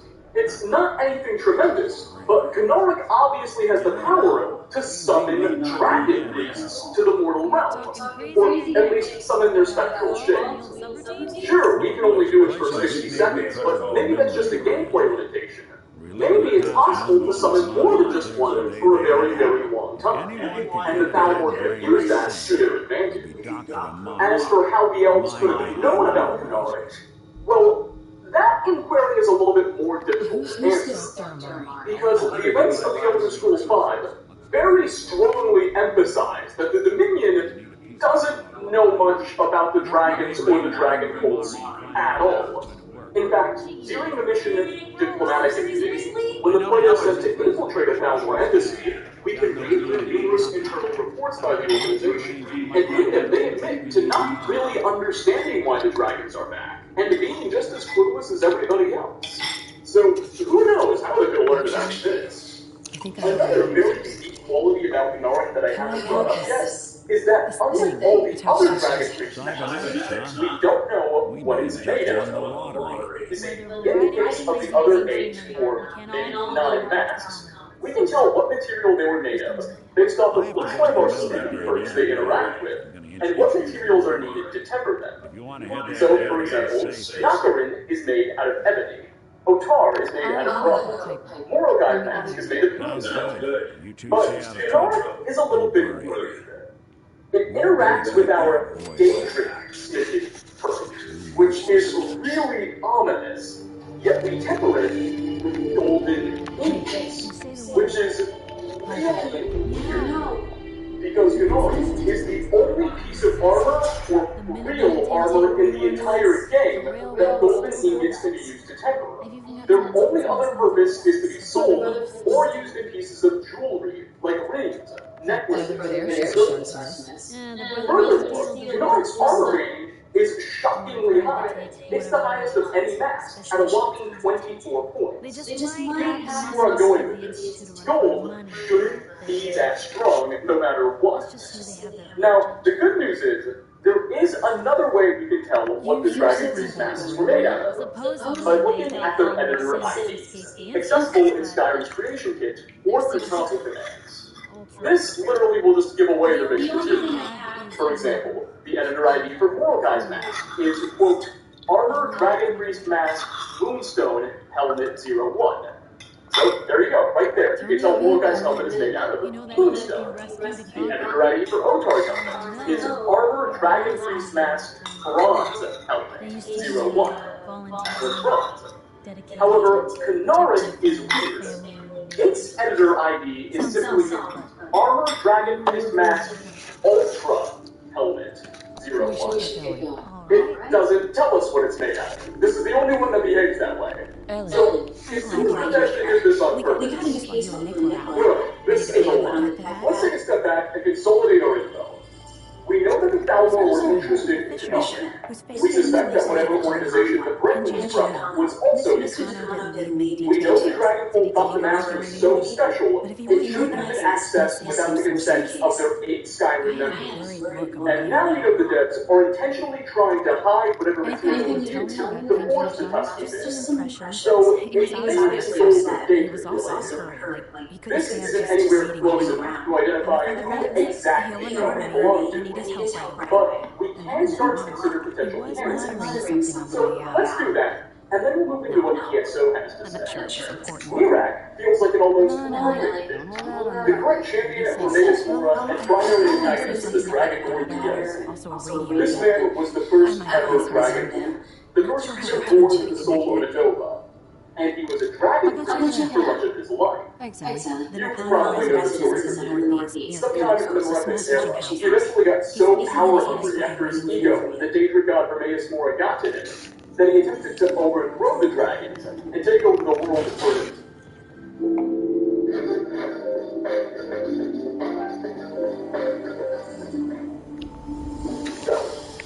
But was defeated in a very close fight. He was just about to be killed in battle when Mora intervened to pluck him out of the mortal realm and moved Mirac to his plane of oblivion, where the man's been ever since.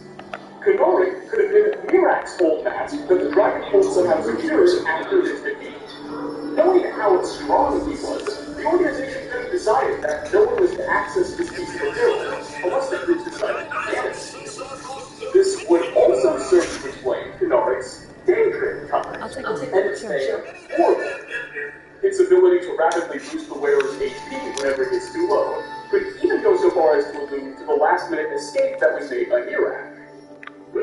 All in all, this guy's a very, very strong candidate. At the same time, though, we have some pretty good reasons to doubt Mirak's connection to the Tusk Town. Like, the guy already had his own mask with way different features. Mirak's current mask has tentacle motives. Its enchantment increases your magic up by 40 to 70 points, and has nothing to do with humanness. Did he just make a totally new mask that was nothing like his original without an apocrypha? Or is this just a distorted one of the same one he's worn all along? At the opposite end of the spectrum, Baylock the Jailer offers a compelling mix of his own. He is the dragon priest that personally defeated Mirak in single combat during his whole revolt, and Baylock is largely credited by Skull historians for saving the world from tentacled tyranny. We can come across this priest's tomb on the island of Solstein in DLC 4. He's very hostile to the player, so keep your distance. However, you'll notice that he's the only Dragon Lord in the game that isn't wearing a mask. That has to be a huge clue, right? There's a single mask in the world named Kunaric that we can find out in Dragon Priest owner, and Baylock just so happens to be the only Dragon Priest missing his mask. If not the highest rank, and the helm that translates to Warlord would have been a good match. But if the Tusk item was Baylock's, why wasn't he buried with it like everyone else? Why did the Order choose to secure it in this way? A sign of respect? Were they afraid of his power? Finally, if you're willing to put on a tinfoil hat, and I promise last one we'll talk about what ESO reveals,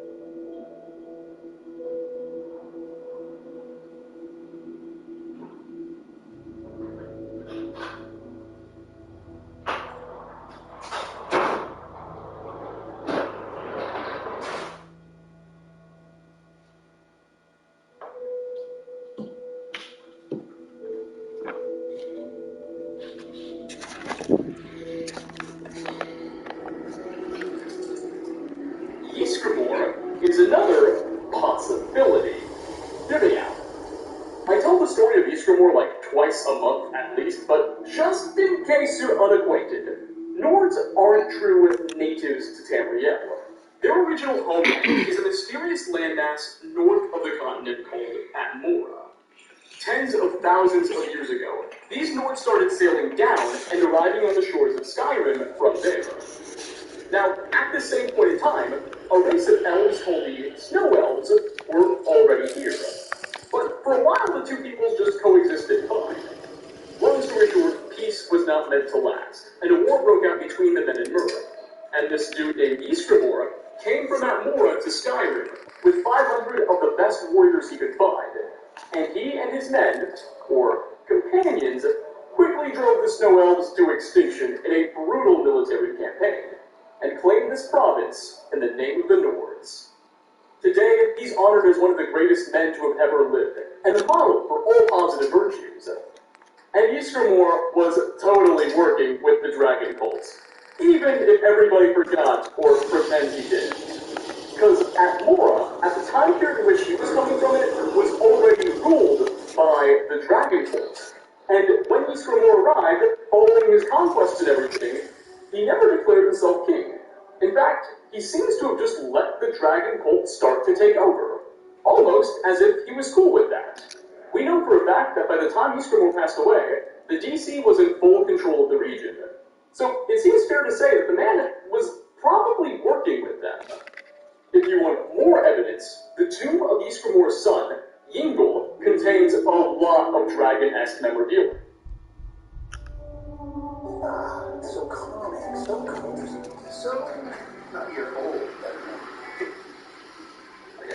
There are dragon cult motifs on the walls, dragon claws laying all over the place. And when you finally do face Yingle himself, well, normally he'll appear as a spectral skeleton.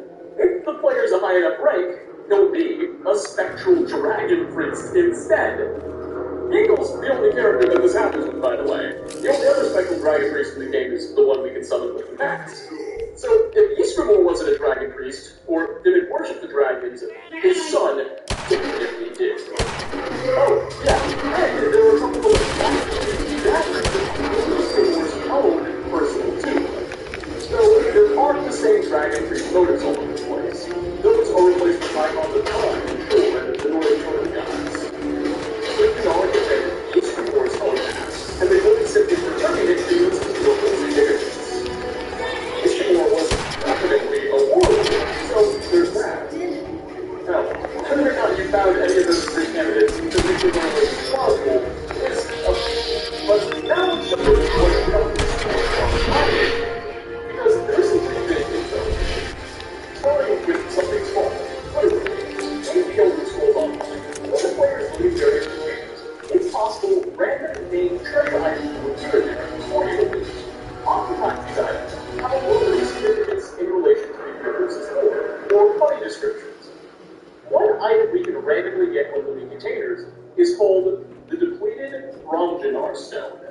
Its description reads, quote, once capable of returning its bearer to the ancient capital of Skyrim, it's now only good for pointing toward the Labyrinthine. End quote. It sells for 250 gold, and you can't do anything with it. But hey, apparently the Dragon Cult had access to rocks that would teleport them back to their capital.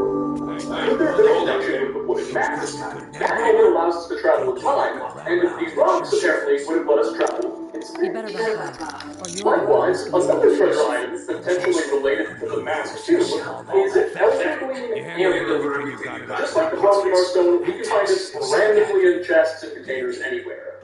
It sells for 1,500 gold, and its description reads, quote, a green golden amber that sings a faint and soothing melody. It could have only come from the ancient tree, Elderly. The Elderly tree is one of the oldest living organisms in all of Tamriel.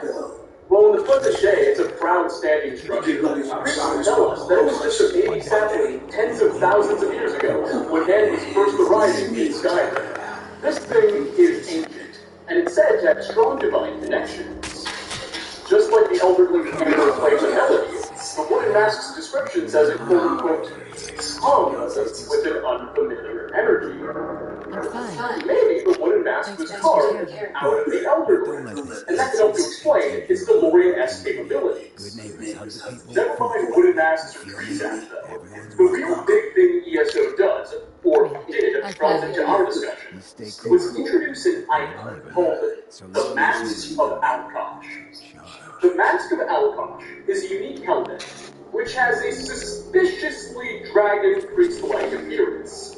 It's a dragon priest mask that we can encounter in elsewhere of all places. Alkosh is simply the Khajiit variant for Akatosh, the dragon god of Tosh. Just in case it wasn't obvious. We and some furry dragon guardians will use this helmet to subdue an ancient, recently woken Doma during the Dragon Cult storyline. And, just like Denari, this thing is super powerful. Essentially, it allows non-Domicans to tap into the abilities of certain shadows, and the mere function of it seems to terrify the dragons we're trying to defeat. Interestingly, the item requires a friendly dragon or dragonborn to be nearby in order to be fully functional. That could suggest that perhaps all dragon masks require similar built connections, and the only reason we got to use them so seamlessly in Skyrim was because of our pre-existing dragonborn nature. Now, comparing the color schemes of the Olkosh helm and Kunaric. I'm showing you a picture of the vanilla Kunaric mask, by the way, right now. Most of the video had actually been coloring it in with the recap. But if you look at the vanilla colors, these two items seem pretty similar. Maybe they're made out of the same mysterious substance that Bethesda was purposely hiding. It's a mystery how exactly they defeat or obtained the mask. They're huge worshippers of Akatosh, or Algosh in the first place, and they even call themselves the Pride of Algosh. So it's very possible they have the know-how to find it in a ruin or slay a priest for it. Although, some of the cats refer to the mask as a direct gift from Akatosh, something he made for them specifically so they could kill evil dragons easier. If that's true, it could also be the origin story for our Tusky Skyrim mask. What if the reason we were never supposed to find out what Kunaric was made out of was because Akatosh himself personally designed it and gave it to the priests as a sort of super weapon? Now, the Nords of the Dragon Cult back in this day actually believed Akatosh and Alduin were the same thing, so really it would have been Alduin who made it for them, but you get the idea. Likewise, given that Olkosh's mask can be used quite easily to fell dragons, it's no wonder the Dragon Order had such a strict security mechanism in place in Skyrim. If Kunaric is anywhere near as deadly, letting it fall into the wrong hands would have proven catastrophic. Here's what I think. I believe Kunaric was created by Alduin, or perhaps some other high-ranking powerful Dova, during Mirak's attempted uprising, and that dragon gave the mask to Balok in the hopes he'd be able to stop Mirak. After Balok's efforts proved successful and he passed away, the remaining members of the faction decided that his helm was capital and locked it under the security mechanism, so only they could use it, if the Order unanimously agreed to do so. Somewhere along the line, rumors spread, and thousands of years later, the Ultimate Dominion figured out some sort of ancient power was sealed here at Rumdinar that they likely weren't totally understanding of, but still eager to claim. In my opinion, this is the most likely order of events. The fact that Balok doesn't have a Dragon Priest mask is just way too big of a fact for me to overlook in this context. There's no way Bethesda didn't mean something by that. They did that on purpose. And I think they were insinuating he was the old holder of the knowledge. But that's just a theory. Okay, that's copyright. Anyway, thank you so much for stopping by, everybody. After well over 30 minutes and with my thesis finally completed enough, I think this is an appropriate point to wrap up. What do you guys think was going on? Do you believe Kunaric belonged to Belok's Taylor? Or do you think somebody else held on to it? What do you think about the Mask of Olgosh? Leave a comment down.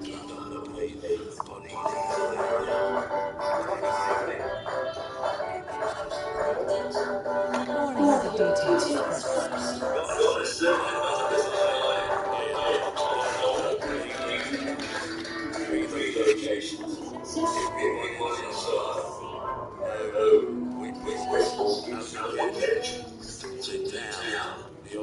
Oh, did I scare you? Sorry, I'm trying to be more exciting. Anyway, how's it going, guys? It's Nate here, and welcome back to another Elder Scrolls investigation. And let me just say, forget everything you know about Oathbreaker Ellis and the Faith. There's another monarch that people of this province have been worried about. Indeed, God has a secret queen. No one ever told us. Well, guys, you see, there's this mysterious, powerful female character known only as the Matriarch that we can read about in various notes scattered across the map. The letters suggest this Matriarch lady is leading a handful of bandit as well as forsworn tribes, and clearly using the oracles of some sort of goal as the foxtail lady. All things considered, she may very well be the third most powerful individual in all of Skyrim, behind General Helios and Ulfric Stormcloak, respectively. Now, despite making the Matriarch such an influential figure, Bethesda's writers clearly wanted there to be a lot of mystique and uncertainty behind it. Again, she's only mentioned in a couple of letters, and has never brought up in any quests or dialogue. And the Matriarch's true identity is ultimately a secret. The Dragonborn doesn't believe her. Come down to Beacon Hill and ask to talk to Spoiler alert, we do, and she's not a human. Not only that, well, since 2011, when Skyrim first came out, this character has been the subject of an interesting history and discussion. 9 years later, in 2020, the Elder Scrolls Online's most recent expansion has added some new information that answers some of the original questions we had about the Matrix. Alas, ladies and gentlemen, today we are going to embark on a hunt for the truth, and take it upon ourselves to unravel what we'll soon discover is a more fascinating story than many of the game's actual questions. We'll start by going over absolutely everything there is to know in the Elder Scrolls V, and then we'll move on to see what ESO has to say, before we start drawing some conclusions. Anyway, without any further ado, let's do further and figure out who the heck the matriarch really is. Tell me you're getting rusty. Alright, so beginning with the notes we can find, remember, there's no real dialogue or quests that make mention of this matriarch fellow, so these papers are all that there are to prove her existence. In total, there are 3 notes spread across Tamriel that reference this character. We'll start with the one located at Serpent's Bluff Redacted, a small Forsworn encampment on Whiterun's eastern border. Here, inside one of the tents, on the top of the table, is the Forsworn letter. It reads as follows. We respect. Quote, the matriarch grows weary of your hesitation. Our people control the entire eastern slope of the Reach, all save Sunguard. Take it, and the invaders will be cut off from all of your But we must move now, while its defenses are still weak. Summon the tribes. Do what you must. But if you do not act, she shall find someone who will. End quote. Not many words on this paper, but they still say a lot. Immediately we can identify the matriarch is some kind of leader amongst the Forsworn, possibly the leader, and she's frustrated with one of her underlings who's not behaving as bold as she believes they need to be. This is already quite interesting, given what we know about the Forsworn and the mysterious nature of their leadership in history. You see, the Forsworn are a bandit-like faction of primitive people of little camps across the Reach. They're like bandits in the sense that they attack and harass innocent civilians. However, they're uniquely brutal and savage. While the normal group of bandits may raid a village for plunder, the Forsworn burn villages and commit crimes, just for the pleasure it brings them, and the terror it inflicts on a local populace. The Forsworn's origins date back thousands of years ago to the 4th century of the First Era. You see, at this point in time, the lands of the Reach were independent of the sky, and ruled by no king or empire at all. Instead, it was inhabited by an amalgamation of various autonomous clans and tribes that lived in its rolling hills and valleys. Sometime in the year 440 of the First Era, though, a famous High King of Skyrim, known as Olaf One-Eye, invaded and conquered the region, permanently making it a part of his kingdom. Well, sort of. While Olaf had destroyed most of the Reach's tribes or forced them into obedience, some managed to survive and refused to submit. The remaining ones waged a guerrilla war and made masterful use of the mountainous local terrain to evade and outflank the large conventional armies sent after them, and no king or jarl was ever able to successfully defeat these stubborn clans. Thus, over 4,000 years later, during the events of the Elder Scrolls V, the Reachmen are still resisting. We now call these people the Forsworn, as Forsworn literally means to have refused to give up. Now, what's so weird is that the letter we just read seems to imply this matriarch character is leading the Forsworn, and the other 2 notes, which we'll look at in just a second, also point towards the same conclusion. But if that is the case, then how come we've never heard of this matriarch lady before? The Forsworn have supposedly always been divided between a bunch of independent clans with their own leaders. How did this matriarch lady somehow unify all, or so many, of these distinct forces? And why doesn't anyone outside the Forsworn seem to know about her? Also, what the heck is she planning? Well, we'll answer all those questions soon. However, first, we should probably look at the other 2 letters. Conveniently, both are at Deepwood Redoubt, a massive Forsworn stronghold slash former North ruin on the northern edges of the Reach. Deepwood Redoubt is seriously one of the most remarkable locations in the game, despite having literally no role in any notable quest. This place is home to the largest Forsworn encampment in the entire game by far. It's almost like its own Forsworn city. And because it's surrounded by mountains, the only way inside is by finding your way through an underground cave system that's closely guarded. Nonetheless, in one tent here, beneath a dresser, we can find a note titled Forsworn Missing. It reads, quote, "Hourly. Do not presume to get thrown fast and complacent here in the north. Our matriarch was wise and brave. Our camp is secure and our numbers grow. We will not sulk in the shadow of this room, making petty plots with rabble and psychopaths. When we strike, we will do it with cunning and power, and the occupiers will fall before us. That is the way of true creation." End of quote. The next letter is titled Forsworn Note, and it also lies in text. Its contents are eerily similar to the one we just read. Quote, "Matriarch, we await your orders. Our blades are honed, our quivers full, our wills steeled for battle. The time of our waiting has ended. The time for battle is at hand. You have but to speak the word, and the occupiers shall fall like wheat before the reaper." End quote. Forget your key at home? Chromebooks are seriously easy to set up, right out of the box. Just sign in with your Gmail and click. All your files are right there. Now get out, because you're good to go. Switch to settings. Switch to Chromebook.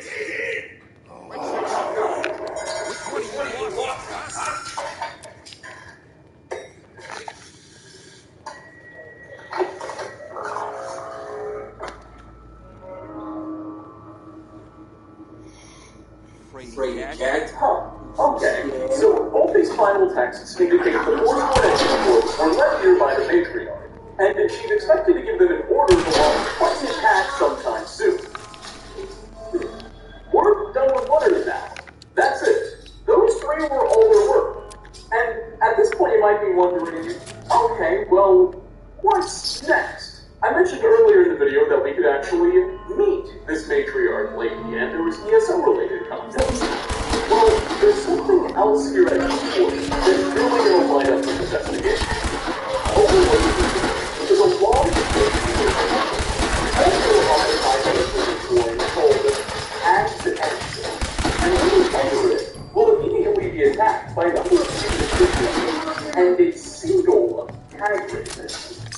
This hag raven has a particularly high amount of HP, more than double the average. All the witches can immediately be killed, but when you get the hag raven to around half health, it'll suddenly disappear and teleport away. As you continue fighting through the dungeon, the hag raven will reappear at various points and attack you before teleporting away a few more times after you damaged it a good bit. Clearly, there's something special about this NPC, as no other hag raven in the game teleports like this. Eventually, after making it to the top of the dungeon and reaching its outdoor porch, the bird will appear one final time, and can be defeated for reals in this instance. The game never explicitly confirms the matriarch that all the notes we're talking about. Forsworn and hag ravens have long been known to work together. They're commonly in each other's company at dungeons and camps. And there's even one book called A Life Barbaric and Brutal, which was written by a woman who was captured by a Forsworn clan that was led by a hag raven. So, the idea that such a creature could be the matriarch in charge of all the Forsworn or a significant chunk of them isn't far-fetched at all. Furthermore, who else could it have been? The letters state the matriarch led the Reachmen to Deepwood, and it seems to indicate she's still here. So, who are our other suspects? It gets even weirder, as in Skyrim's game file, there's actually a unique, unused sound file that would have played somewhere in the Hag's End dungeon, called Hag's End Harp SLD. Take a listen to what this sound file sounds like.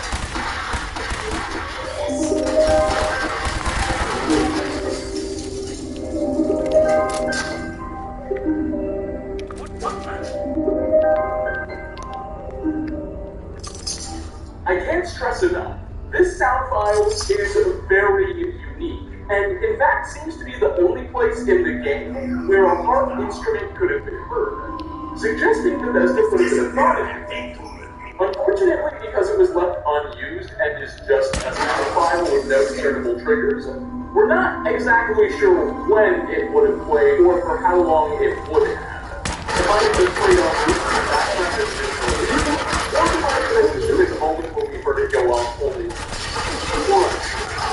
Personally, I think all the contextual information we've just gone over is already enough to convince me that the half-rated we met here is the matriarch. However, there's one last thing I'd like to point out before we start discussing what exactly the matriarch was doing and what EXO has to say about it. You see, there's this Dark Brotherhood quest called Breaching Security, in which the player has to assassinate a certain Penitentious Oculanus agent because the Brotherhood told him to. Well, when you're given this mission, one assassin named Gabrielle tells us that she'll give us a special reward if we hide the person we killed's body and make him hard to discover. To earn your bonus, you don't kill Gaius Morrow's dragon, or on the road. Only one of the other major cities will be visited. There, the body will be discovered quickly, as will the letter implicating Gaius Morrow in the plot to assassinate the Emperor. Do that, you authorize me to launch you a rendezvous with purpose. It is a special token to be given to Olava the Feeble in Whiterun. Olava is an old and dear friend, and a powerful seer. The token carries a full meaning of the future. It's an opportunity one should not pass up. It's completely optional, and we don't necessarily have to do it. But if we do fulfill that portion of the mission and go back to Gabriella, she'll reward us with a unique token, and tell us to give it to an elderly woman named Olava the Feeble in Whiterun, whom she claims will be able to deliver us with a psychic reading. Essentially, what's happening here is if we fulfill that extra side objective and hit the body, we'll be rewarded with the ability to see a psychic. When we go to Olava and show her the token, she'll say this. And you are not alone. There are others. A child with sweet. A stalker of the land. Oh, but for your family, there will be blood. Such blood. Wait, there's something else. Potential for adventure and wealth. He is a fluid, right for the plunder. He would. Far to the northwest. Oh, there is. Tag's head. We were not. An assassin holds. With ancient earth lost.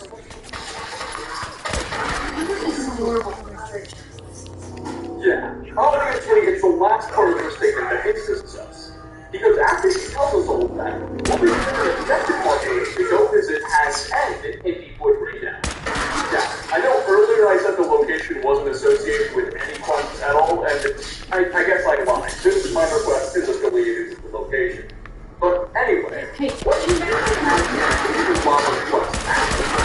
We'll find a small little closet-like room open with the body of an edge-dark assassin inside, whose armor we can loot. There will also be a nearby chest with some random bubble loot inside as well. After locating this corpse, the quest completely ends, and there's literally nothing more for us to do.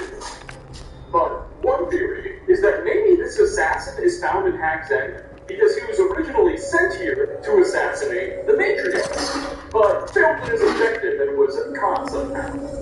The assassin is referred to as the Dark Brotherhood Assassin of Old, and Olava even refers to him as an ancient assassin a couple of times, which implies he must have came here long, long ago. However, his corpse isn't decomposed at all, which would suggest that he recently passed away. So we can't be sure on the dates. Nonetheless, it's just one more thing to consider. Now, all this evidence aside, we still have no idea what exactly this matriarch's plans are, or just how powerful she is. I mean, we don't know if she's in charge of all of the Forsworn, or just certain groups of them. And this is where ESO finally comes in. You see, on that great porch of Hag's End, where we finally faced off against and personally got to defeat the matriarch Hagrid, there was a small altar with a dead woman lying at the top of it. No doubt some sort of human sacrifice to the witch's dark gods. However, next to the body is also a Yes. What are you talking about? By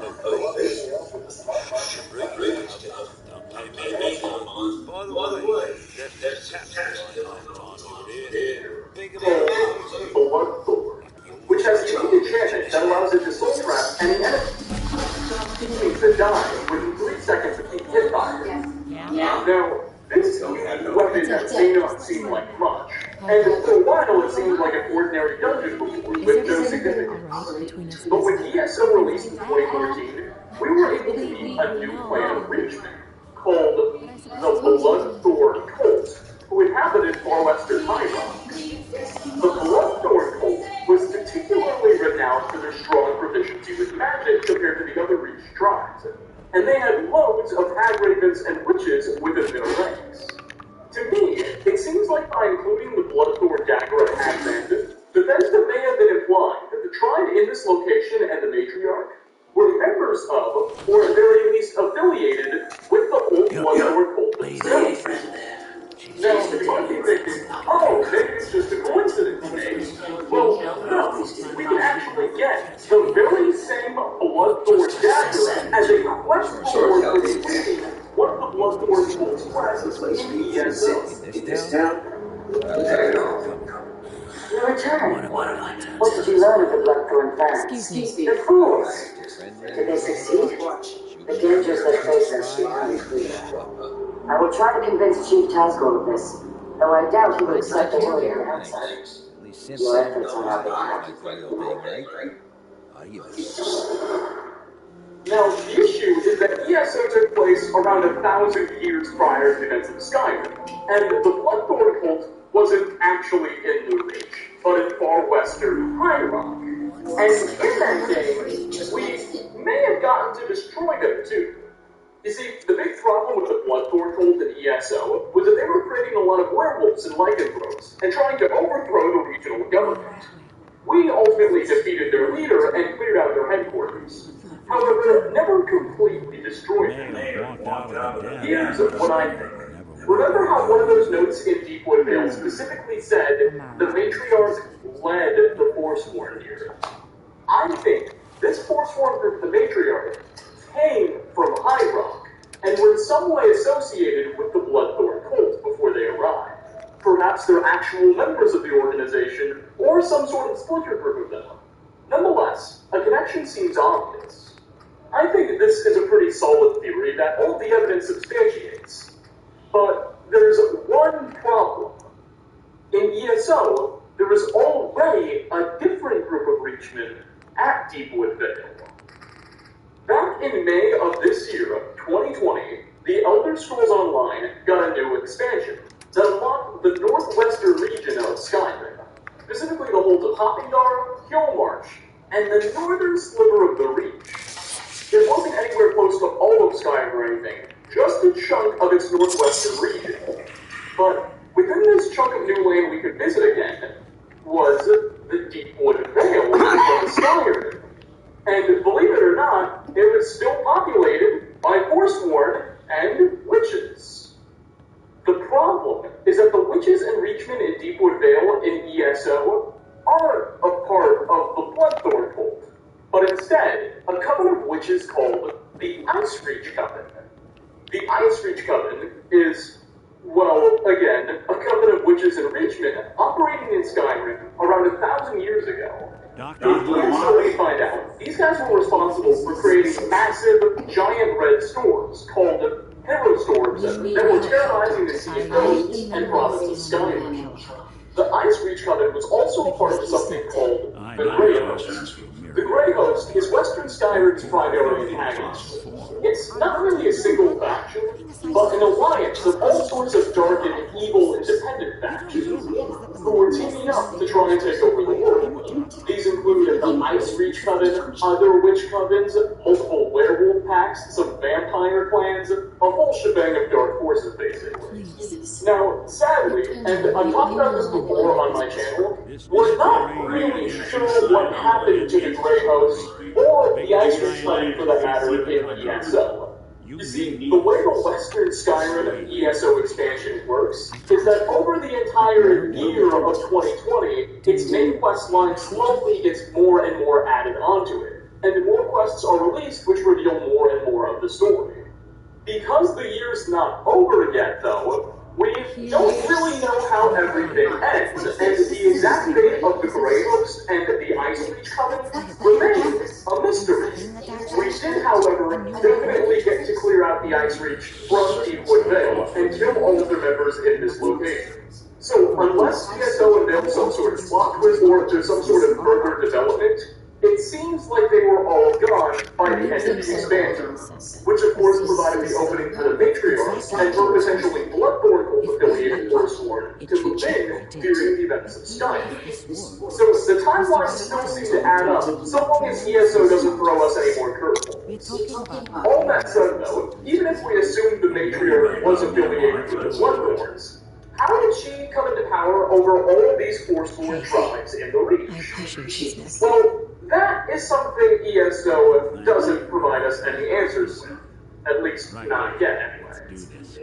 I bet she's not in control over all of the Forsworn, but instead, just her tribe and maybe a couple other loyal tribes.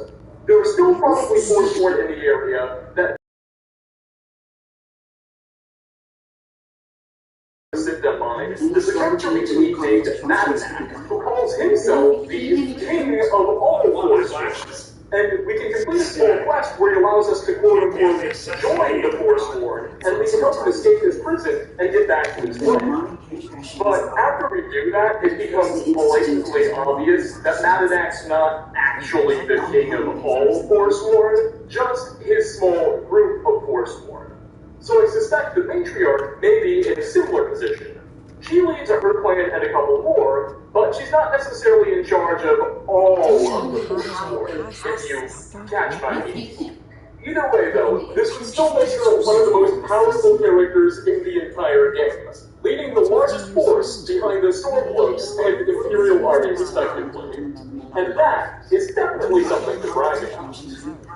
Anyway, on that note, we are going to wrap up. Thanks so much for stopping by, everybody. What do you think was going on with the Matriarch? Do you think she descends from the Bloodthorn cult and is leading the two separate clans together?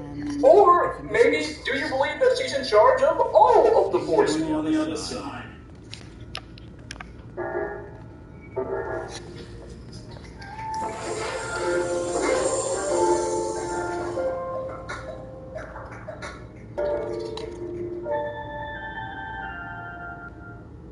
Initiating brainwave migration between the transplant and the host. Neuronic activity coming from the transplant. It's degenerating from its brain. We're going to load you into the strongest memories. Hey, how's it going, guys? It's Dave, and welcome back to Fallout 4, and its beautiful, radiated world. Let me just straight away say that this video is going to be about a certain villain, or I guess maybe hero, who's missing from the game. You see, if the player character joins the Institute and listens very carefully, you'll occasionally hear about the scientist named Dr. Zitz, who apparently once occupied an incredibly important role in the organization, but hasn't been heard from in years. There are no questions about him or anything. Dr. Zimmer is only mentioned in passing a couple of times, and in a few conversations that randomly play out between Institute staff.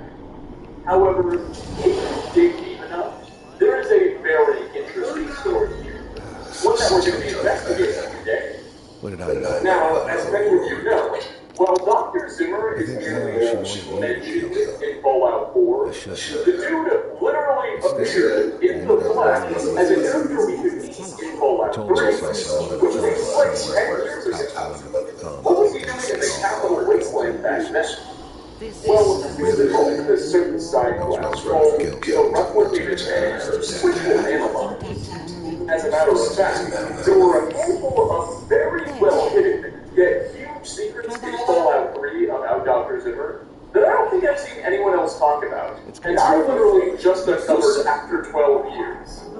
Yes, despite Fallout 3 having released in 2008, there are things I've just found. Like, there are a couple of details we can only uncover with console commands, and these really elaborate clues that has been in place since you wouldn't expect. I personally must have played through the Replicated Man at least 15 times, and never noticed anything. However, enough hyping things up.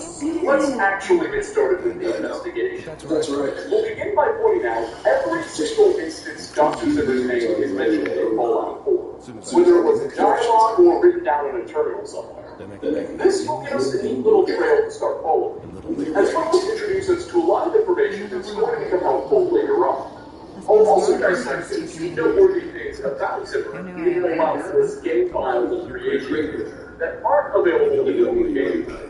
Then we'll move into Fallout 3 and look at the man's role in that science, as well as point out all those secrets I have done so much. When all is said and done, we're definitely going to be left with a lot of questions. More than what we started with, honestly. See this? But more importantly, we're going to make a discovery or two that'll change the way you look at the Institute.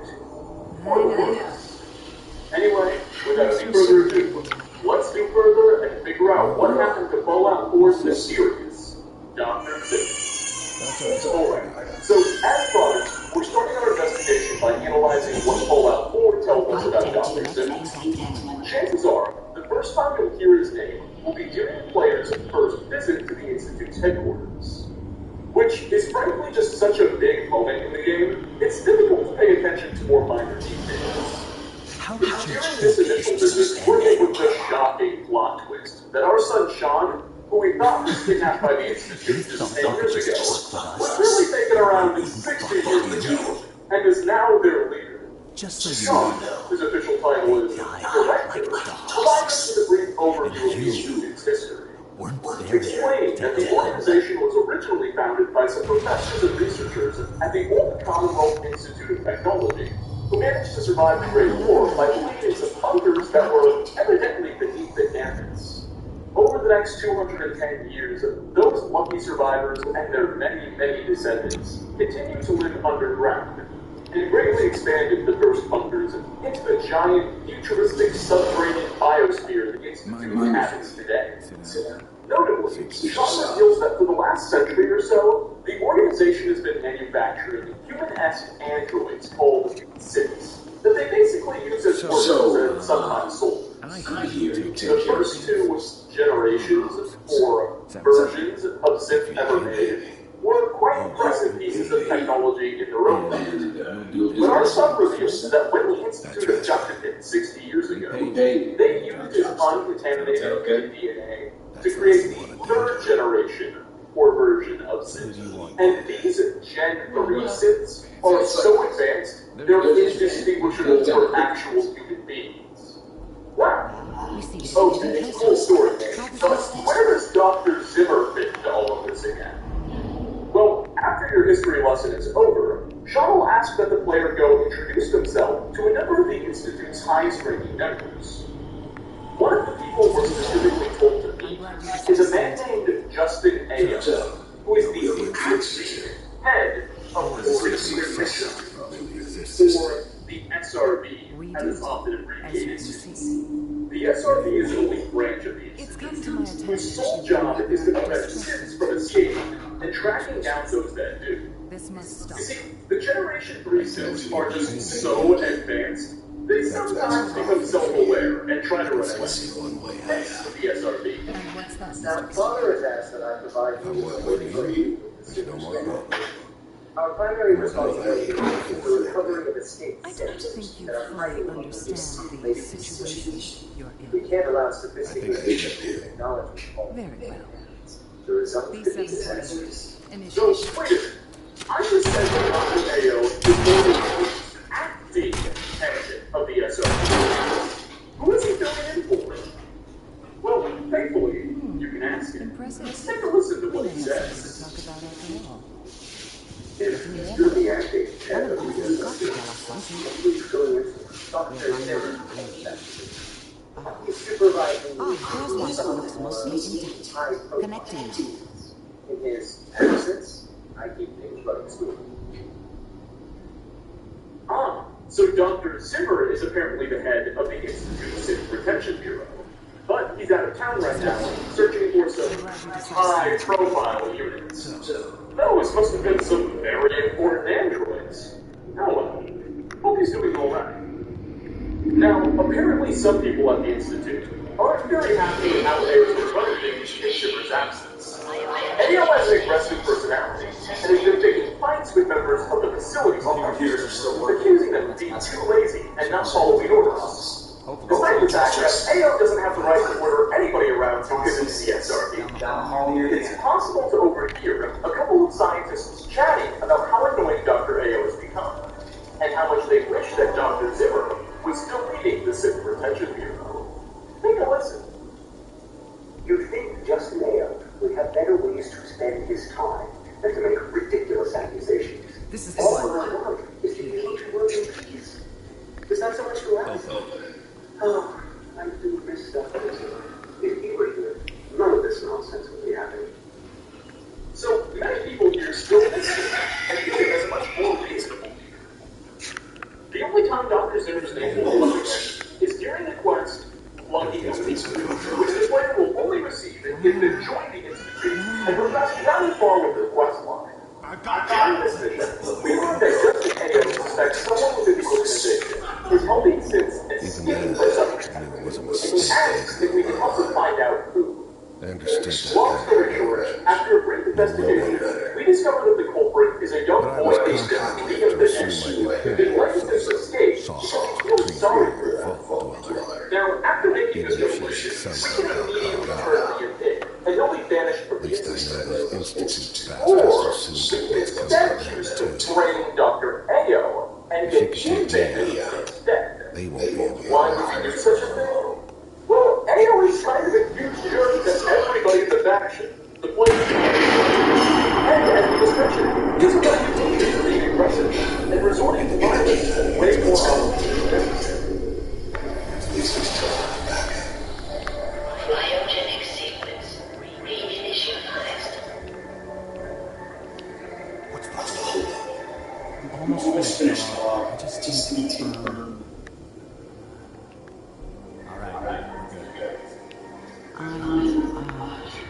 Yes. I hate to go through that again. I found Basketball, for real. Whenever you're ready. Liam, on the other hand, may be breaking the rules, but he's only doing it because it's what he believes is right.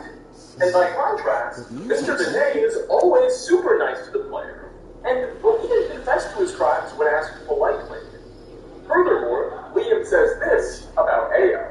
Look, now that you know, you have a choice to make. You can tell Justin. But I have a proposal for you. I want to frame Justin AO. Look, ever since Dr. Zimmer left, he's been out of control. He and his gorgeous kids pushing around, threatening to get what he wants. I guess Zimmer really was a better boss. Nonetheless, if you decide to go through with training Dr. AO, he'll be banished from the Institute, and a scientist named Elena Secord will take his place as the head of the City Retention Bureau. After assuming her new role, she may say this. We know he's hiding somewhere below the sea. Here's his file. I personally thought this statement was kind of funny, because Dr. Zimmer is supposedly still active working on behalf of the Institute and will be back soon. He's not lost in the same sense Dr. Justin AO is, yet Elena seems to imply he's gone. However, maybe the best position in anything. Regardless, that's the last time Zimmer's name is spoken in Fallout 4. It's not featured in any other dialogue box. Although, there are still a couple of terminals that mention it. Sean's personal computer features a status report from the SRB that explicitly states, quote, Director Zimmer is still offline, end quote. Offline is a term used by the Institute to describe agents and or SIDS whom they're no longer in communication with. So Dr. Zimmer, wherever he is not currently communicating with the Institute, and not even they can be sure where it is. Or, come to think of it, we don't even know how long he's been gone in the first place. So, it's entirely possible the man is dead somewhere and will never be returned. Now, aside from that, there's one other terminal entry we can find that directly mentions Dr. Zimmer by name. Interestingly, it was written in July of the year 2277, 10 years ago. The entry was written by the leader of the Institute's Bioscience Division, who had been testing the effects of something on live humans at Zimmer's request. Supposedly. I'll just read it. Quote, latest round of testing. Results are all within expected parameters. Informed Dr. Zimmer directly, as he had ordered the tests personally. He seemed annoyed with the results, unsure what he was looking for. He declined to specify why he wanted the tests run to begin with. End quote. Given what we know about the Institute's Bioscience Division, the exact thing they were probably testing on Zimmer's behalf was a man-made virus known as the Forced Evolutionary Virus, or FEV, that would end up creating super mutants. Why would Dr. Zimmer, an XRB agent, care about that stuff? What was he hoping to find in the data? Who knows? Now that we've gone over all the terminal entries and dialogue, though, let's pause for a second and consolidate everything we've learned. Dr. Zimmer was once the leader of the Civil Protection Bureau, and left some time ago to pursue some rather important escapes since. We're unsure how long he had been out on that mission, but he's currently not active with the Institute. He was definitely around back in 2277 when he ordered those tests from the Bioscience Department a decade ago. Those motivations were unclear. To make the Institute think twice All as right, with all of this information in our minds, let's finally jump into Fallout 3 and meet the man in the flesh. First things first, Fallout 3 begins in October of 2277, 10 years prior to the events of Fallout 4, and just a couple of months after Dr. Zimmer observed the Bioscience Department's FEV experiments. Don't worry. Look, what a coincidence. We specifically get to meet Dr. Zimmer at Rivet City, an old aircraft carrier turned sprawling settlement in the capital wasteland. He can be found in the laboratory of the town scientist, a woman named Madison Lee, where Zimmer will be arguing with her assistant as we enter. The man apparently needs to see Dr. Lee personally, but she's unavailable at the moment, much to his frustration. When approached by the player, Zimmer will ask if you're interested in some work, and claims to have a big job. Opportunity of a lifetime for you. I've misplaced some very sensitive property, and you will help me find it. I suppose things are alright. Just feels like we could be doing more for folks How do I outside put here. this in a way you understand? All you know of robots are those buckets of bones, those Mr. Handshakers and whatnot. Well, that's not all a robot can be. You see, in the Commonwealth, we've made artificial persons, synthetic humanoids, programmed to think and feel and do whatever we need. And occasionally, they get confused and wander off. Hey, Valentine. Hope you got what you were looking for in the outside of your head. Nonsense! This is a machine we're talking about. Can you enslave a generator or a water purifier? Of course not. The same principle applies. But let's get back to your business. You are to find this missing android. I practice it somewhere here in the capital wasteland. He must have done something drastic, like facial surgery and a mind wipe, or else I would have found him by now. It will be no easy task. He may not even realize he's an android. Don't upset him by talking with him. Just come get me immediately. I'll handle it. Pause right here. Clearly, Zimmer is looking for a suit on behalf of the Institute, though he doesn't mention the Civil Protection Bureau or anything like that. Which honestly makes sense, given that Fallout 3 came out in 2008, 7 years before Fallout 4's 2015 release. Bethesda probably just didn't have the Institute's lore very well fleshed out when writing this one. Anyway, after agreeing to help him, you can ask Dr. Zimmer for some more information, and take a listen to what he tells the player about the droid. My God, you're as annoying as you are fair. Very well. I'll tell you what yours does. You can locate my property. The duty of this particular unit was the hunting and capturing of other escaped androids. Yes, others have escaped. It's one of the side effects of having such an advanced AI. Machines have to think for themselves, fool themselves into believing they have rights. You mean when they And first so, did it? How? this The last particular android broadcast may was have just believed he'd done something I wrong, was in immoral, cryogenic storage for a and long wanted to time. forget I those just deeds. woke up. Oh man, that's Satisfied amazing! now? It's just like Mr. Abominable from episode 83. Wasn't This he particular android, Yeah, that's the one. designation We found him in a nice place across the 821, harbor. Boy, if he just woke up. The special, world these days the most is advanced taking it synthetic seriously. humanoid I've ever developed. It The seems others, like people like my escort Armitage finally there, rebelled are all older recovered bodies, from the easily nuclear war. Maybe in some replicated. parts, like Diamond But City. But over here, 821? we got a It ways to will go. take years to I got a recreate question for him. you. What if To the receive silver shroud was this real? android With his black must trench coat, be flaming located silver at all machine gun? costs. I got a The plan others to are change your all life. So we acceptable can fight losses, bad guys but and put the rest of us in silver something 821 better. is irreplaceable. Good on you, trying to make the world better. So this box is very special because it was one of the first ever made by the If we find a Institute custom to hunt machine down other even better than the robots. one in the show. In But to far make this form, we work, can meet the I types. still need the most They're important called piece. courses, and they are some of the most powerful characters in the entire game. They boast incredibly advanced technology that makes them exceptionally powerful in combat, incredibly strong, and they're even capable of teleportation. So it makes perfect sense why Dr. Zimmer really needs to get this one back, especially if it's one of the first ever models. Nonetheless, after the conversation was concluded and you accepted the mission, the quest, the replicated man began. Get a 10% cashback welcome bonus, including diamonds with all dividends, Silver Shroud is born again. And you'll be sent on a bit of a search throughout Rivet City, where you'll have to talk to other characters, gather evidence, and locate a number of holotapes that the Sith apparently made before suffering a mind wipe and changing his appearance.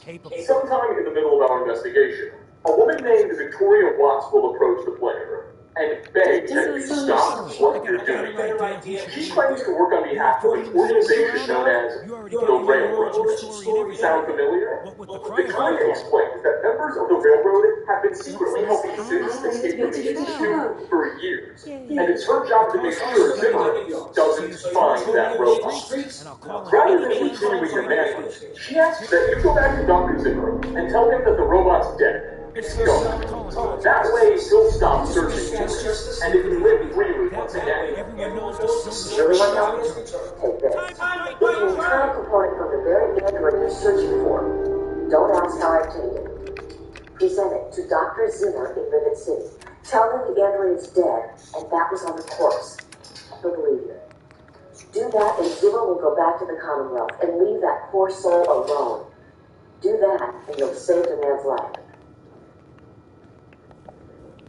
Just understand that this android is now, for all intents and purposes, a man.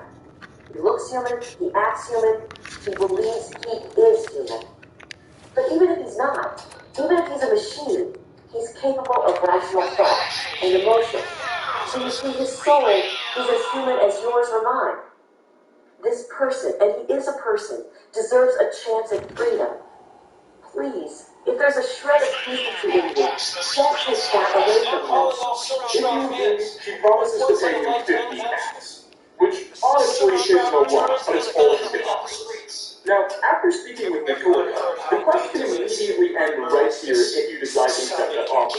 Just go back to Dr. Zimmer, tell him, yeah, bud, sorry, your robot's dead, and that will be the end of the replicated man.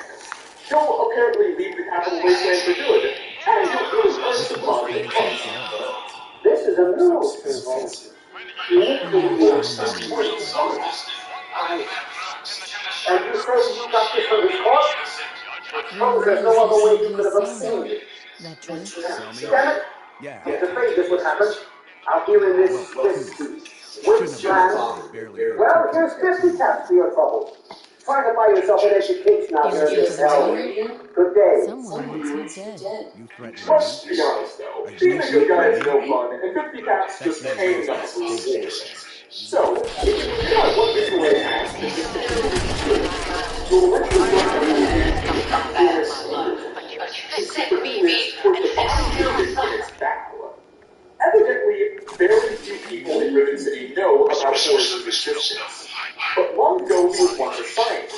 and was part of the original group of settlers who founded the city in the first place. After some disagreements with other researchers, he entered the self-imposed exile and started secretly living where he does today.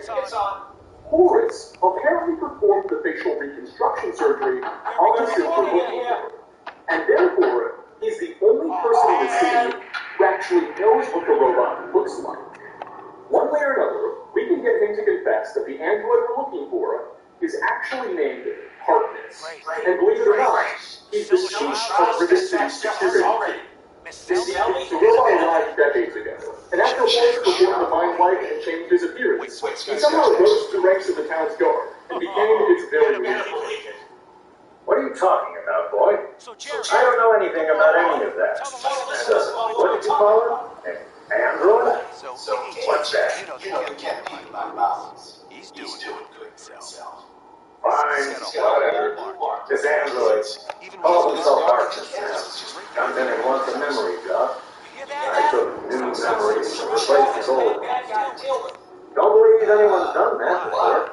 Certainly not down here. That Commonwealth tech isn't all that fancy when it comes down to it. After Horace did, we'll have a very, very important. If we tell Dr. Zimmer everything, he and his bodyguard will confront Harkness. He'll come out of his way and kill him, cause fighting the whole thing. After which, Zimmer will reward him with his pack and a very powerful new blaster rifle. He'll then promise to take Harkness's limp body back to the Commonwealth and put it in the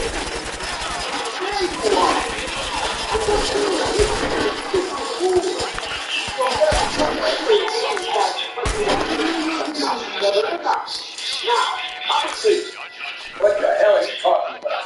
I swear, I got enough crackpots on this damn boat. You're coming back with me to the Commonwealth.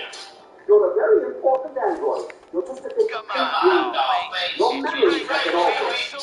I'm going nowhere. I want you off this boat. Immediately. I'm done suffering your nonsense. Do I do this the easy way or the hard way? Of course, we will do it in the easy way. I have no intention of harming you.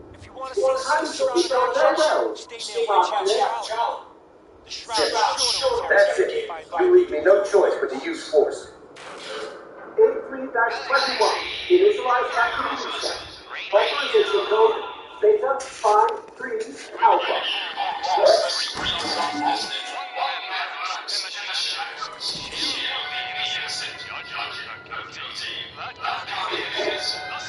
A3-21. Awaiting initialization protocol parameters. A3-21. Awaiting initialization protocol parameters. Alternatively, we can go back further and tell them everything we found out. At first, we won't believe it, remember he didn't have a timeline, but we can show a holotape to prove it. After reviewing the holotape, we'll remember everything and become very, very terrified. Harkness does not want to go back. Harkness will then go find Dr. Zimmer and kill him. Alternatively, you can also ask for the honor of killing the doctor. Either way, that's another way this mission can end. That's certainly no man's property. Did Zimmer put you up to this? You have exactly 5 seconds to explain what it is you're trying to do here, or you'll be leaving Rivet City by way of the nearest porthole. Can you spare a few details on this? Alright, I'll choose. But this is impossible. I can't be a robot, I'm a human being. I breathe. I eat. Hell, I cut myself shaving this morning. I was bleeding. Robots don't bleed. I'm not sure what to say. I'm not sure what to think about it. I'll admit, it's pretty convincing evidence, but it doesn't make any sense. How can this be possible?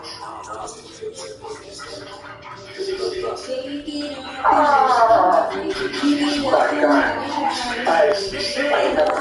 I remember it all. From before. Zimmer. The Commonwealth. My God. All the brothers I brought down. You made me. What? How? Never mind. I just... My God. What am I going to do? My life. Everything. It's all a lie. Another special update. No, it wasn't Bobby Dono's blockade changes. I'll tell you what I'm going to do. I'm going to shove him into a very small box and send him north where he belongs. Let's see what you got. Testing all the psychic Thank you for warning me about Zimmer, and for keeping this a secret. Here's a little token of my gratitude. Best of luck, just do me a favor and don't go blasting up my boat. People discharging weapons on my boat tends to get me nervous. Unless I'm the one doing the shooting. To kill dangerous thieves from the Commonwealth, for instance. Now, here's what's so interesting about this ending. If Dr. Zimmer is killed, he'll drop an android component. Android components, of course, are the miscellaneous items dropped by androids when they die in Fallout 3. Similarly, since in Fallout 4 dropped synth components upon their deaths. So it seems Dr. Zimmer must have been a synth too. Wow! Importantly, and I can't stress this enough, Dr. Zimmer's component isn't in his inventory until he passes away. So it's not like he was just holding on to the component of another synth or something.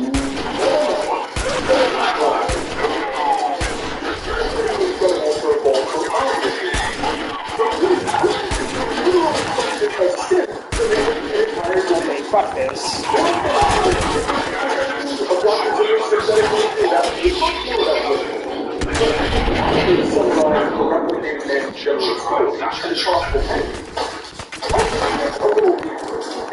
Other fascinating details.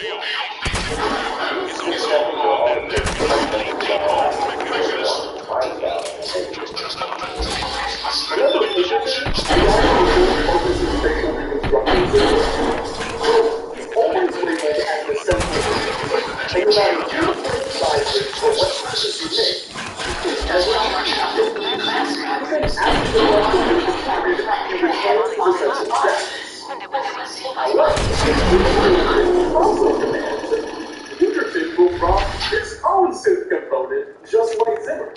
Yeah, he's a secret synth too. There's no possible way to reveal this fact in normal gameplay. You can't use effects or anything, and he's only killable with console commands again. But this is some pretty concrete evidence. There's also a funny dialogue option where the best designers appear to have ironically hinted at this reality. Maybe I am. Maybe I'm going to have my android army rise up against you and your evil. Oh, sorry I couldn't resist. Force Pinkerton is a huge deal for war response, and there's consequences that go way beyond just the professional man. Remember how earlier in the video, when I was just introduced, I mentioned that Force was a part of the original League of Federators who founded Rivet City 40 years ago, but eventually entered this self-proclaimed exile. Well, there's more to that story. You see, that original group of cells were actually the remnants of a scientific organization called the Institute, and Horace Pinkerton was their leader. They moved into the old aircraft carrier that we now know as Rivet City 40 years ago, when they were looking for a new lab space. And eventually, more and more people started moving in too after they set up shop. Pinkerton created the Leadership Council to manage this new town, and it was always well for a while. Until around 18 years ago, when another team of scientists, led by a woman named Dr. Madison Lee, who led the moved in, and ended up taking over the council and forcing Pinkerton out. These new scientists were definitely obsessed with some project to fix the wasteland's water supply and make it drinkable, that Pinkerton was opposed to and thus had to go. That's why he's now hiding beneath the vessel. More than likely, Pinkerton came to the capital wasteland after escaping the Institute of the Commonwealth with the help of the railroad, and this story about some naval research institution was just a lie or an implanted memory. In Fallout 4, we learned that since the railroad helped escape from the Institute are usually sent to the capital wasteland, as it's much safer than keeping it in the Commonwealth, and the Institute usually doesn't bother to try to get them back. So it makes a lot of sense how both Pinkerton and Harkness could have ended up in the city together. A somewhat popular Dr. Zimmer was really happy, and that hardness was the problem. Well, I absolutely love that idea and think it would be an even better plot twist. It's probably incorrect. Dr. Zimmer used a specific individual recall code when he acted, which would have revealed that Pinkerton was the real target. The last detail I'd like to point out, before we start drawing conclusions and looking into the content, is that Zimmer specifically states he made the robot he's looking for, and that he was its creator. So no, he may not be just an ordinary robot, but he's certainly not human, no matter how badly he wishes it so. I made him. I want him. End of story. This could just be a little hyperbole, and it's likely that the entire SRG was dead, but it may explain why Dr. Zimmer ordered his actions to try his best to modify the in Fallout 4, we find out that experiments with the SRG was trying to build and isolate genes that could be used to make their cells stronger and more durable. It's possible that in July of 2277, when the terminal entry was written, that the doc was in the process of creating the robot that would become Hardness, and he decided it would fail. No matter, theories from this aside, so far in this investigation, we've definitely learned a lot. We learned Zimmer's a Sith. We learned that the Sith he's looking for was helped by another Sith. And we learned that the dude who replaced Zimmer at the Institute wasn't a very popular leader. However, even with all of this, we're still no closer to answering the original question that prompted this video. Where is Dr. Zimmer next? What's he doing in 2280? Well, it seems pretty obvious that the person purposely gave him vague whereabouts during Fallout 4, so it makes it seem like any ending to this quest was feasible. I mean, if you killed the dude in Fallout 3, only to find out that he's alive and well in the Institute in Fallout 4, it would make it worth it for nothing. But, by making his status as mysterious as possible, Bethesda allows players to believe whatever they want. What's so weird, though, is that it appears the developers may have at one point wanted to do something different. As in Fallout 4's game files, there's actually an unused voice type file for a male NPC named Zimmer.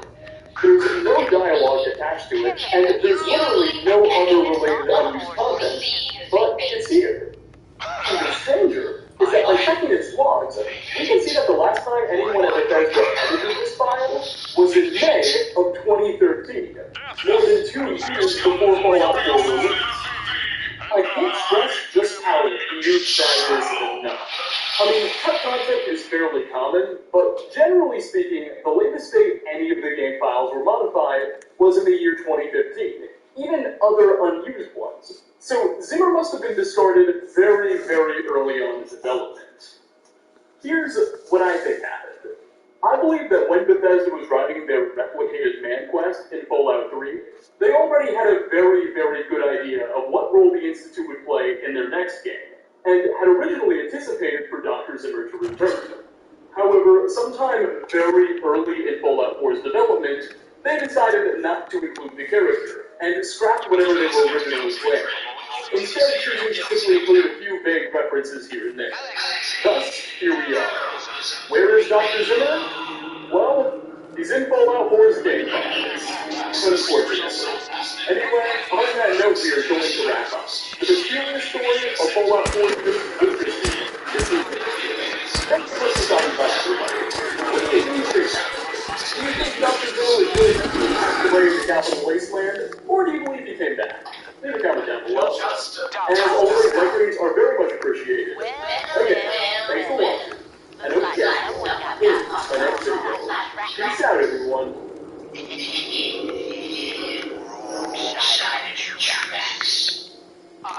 Just meeting a better way. No stores or process. Call. No, it's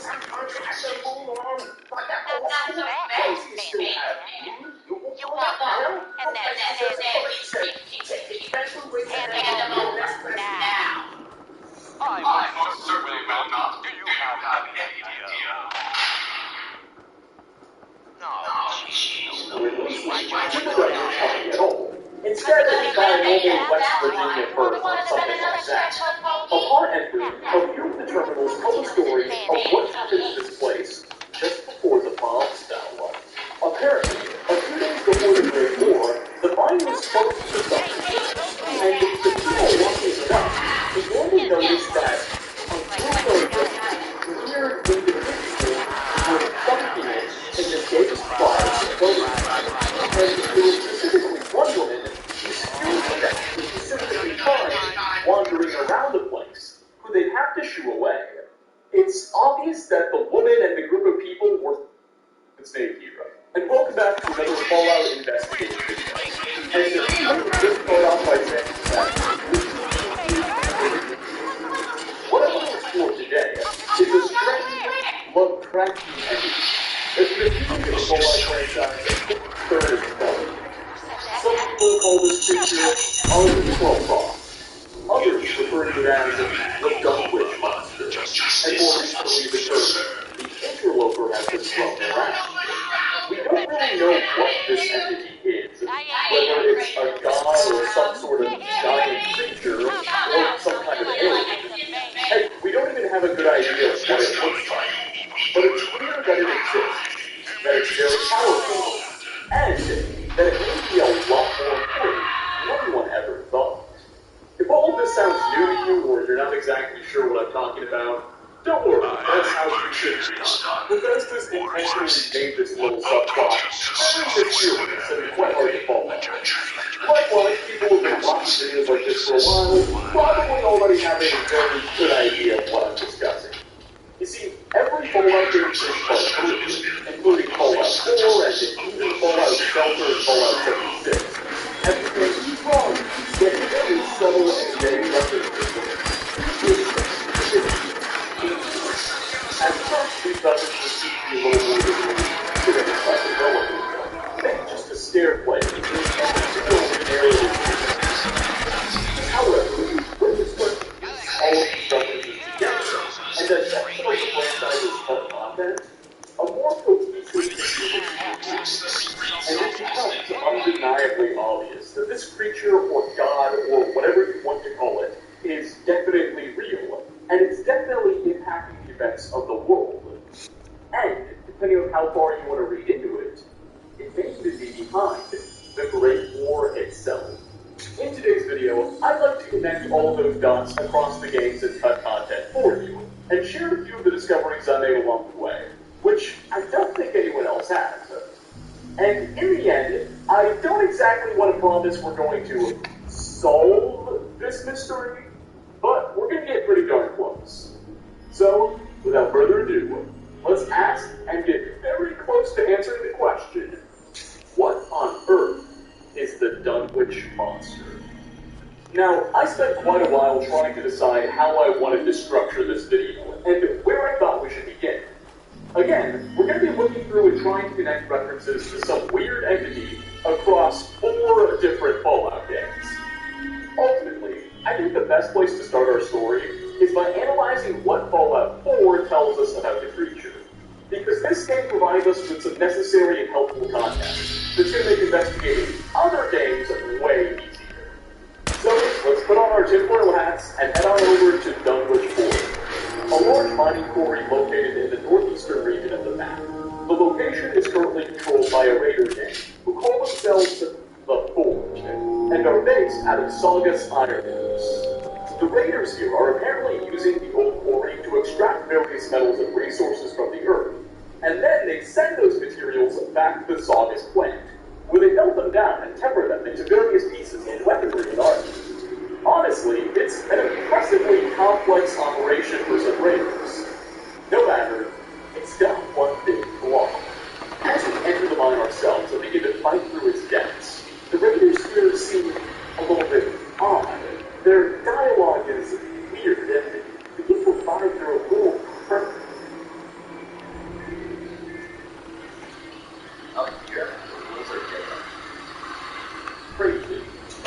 Numerous terminals left behind by the original building of this place have been discovered, and they try to look for, suggest, a frightening tale.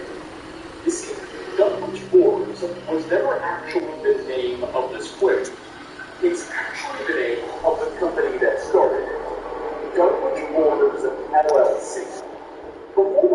Bell, this firm specialized in all things digging.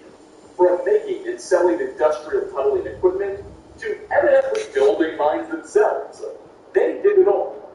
And here's the kicker, Dunwich Ores, which we now know is both this location's name on the map and the company's name, is a clear nod to the short story, The Dunwich Horror, written by Howard Phillips or H.P. Lovecraft. Allow me to go on a brief tangent to talk a bit about H.P., because he's going to be quite important throughout this video. I promise, we'll get back to the mines in a second. Lovecraft was a writer in the early 1900s who authored numerous horror stories. But the thing about Lovecraft's take on horror was that he abandoned the traditional werewolf and vampire tales that were popular during his time. Instead, his works were dominated by strange, dark, all-powerful, and oftentimes even extraterrestrial gods and creatures, who typically boasted absolutely disgusting, almost squid-like and fishy appearances. The most popular character was unexpected the Cthulhu, who you've heard of before, but never a rock more, and many were secretly worshipped by small cults on Earth.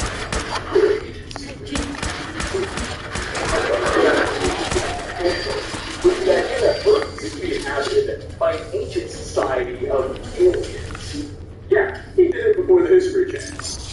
Since its heyday in the early 1900s, many other writers adopted similar styles, and now just called the entire genre Lovecraftian in his name.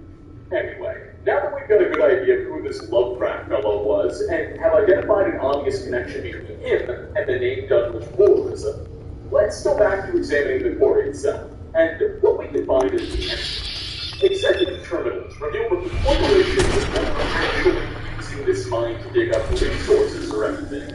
What they were really trying to do was dig something, which they called its up. And Dunwich simply pretended this place was a quarry to deceive the public and its employees. So that explains this organization. They're not really interested in mining metals or stone or anything like that. It's merely a convenient excuse that lets them dig for something more ambiguous and probably less popular. As we start going deeper and deeper into this mine, things get weirder and weirder.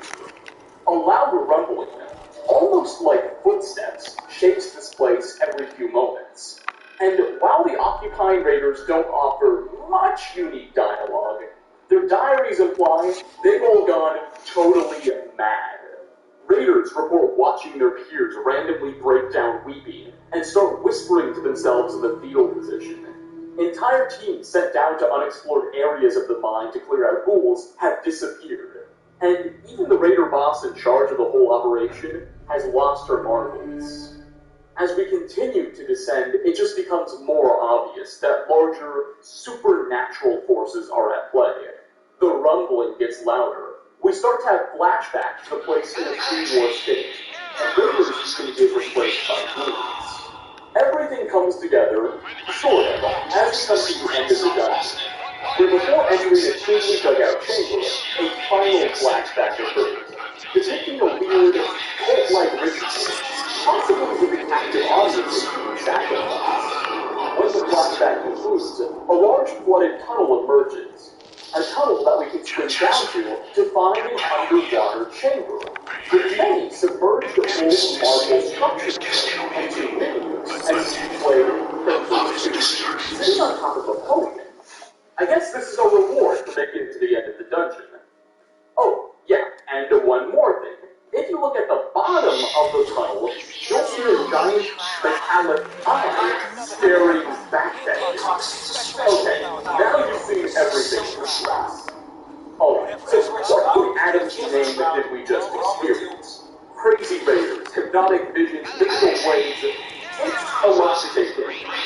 It seems, before the bombs fell, when the world still spun, the Dunwich company was being drawn by something supernatural to mine in this specific location, and dig up something more rats, along the way ignoring safety standards and committing human sacrifices.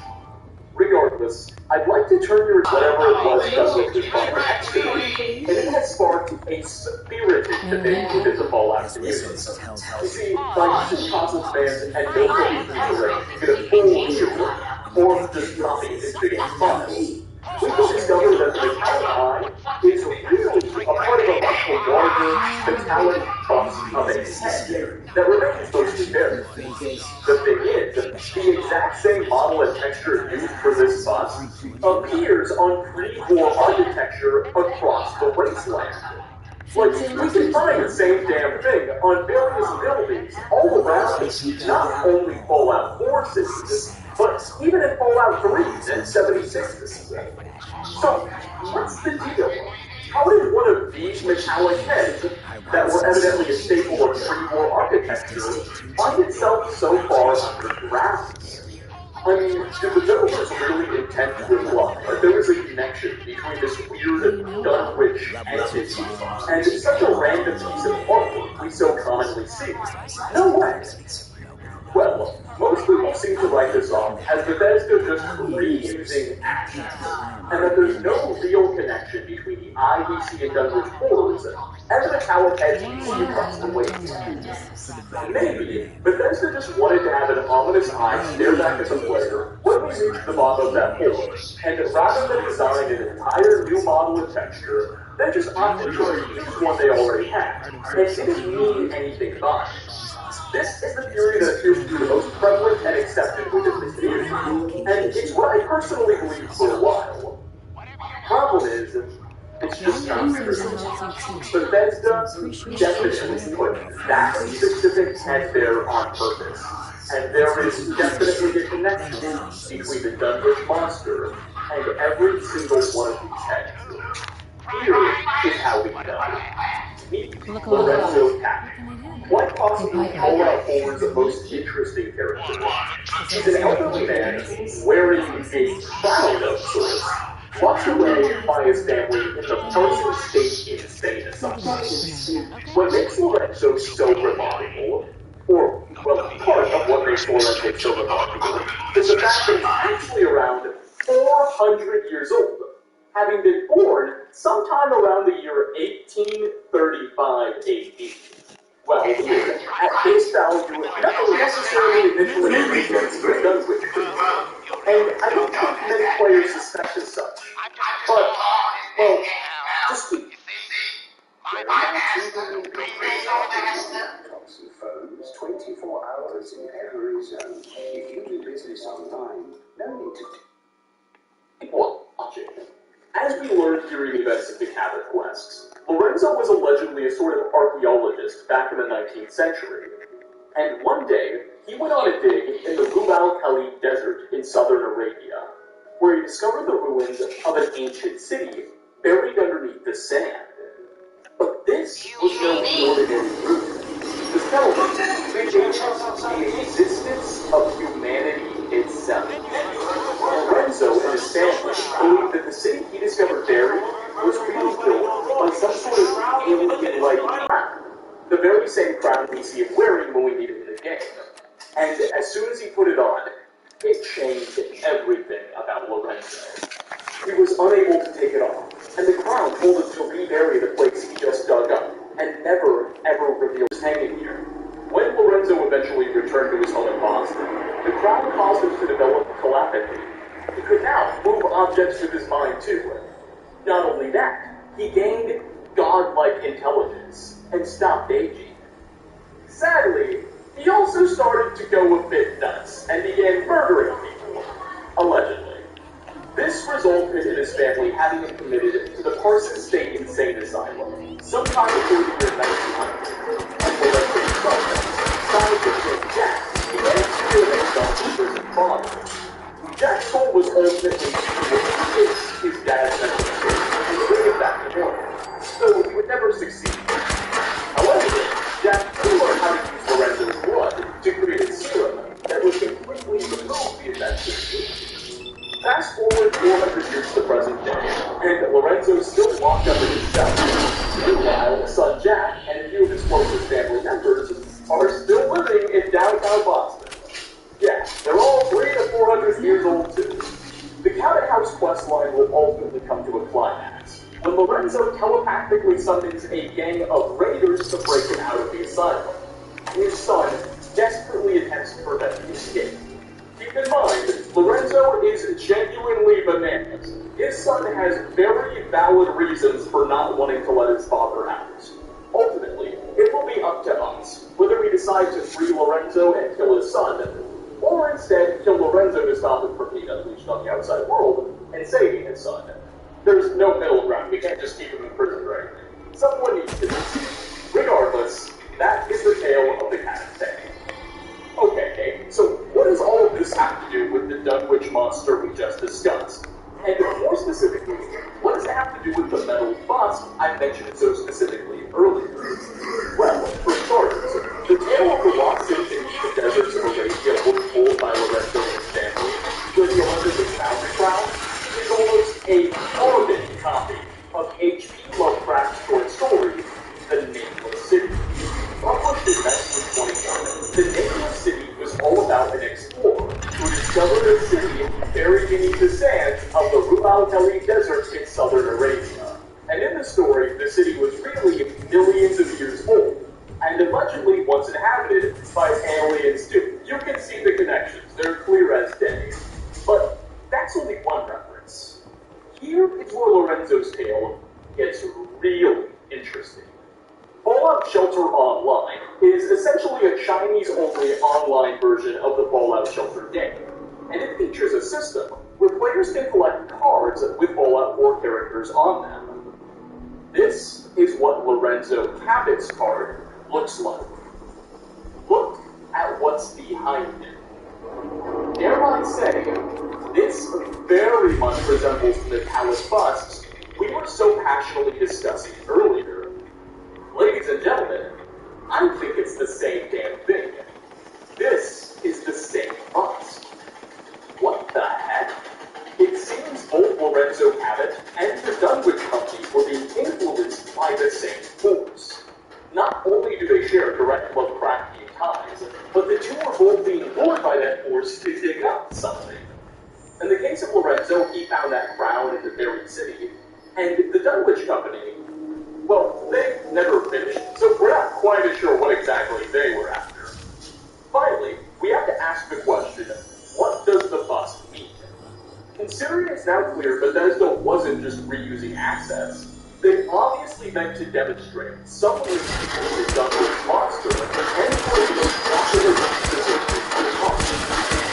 It is fair to imagine the Lorenzo's Fallout Shelter Online card, if this structure was present in the ancient history of exploring, staring away from the Rub al-Khali. Perhaps the same ancient alien civilization that built that city had buildings spread across the world back in their time, where similar busts could be found. And perhaps the Dunwich Company was trying to unearth one of those cities in modern-day Boston, and that's why they stumbled across it as a pet. And when the real kid gets a blade and those suits and the two mini-suits, all sorts of old marble structures can be found, including seating, and the developed podium where the items are made.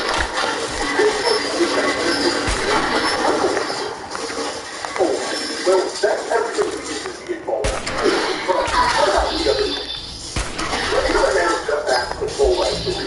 The game where Bethesda first started to with enemies, and explore what it comes with. In Fallout 3, there was a building we could visit called the Dunwich Building. And to test it, this location was also associated with Dunwich Homes LLC. However, rather than being a box, the Dunwich Building is merely an office building belonging to the company. By 2277, the structure was populated almost exclusively by federal buildings. And in-game, the building is very much designed to be a sort of haunted house from a gameplay perspective, making use of dim lights and jump scares. Fallout 3's Dunwich building was honestly way more terrifying than the place we visit in Fallout 4. And in it, too, we can experience brief flashbacks, and occasionally even see objects just fly across the place on their own. Now, the cool thing is that as we progressed through the dungeon, we could one by one pick up holocapes left behind by an unlucky man named Jamie, who who had apparently ventured into the building not long before us, looking for his father, and a mysterious book his father supposedly thought was here. Why the hell would he come all the way out here? Dad's been a little nuts for some time now, but not like this. Leaving me in that crappy little hospital without goddamn flashlight. I made enough selling the medicine crowd to get your post at the town for a week. I'm almost out of rations.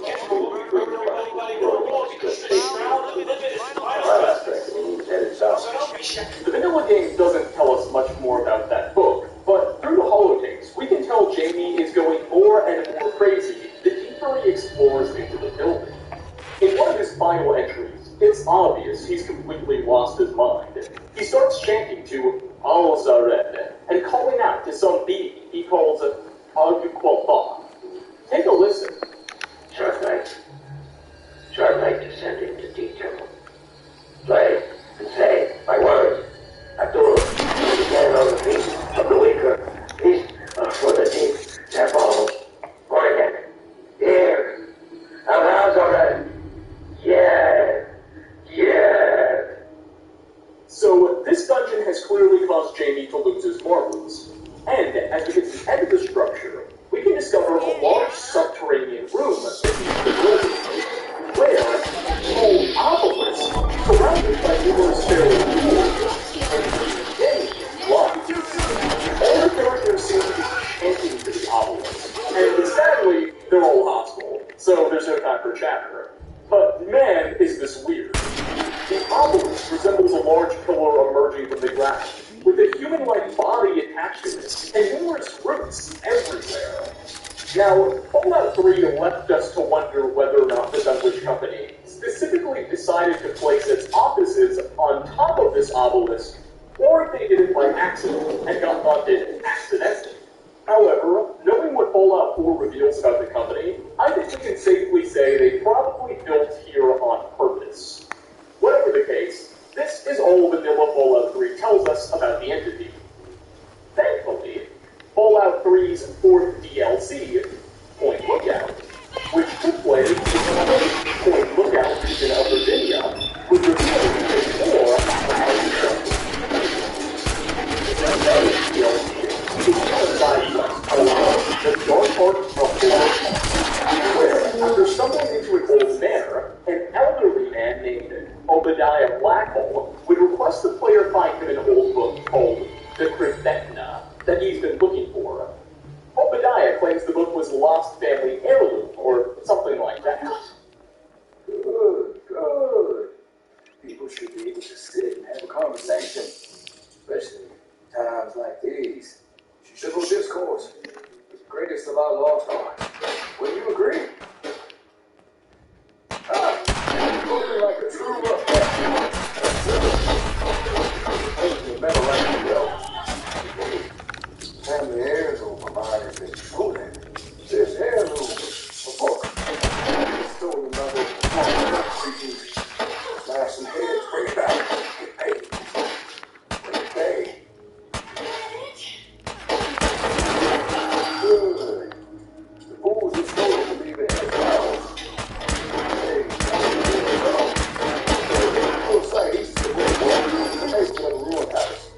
I think you'll find it there. Bring it back to me. Hey. Apparently, it's currently in the possession of a tribe of swamp folk. In Point Lookout, swamp folks are basically irradiated rural people inspired by The Hills Have Eyes. And Obadiah informs us that a group of them currently have his book and are worshipping it. Thus, we'll be sent to go clear out that tribe and locate the heirloom. However, on our way, a woman named Marcella, who's a Christian missionary, will stop us and inform the player that we can't let Obadiah get the Krivekna back. She explains that it's really a dark of incomprehensible power, and if it's returned to Obadiah, he will use it for evil. Wait a minute. No. Obadiah sent me in search of a book. I thought as much. Listen to me very carefully, child. You mustn't bring it to him. That book is known as the Krivekna, and it's a thing of evil purpose. Yes, the Kribetnik. The Blackhall family has a long, evil history with the book. It was lost to them long ago, but it's found a way back to Point Lookout, and Obadiah seeks to reclaim it. Obadiah's no better than the heathens he's asked you to steal it from. He believes he can use it to control them, and God knows what else. There's a way to destroy that damn thing. I intend to do just that. Instead, Marcella asks that if we find the book, rather than take it back to Obadiah, we instead head to the Dunwich Forest building in the Capital Wasteland and touch the obelisk with the book, which she claims will destroy the text once and for all. This is a bit ridiculous, but it's a pretty substantial revelation, and Marcella confirms that Mr. Necta is a match to the Dunwich Dungeon. And it's probably the same book that Jimmy guy and his father were looking for. Regardless of whether or not we know the it's still this fight. Simply head out to the swamp boat, murder the weirdos to death, and eventually go up to the base and yourself. Where the Necta is supposedly being stored by the rock. Now, hopefully, after this settlement, it will become power, but it's no ordinary self. Instead, instead of an active subterranean cave, filled with sacrifices, and as there are giant marble pillars, walls, and ornaments all over the place. In fact, this was suspiciously similar to what we find at the bottom. Come to join the party? After finally waiting for the new place walk over down, we can talk to the Mr. Over that black hall for one of the 2,000 attacks, or head all the way back to the early floor of the Capital Wasteland and tap the book So, this is what all our look at here. We check out the dungeon, and it has obelisks in the Capital Wasteland, and then they not call them and that's some connection to a road there's more than I can the dark part of Black Hole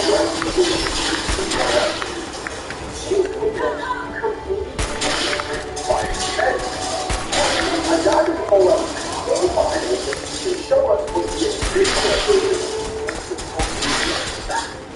cut dialogue reveal that originally when you walked into the Black Hole and then Obadiah Black Hole, he would have asked us to go monitor that as he didn't like it.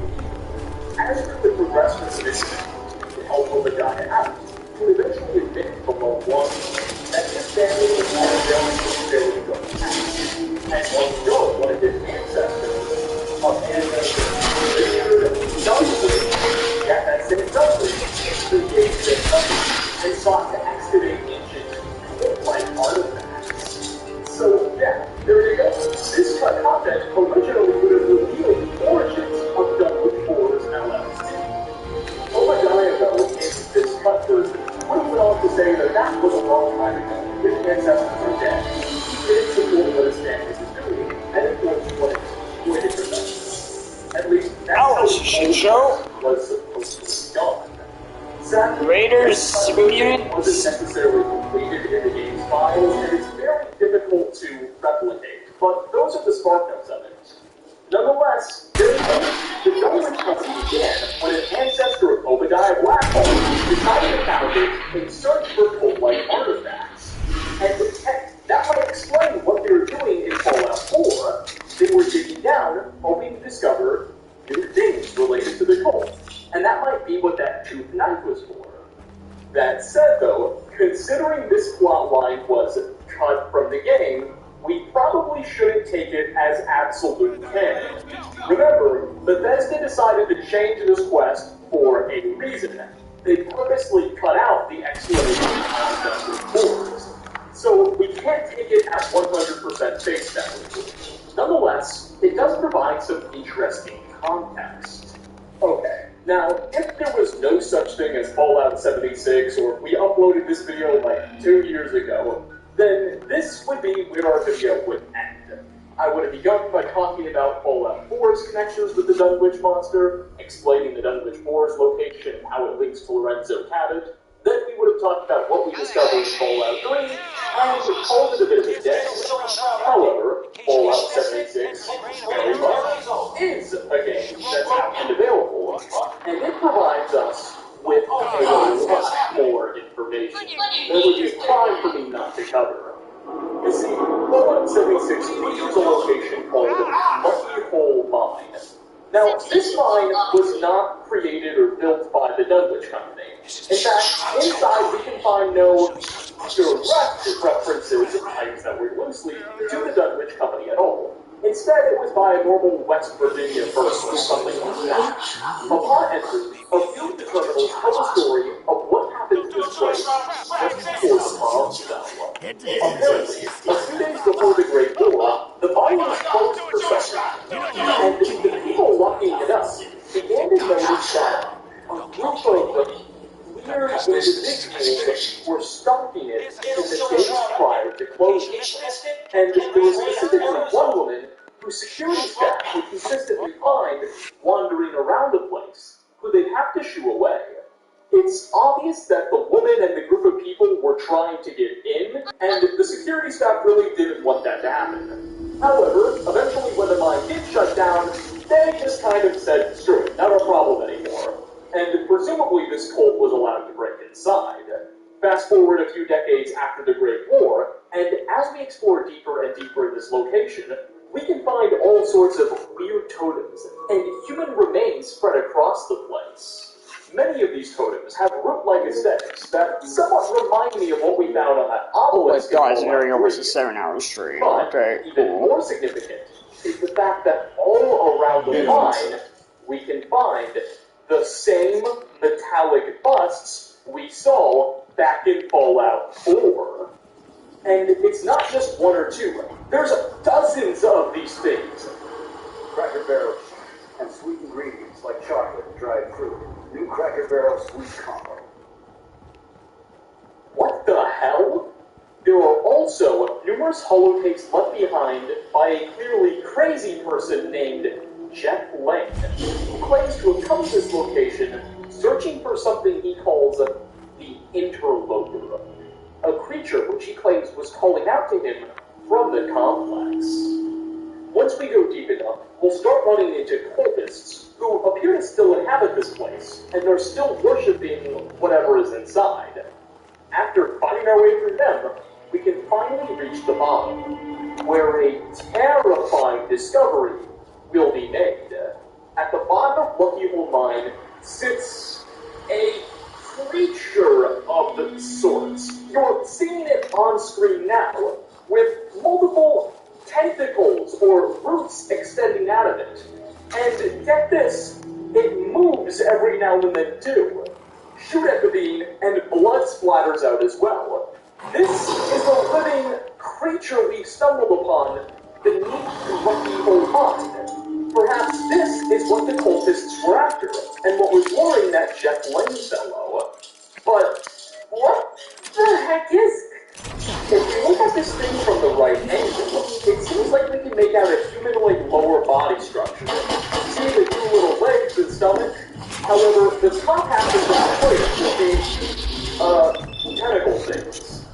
If it takes time, this being is referred to as Gut Puker 01, which leads me to suspect that maybe the character thinks of this as a large person who had his guts puked out. At first, for a while, I suspected this may be Ugg himself. This might be the very Dunwich monster we've heard so much about. But after thinking for a while, I don't exactly believe this is the case. It's just too small. It doesn't seem as powerful as what we're expecting. No, I think this is some sort of creature perhaps associated with the being we mentioned earlier. What exactly it's doing, though, and how it was created, well, we'll talk about some theories in a bit. Unlucky for us, there isn't a whole lot of additional information Fallout 76 provides on what's going on here. However, the fact that we see all of these buried faces and a creature of some sorts, and the fact that we know other people were being called out, does help to further solidify some connections we made earlier, and confirms that Bethesda is very much interested in continuing to expand and unravel this mystery for us. However, where does that leave us? What conclusions do we draw? What's going on? Well, considering all of the efforts we've made in all of these Fallout games over the last 30 minutes or so, I think it's fairly safe to conclude that in there was some sort of humanoid civilization that used to exist across the world. What with all of the humans we find and all of the various metallic fossils, especially what Lorenzo tells us, this is fairly indisputable. However, beyond this is where things go consider. For instance, there's the question of if these metallic busts were a staple of this pre-humanoid civilization, why do we find them all across the architecture? Perhaps maybe before the Great War, many of the most and wealthy were followers of this pre-existent civilization. Maybe they knew about them and shared in their values, and maybe they shared in their beliefs. Which is why the on so many different today. Or there could be some sort of explanation that is artists and architects to do such a thing. Furthermore, maybe the Dunwich monster isn't just one specific beast. Maybe it's a bunch of different humanoid beings across the world. Remember that obelisk we see in Fallout 3 and how it resembles a person shooting balloons? Well, the interloper thing we find at the bottom of Flexible Pine, it's a very similar thing.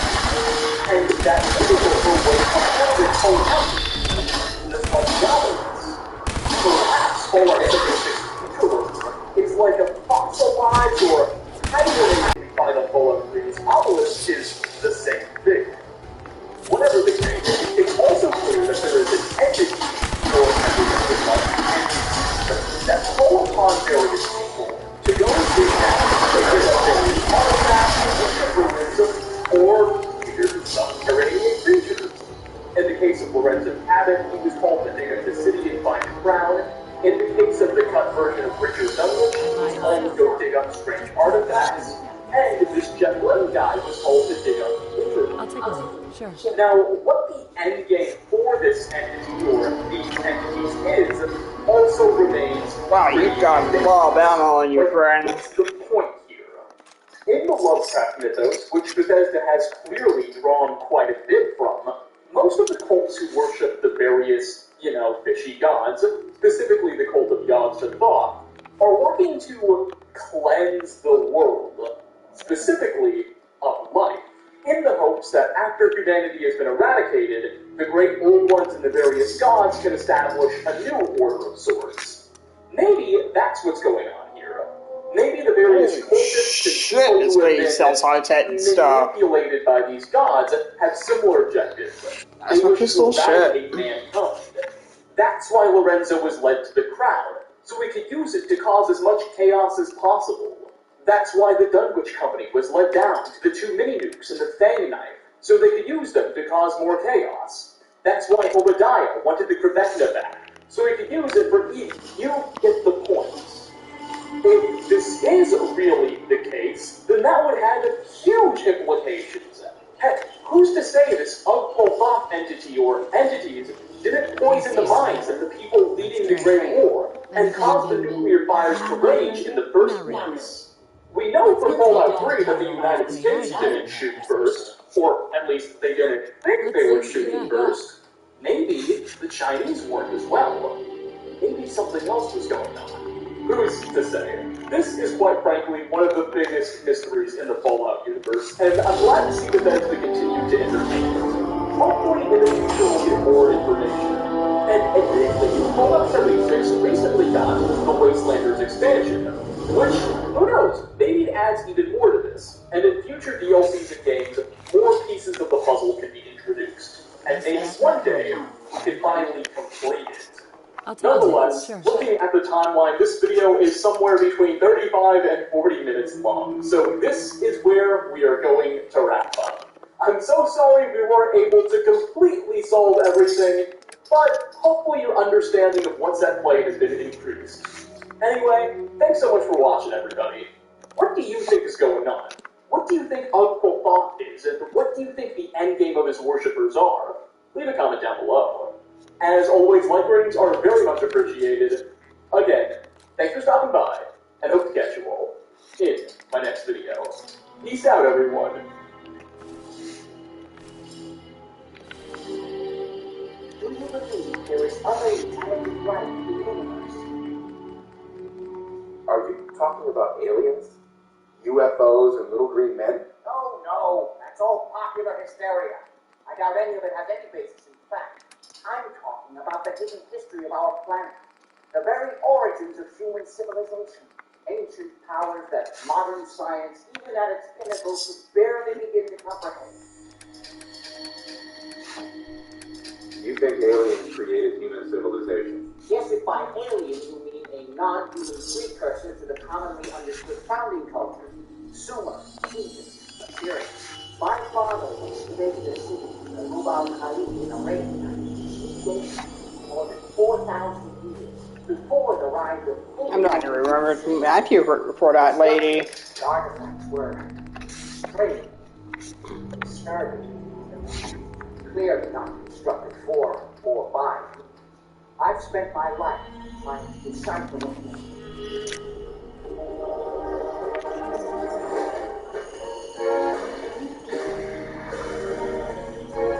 With over 200 flavor notes to discover, every sip of Woodford Reserve bourbon is a spectacle for the senses.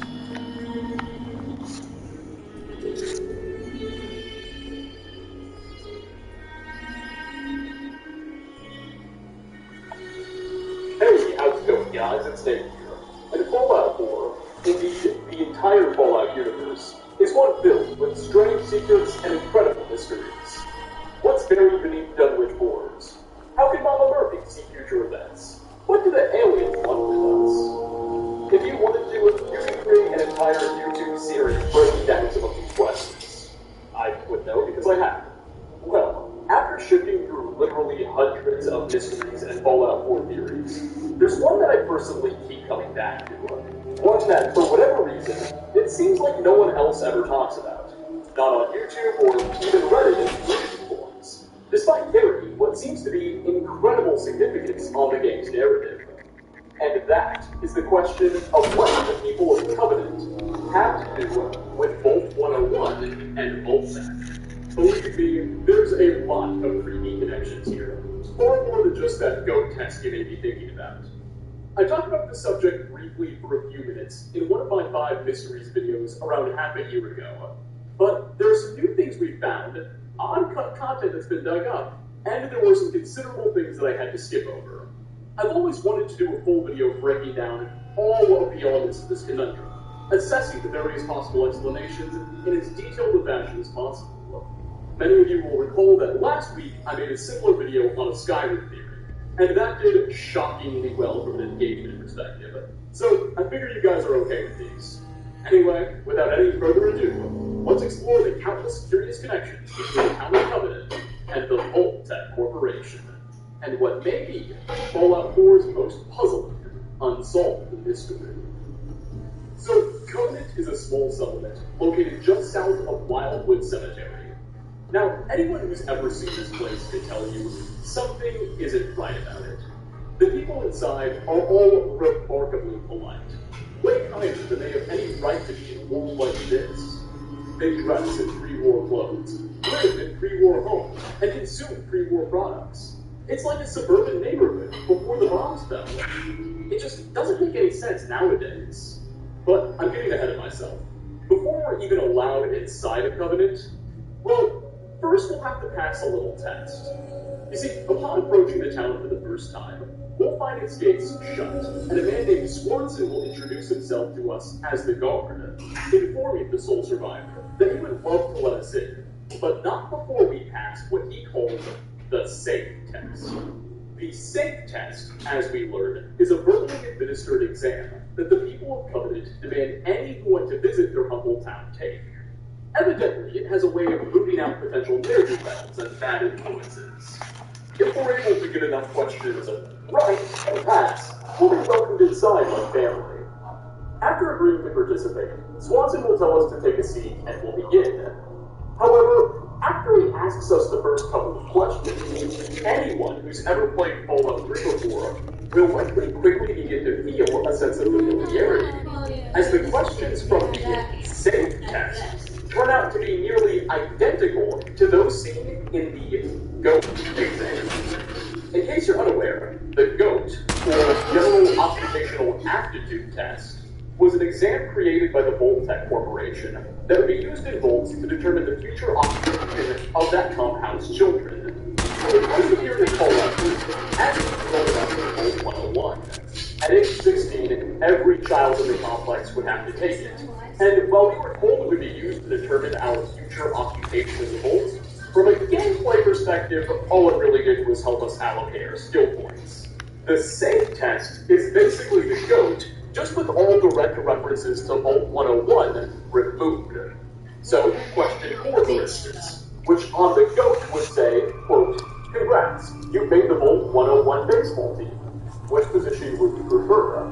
has been changed to instead say, quote, "Congrats, you made the Covenant baseball team." End quote. You get the picture.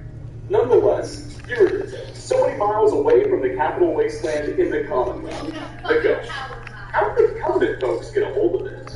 Most people, upon realizing this, just chalked it up to a simple Easter egg by Bethesda, with no real narrative significance, as if this was a humble Of course, though, you know there's more going on here than that. So, no matter your answers on the safe test, you will pass and be allowed into the settlement, as well as granted a bed in the guest house. How thoughtful. Everyone here is great, and overall, it just feels like we're in pre-war suburbia.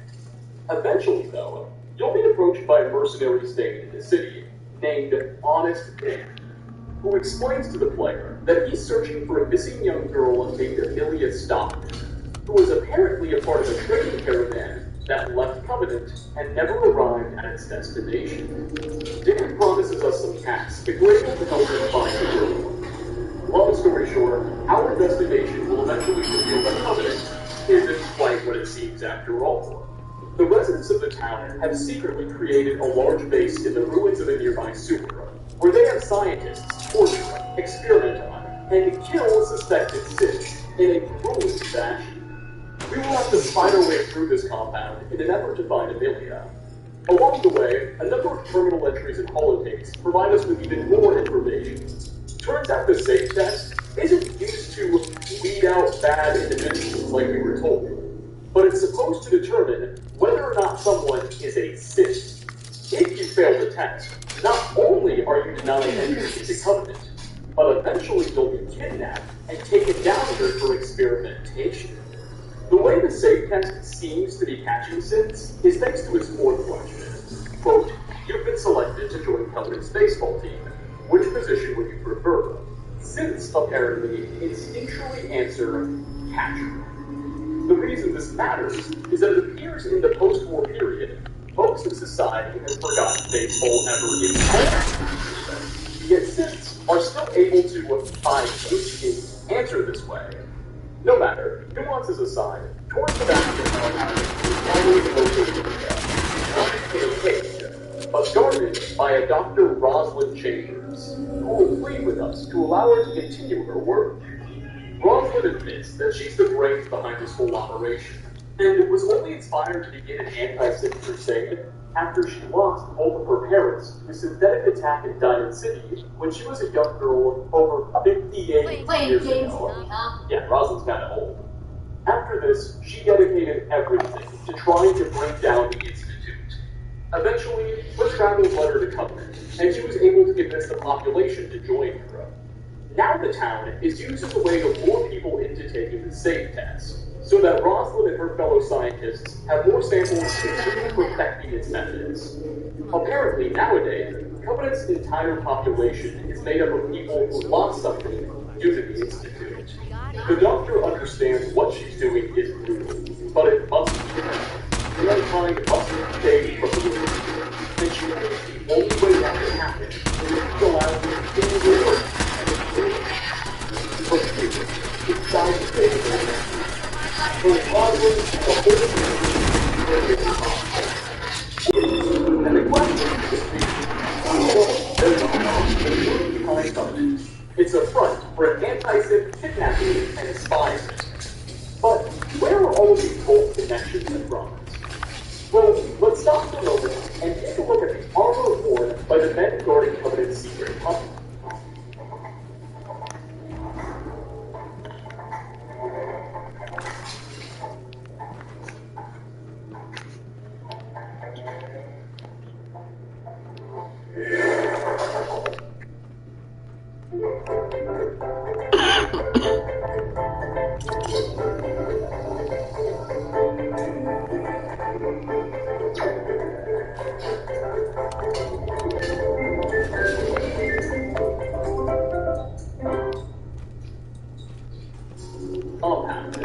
Specifically, let's examine that helmet they wear. Zoom in on the front of them, and you can find, ever so quickly, a faded and possibly somewhat painted over Bolt Tech logo.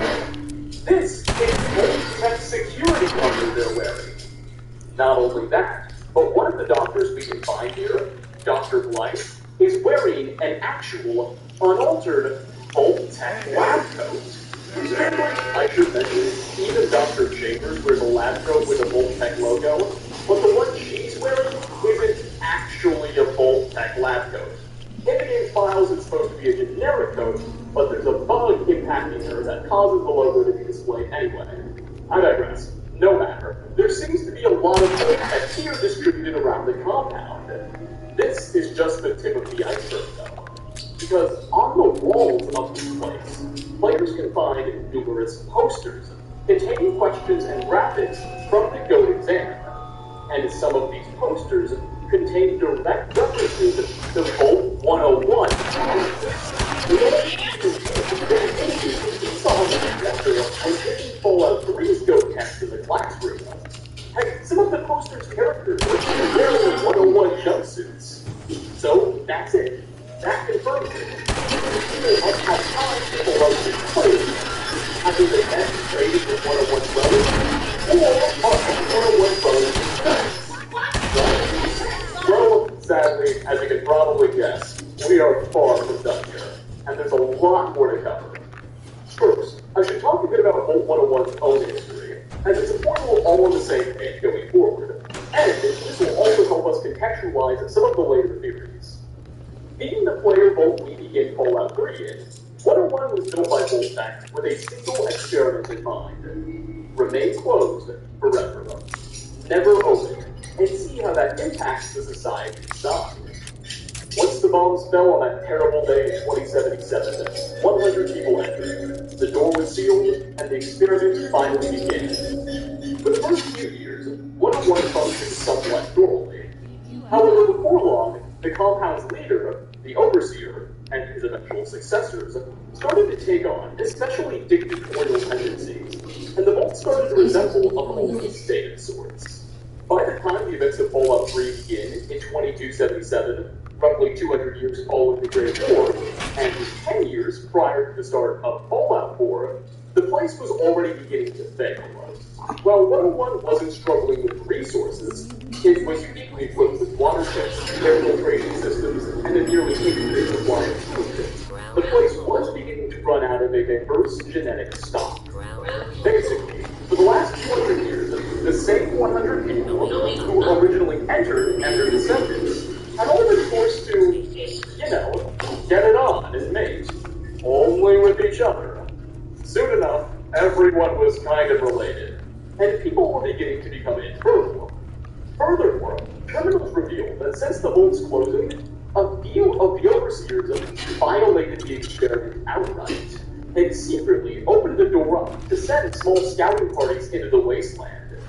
While most of these parties didn't do much but explore and conduct research, a few scouting parties are said to have gone missing, and some lost personnel. Furthermore, we also know that a small number of people also periodically escaped from the vault into the outside world to sense and see. That said, despite these exceptions, it does seem as though Vault 101 didn't have a lot of contact with the above ground. There wasn't a lot of interaction, but they were violating that mandate. Anyway, eventually one night in the year 2287, 101 would famously suffer a massive rad roach infestation. And our player character's father, a man named James, would take the opportunity to flee the vault himself, without telling us. We awakened the next morning to find the structure in chaos, and our childhood friend Amana would explain our dad's plight, telling us that now the Overseer wants to capture and question our character. From here, we decide to flee Vault 101 ourselves, and would take it to the outside world, beginning our adventure in the Capital Wasteland. Though this wasn't the end for the Vault, by no means, as after we completed a few of Fallout 3's main quests, and waited a few in-game weeks or even months, the players would return to the compound, and actually be let in, only to find it in total anarchy. Since your departure, the population split into two factions. Half of the dwellers, mostly the young ones, went to open the door and finally embrace full relations with the wasteland, starting trade and inviting infinite opportunities. Also, possibly saving them from that whole genetic collapse on the brink. Older folks, led by the Overseer, went to keep the place sealed off, afraid of the dangers of the you, the player, would get to determine the eventual fate. Side with the kids, and 101 would finally end its era of isolation, being able to experience the opportunities and dangers of the wasteland. Side with the Overseer, and it would remain cut off, saving potential outside attackers and diseases, so doomed to suffer eternal genetic collapse within the next decade or so. There was also a third option for true evil players. To compromise the Vault's water supply and air filtration systems, making it uninhabitable, and forcing everyone to leave no matter what. After which, numerous Vault Crawler bodies would start popping up across the map, implying things didn't go well. Nonetheless, these are the places of three possible fates: isolation, openness, or doom. So, understanding the tale of 101, what connections can we draw between it and the town of Covenant? Well, I'm going to be honest and say not many. After spending a few hours cross-referencing the names of Vault 101 dwellers and Covenant citizens, I found absolutely zero links. There isn't even a single person in Covenant that merely shares a last name with a dweller, which pretty much guarantees there's no genetic or ancestral relationship, especially when you consider the whole problem in 101 was a lack of families. Additionally, no one in Covenant has a pit boy, something you would imagine a Vault dweller or their ancestors would have. If the people of Covenant truly have Vault 101 equipment, they must have gotten this from trade. This is, at least in theory, a possibility. While the Vault just doesn't seem to have been doing enough outside interaction to provide Covenant with all of this gear, at least throughout most of its history, remember, one of the Vault's possible states was openness, which people would finally begin engaging in outside commerce. Maybe that's the canon ending accepted by Bethesda. And somehow, over the 10 years between Fallout 3's end and Fallout 4's beginning, the folks in Covenant got their hands on a lot of Vault 101 gear. While partly possible, I honestly don't accept this theory either. We don't know for sure how long the Covenant folks have been doing their whole anti-Sith thing, but it seems like this operation is well over 10 years. Enjoy the show, Kent. After the shroud, you're next. Wrong. Like in her late 60s or early 70s. Ever she's been at Covenant, working on the same, most of her life. And honestly, I can't imagine a place like this had developed this incredible reputation across the Commonwealth in less than a single decade. So I'm going to go ahead and say the timeline don't add up, the family names don't add up. Well, some people have suggested that maybe Bethesda made a mistake when they designed those posters. Maybe what happened is that they simply copied some Fallout 3 Go poster and changed the Fallout 4, forgetting to remove the direct one-on-one references. And while these people are still very much connected to the whole revolt text, it's just not one of them. We know that the leaders of the people are free. They will copy not taking a reference and shipping instead.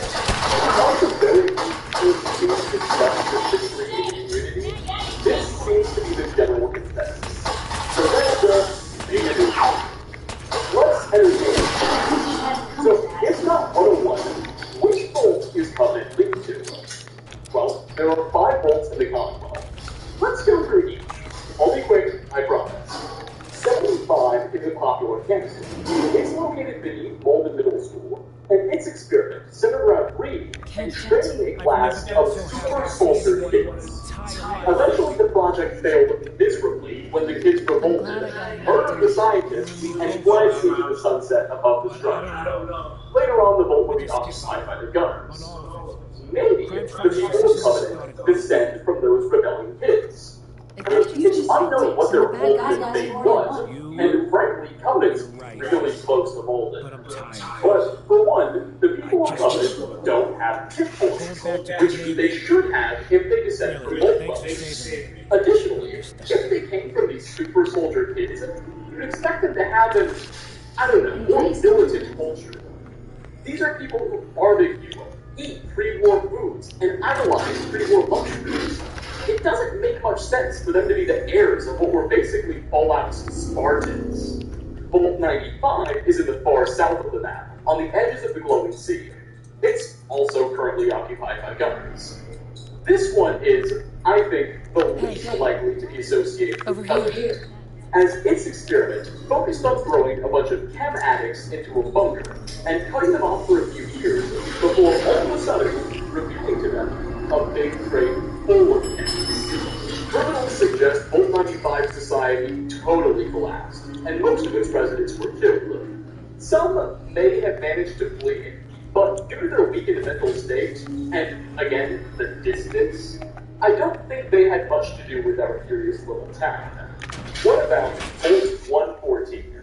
This one is interesting, as it's just south of the river from Covenant, and its experiment was supposed to involve subjecting a very wealthy and high-class population to abysmal living conditions, and observing how to handle such a thing. Problem was, the vault wasn't finished in time for the Great War, and it seems no one ever actually participated.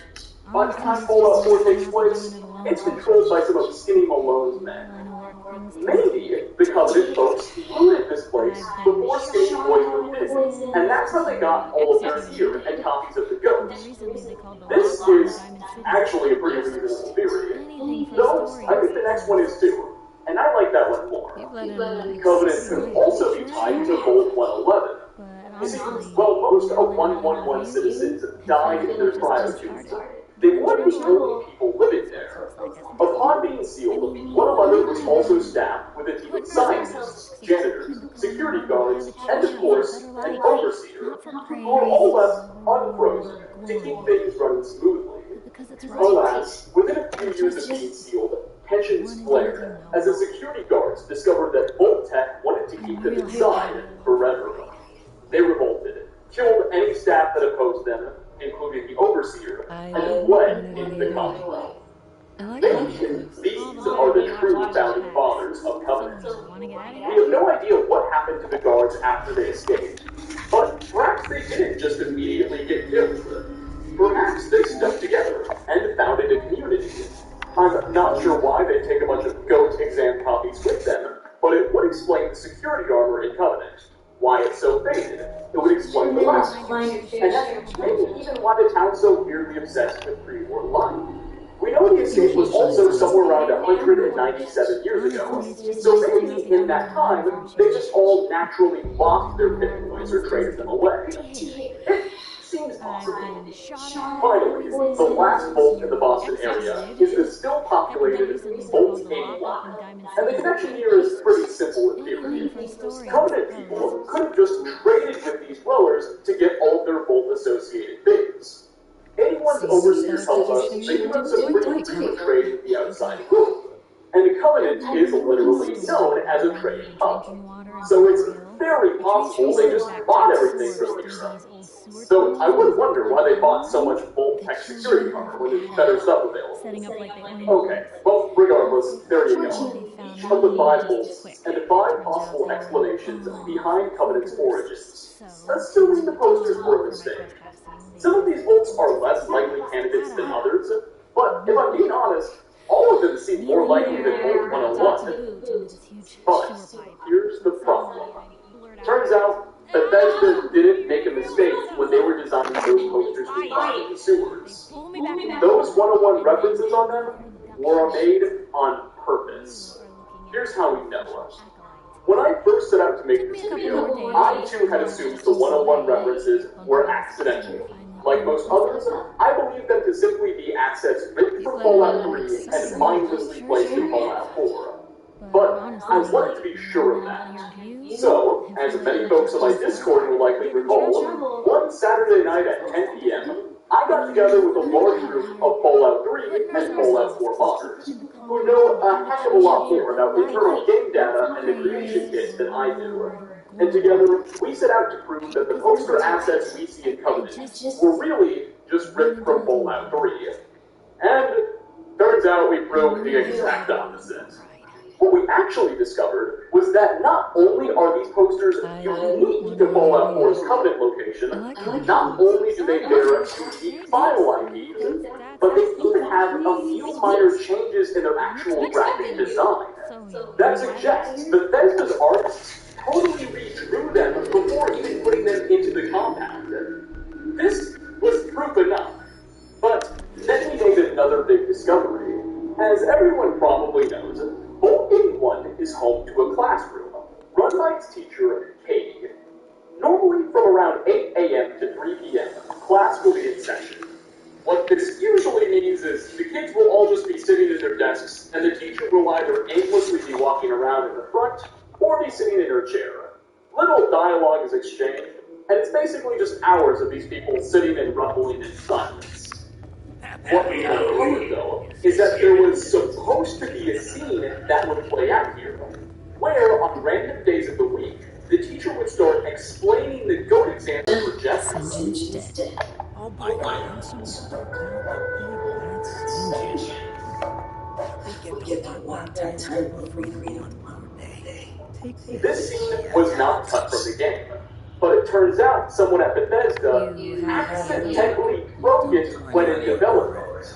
So it was supposed to play out, but it never does. Basically, the Bethesda team messed up the tricks. Pretty Chameleon, an amazing modder, which, by the way, huge shout out to everyone that helped out with this project, was able to fix the sequence. And this is what the scene would have looked like. It's not a whole lot, but honestly, I don't think anyone's ever seen this gameplay before. So I'm going to show it to you. Notice the GOAT images we see on that projector have their 101 references replaced with 81 references. I'm gonna need some time to heal, you know?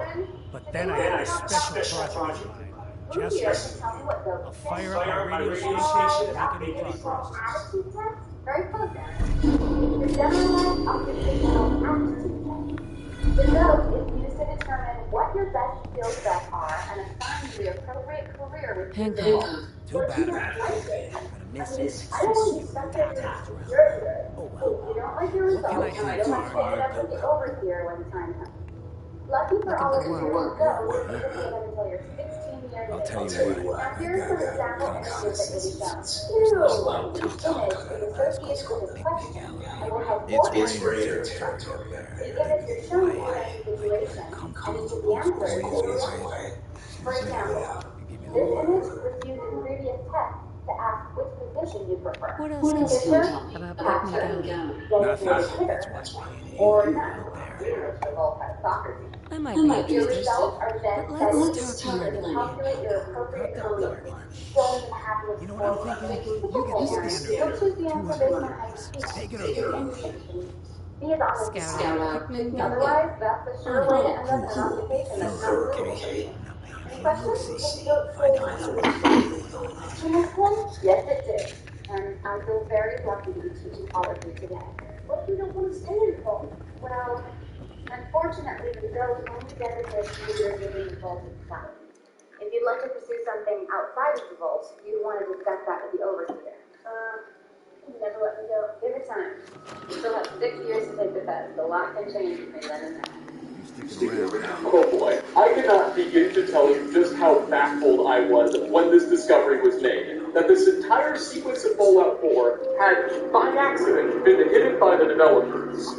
Nonetheless, Bethesda was paying enough attention to ever so slightly edit and change up the images of Vault 81's code exam to reflect 81 rather than 101, in a sequence that they literally didn't even QA test. Knowing this, it's hard to believe that the Covenant posters were in any way accidental. If they were watching out for this, they had to have known what they were doing. They made them on purpose, and they want us to know that Covenant has a connection to Vault 101. This, though, while a conclusion we can be confident in, still brings us back to our original problems. There just doesn't seem to be a lot of room for a Covenant story to link with 101's. The names aren't there, the timeline doesn't fit. How is this possible? One potential, though very anticlimactic possibility that could explain these discrepancies is that maybe we were lied to by the Vault 101 terminals. Maybe there was more interaction between the bunker and the outside world than they led on to prior to the opening of the Vault by the Flame. Basically, all this time before Fallout 3 started, they were doing trading, just not documenting it. Or, we mentioned all those exploration teams that got lost or were able to escape. Maybe somehow one of those individuals had something to do with Covenant. It doesn't seem very likely, given just the sheer number of Vault-Tech security armor, and again, why would exploration teams or escapees have copies of the GOAT, but it's something. Lastly, perhaps the people of Covenant didn't directly get their stuff from Vault 101, but instead, maybe they found an old Vault truck with a bunch of materials bound for 101 that never made it there, including the who can forget the only potential explanation of cut. Maybe Bethesda intended to do something more with the Covenant compound. Maybe they wanted to add in more references that weren't considered relevant, but either forgot to, ran out of time, or just changed their mind. We do know in the game files that there are various Vault 101 justices that Bethesda captured and made for the game, around 35% of the way through development. They were left unused and never placed anywhere. The Covenant stuff was developed about 40% of the way through that. Last two episodes, cut content or finding some old truck or something, are the two theories I personally have studied. They're the ones I think are the most likely. After spending countless, I mean literally well over 100 hours on this video, so much time working with very talented and very smart mod authors who helped me understand so much, and needing to rewrite my script multiple times after we discovered different things in the game files. This is what I believe. It's either cut content or related to a old truck.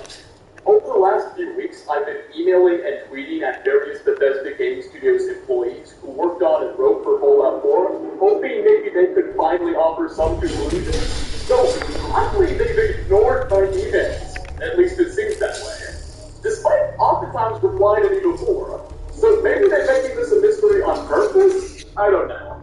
If they get back to me, I will report back to you guys. I'm sorry this doesn't end with any definitive conclusions, hence why this remains what is, in my opinion, Fallout 4's greatest unsolved mystery. What do you guys think the truth is?